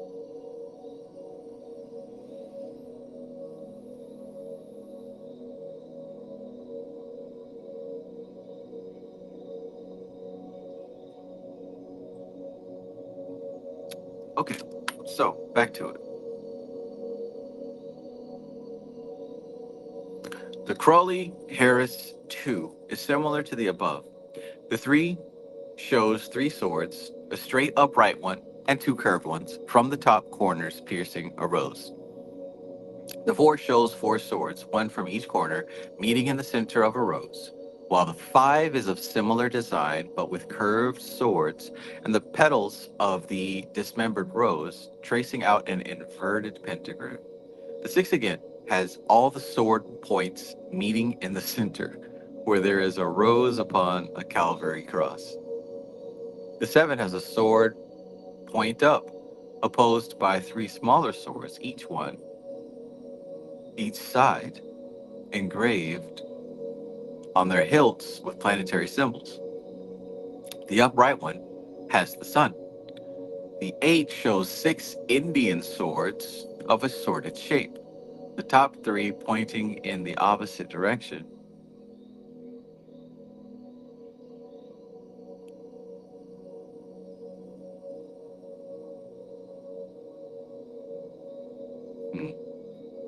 The top 3 pointing in the opposite direction to the lower 3, and 2 long downward pointing swords superimposed on them. On the 9, all the swords point downward, side by side, and drip blood. The pattern of the 10 suggests the Tree of Life, a sword hilt on each sephiroth, with the central Sephiroth, sword of tokens, sword broken.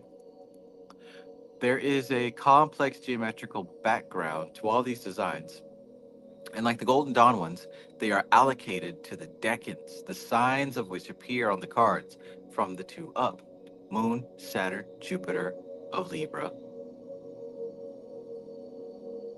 Venus, Mercury, Moon of Aquarius, Jupiter, Mars, Son of Gemini.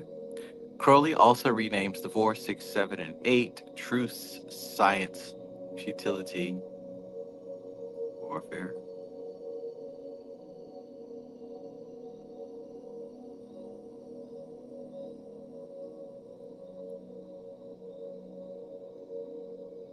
Truth, Science, Futility, and Interference. Weight. So Weights 2 shows a seated blindfolded woman.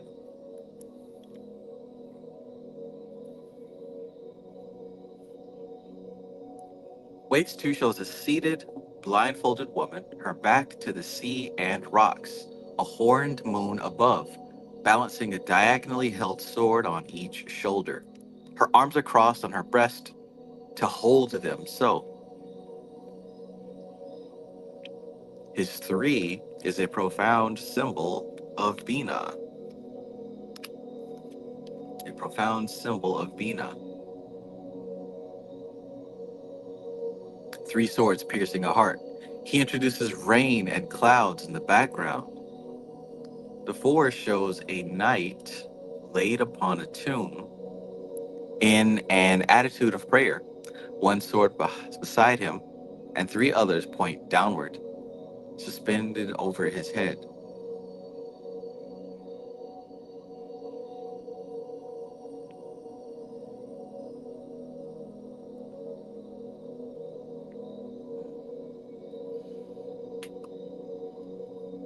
The 4 shows a knight laid upon a tomb in an attitude of prayer.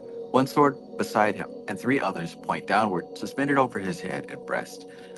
The 5 has the sea in the background and 2 defeated figures walking away, their swords left lying on the ground.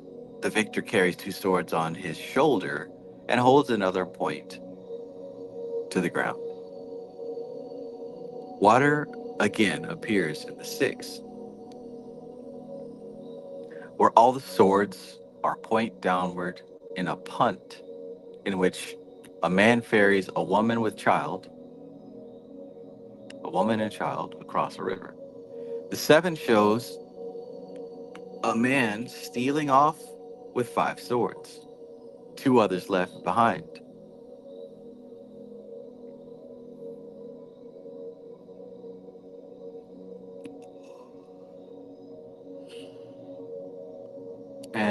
an armed camp in the background. The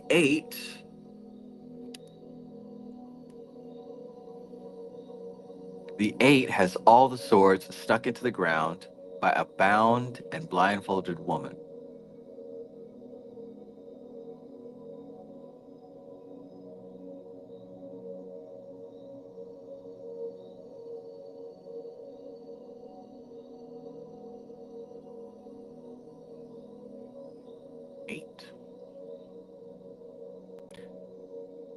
The 8 has all the swords stuck into the ground by a bound and blindfolded woman. The 9 shows a woman sitting up in bed, grief-stricken, with 9 swords, horizontally placed, dominating the background. The 10 shows a dead man transfixed by 10 swords. The Egyptian cards, counting from the ace, carry the signs of the Decantes, Capricorn, Taurus, and Virgo of Capricorn, Taurus, Virgo, and Capricorn of Taurus, and Virgo, Capricorn, and Taurus of Virgo. The 10 rules over the Earth quadrant, an unusual attribution for this suit. The symbol, which Manly P. Hall allocates to swords, is a circle surmounting a Tau cross. On the ace, it is winged. The 2 has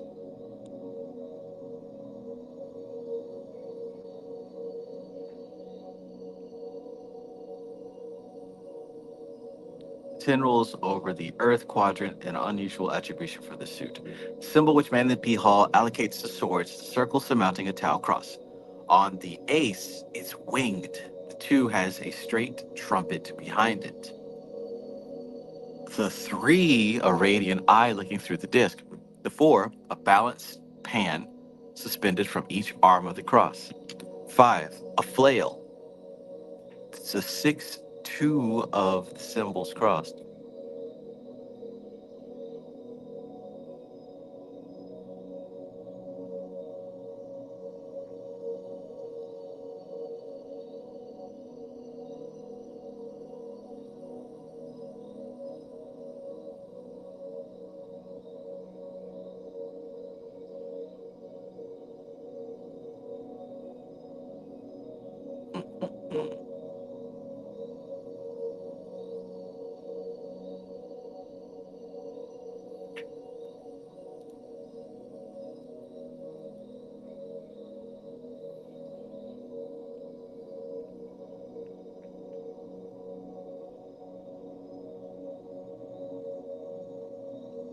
So the 4, a balanced pan suspended from each arm of the cross. The 5, a flail. The 6, 2 of the symbols crossed. The 7, a rose twinned about it. The 8, 2 twined.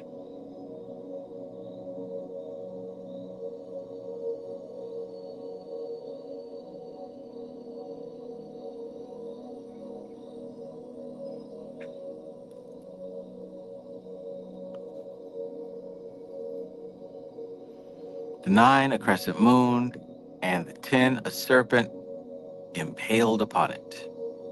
And the whole story, circle.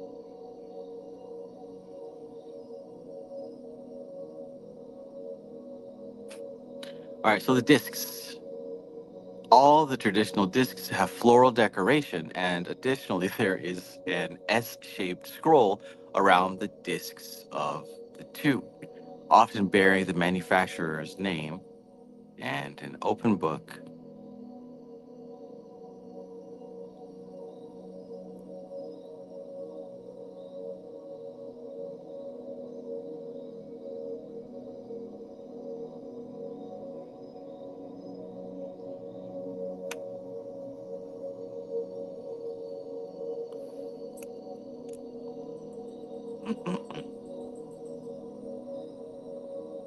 All the traditional discs have floral decoration, and additionally, there is an S-shaped scroll around the discs of the 2, often bearing the manufacturer's name, and an open book or unicorn In the center of the 4, a unicorn.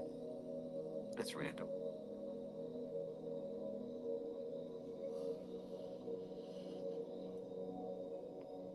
No such thing as random. On the Golden Dawn 2, the scroll becomes a green and gold serpent holding its tail in its mouth, and an angelic hand holds the center.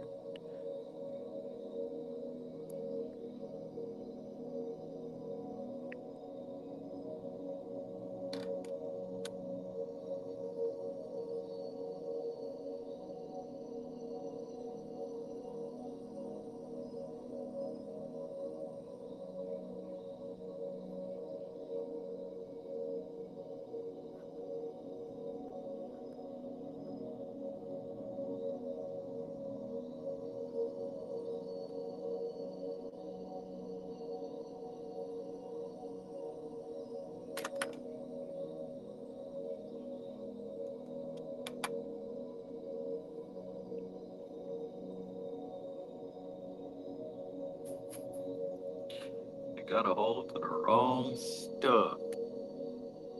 Told him to go up in the tree and play a leprechaun.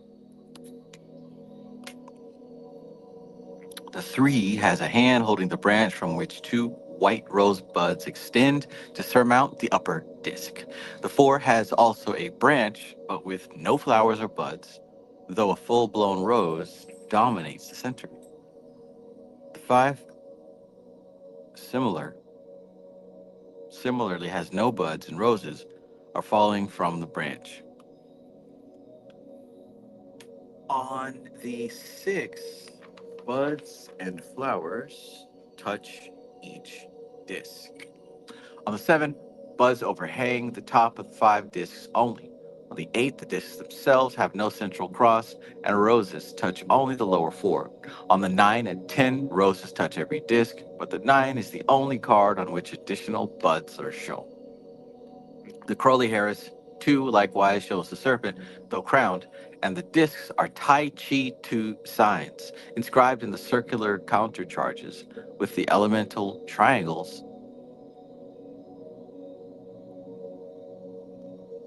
and fire and water, of fire and water. Earth and air, like the Golden Dawn,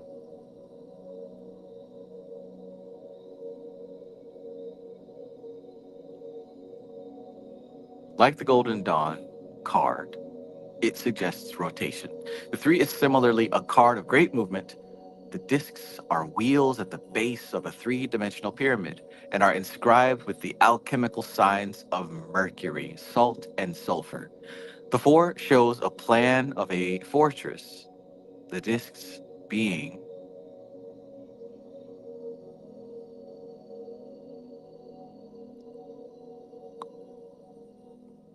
The 4 shows a plan of a fortress, the discs being the corner towers and engraved with the elemental signs as in the 2. The 5 is in the form of an inverted pentagram, and there are other strained and bent discs in the background. The 5 main discs carry the top of signs. 6 is in circular hexagonal form, and each disc is inscribed with a planetary sign, the sun being represented in the center with a rose cross. The 7 is in the traditional formation, which happens to be that of the geometric sign of Rubius.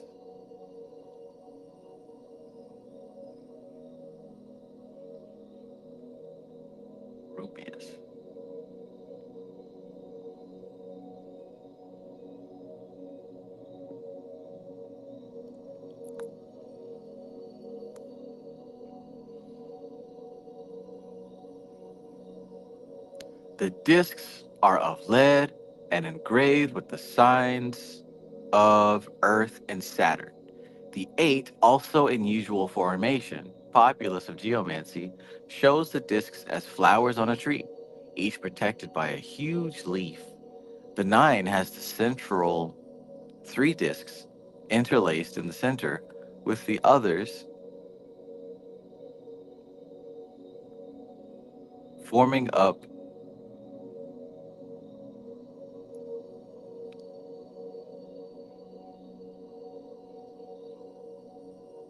Luna in Sephirothic formation.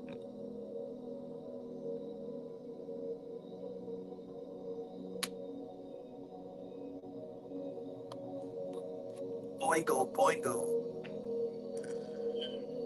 Goodness gracious. 1, 2.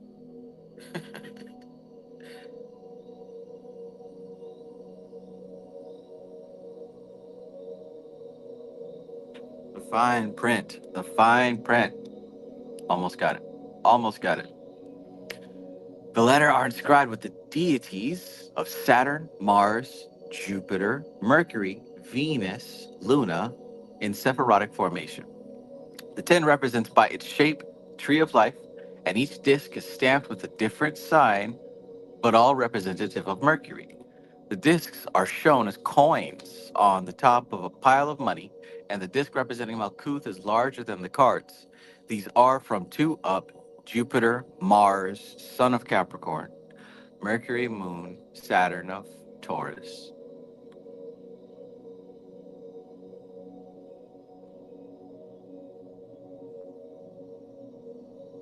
Sun, Venus, Mercury of Virgo. Crowley's changes of designation are worry for the 5 and failure for the 7. Also, he drops the words harmonious, material, and earthly from the titles of the 2, 3, 4, 6, 9.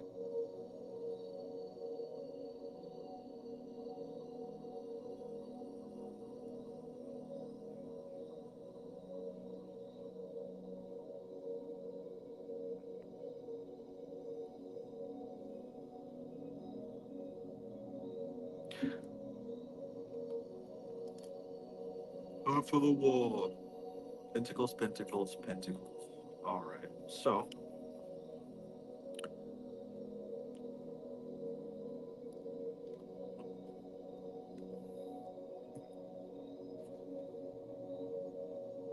weights 2.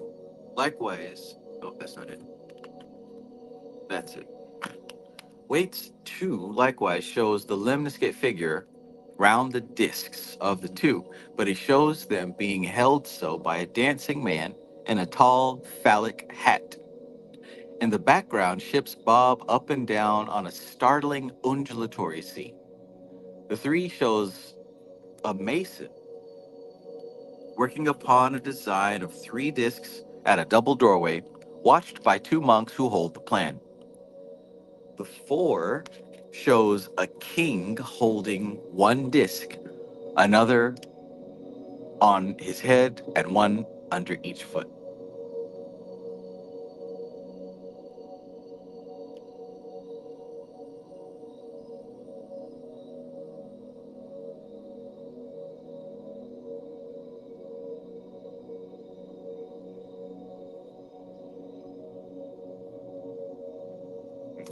Four shows a king holding 1 disc, another on his head, and 1 under each foot, a city in the background.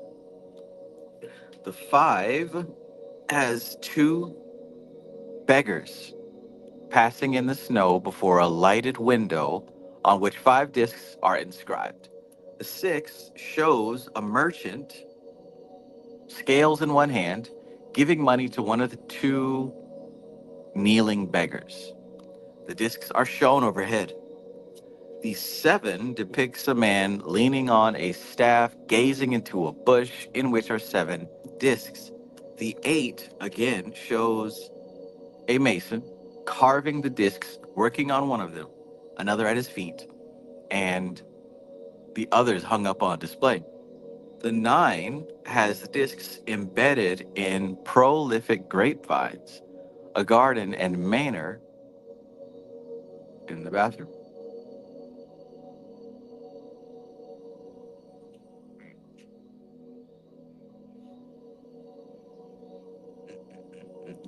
The 9 has the disc embodied in prolific grapevines, a garden and manor in the background. A woman stands in the midst with a bird on her wrist. The 10 shows a man and a woman at the gate of a manor house and grounds. They are accompanied by a child who looks at a bearded ancient sitting caressing 2 dogs. His robe is heavily embroidered with mystic signs and bunches of grapes. The 10 discs are superimposed on the whole picture and suggest, by their positioning, the tree of life. The nap cards have geometric signs inscribed on them, starting from the 2. These are the pentagram, a hexagram, a pentagram and a diamond and square, a pentagram superimposed on a circle, 2 triangles of which the lower is reversed, a triangle over a square, 2 squares, 2 triangles with a pentagram between, 2 pentagrams of which the lower is inverted. The actual discs, as in the cup suit, follow generally the configuration of these introduced figures. Manly P. Hall has allocated the symbol of a cube to the suit with figures inscribed on it, appropriate to each card.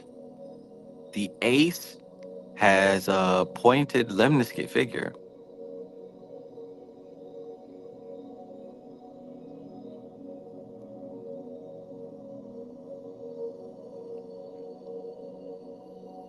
Yeah, the ace has a pointed lemniscate figure, and the 2, a pentagram within the zodiacal wheel. The cards from 3 to 9 have the planetary symbols of the mundane chakra of the relevant sephiroth: Saturn, Jupiter, Mars, Sun, Venus, Mercury, Moon. The 10 has a symbol of the 4 elements signifying Earth. The Egyptian 10 is referred to the air quadrant. Earth is more usually aligned with this suit, but Zane prefers to give it to swords. The other cards, in ascending order from the ace, take the decants: Libra, Aquarius, Gemini of Libra, Aquarius, Gemini, Libra of Aquarius, Gemini, Libra, Aquarius, Gemini.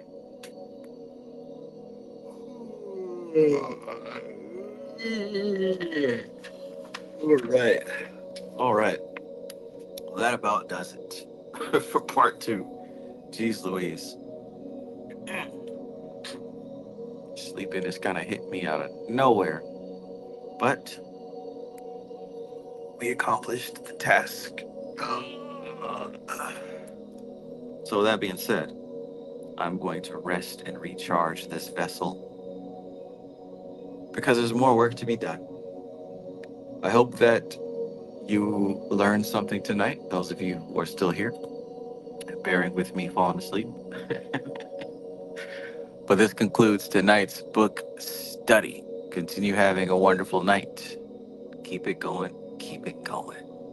This has been insightful for sure. Lots of information learned about the tarot. This is how I really learned. I mean, like, I had those books previously that were like, oh, this card plus this card means this, and this card plus this card means that. But it really unlocked for me when I learned through the method that he explained. Whereas you pretty much just line up each card according to the 10 spheres of the tree and watch the progression of the energy down the tree from Kether to Chokmah to Bina to Geburah to Chesed to Tiferet and so on. And that's the real way that you learn the cards, by the number and the element. The number is going to tell you the Sephiroth. The element is going to tell you what world it's in. All right. Cool. So thank you all for your time and your energy and your focus on this subject. May the rest of this year be abundant and fruitful. May you smile, may you laugh. There's something weird going on right now where a lot of nostalgia stuff is coming up. You might find yourself looking back into old pictures or maybe watching some old movies, listening to old songs that you haven't heard in years. There's a lot of nostalgia going on. There's also a lot of laughter going on. So take advantage of that. Take advantage of that. A lot of strange things happening, but good strange. All right, that's enough. Taking my ass to sleep. Y'all have a great night, and thank you once again.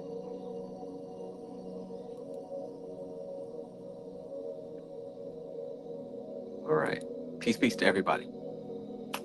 This is TK Trav, aka Travis Magus here with LVX777. I love you. Peace.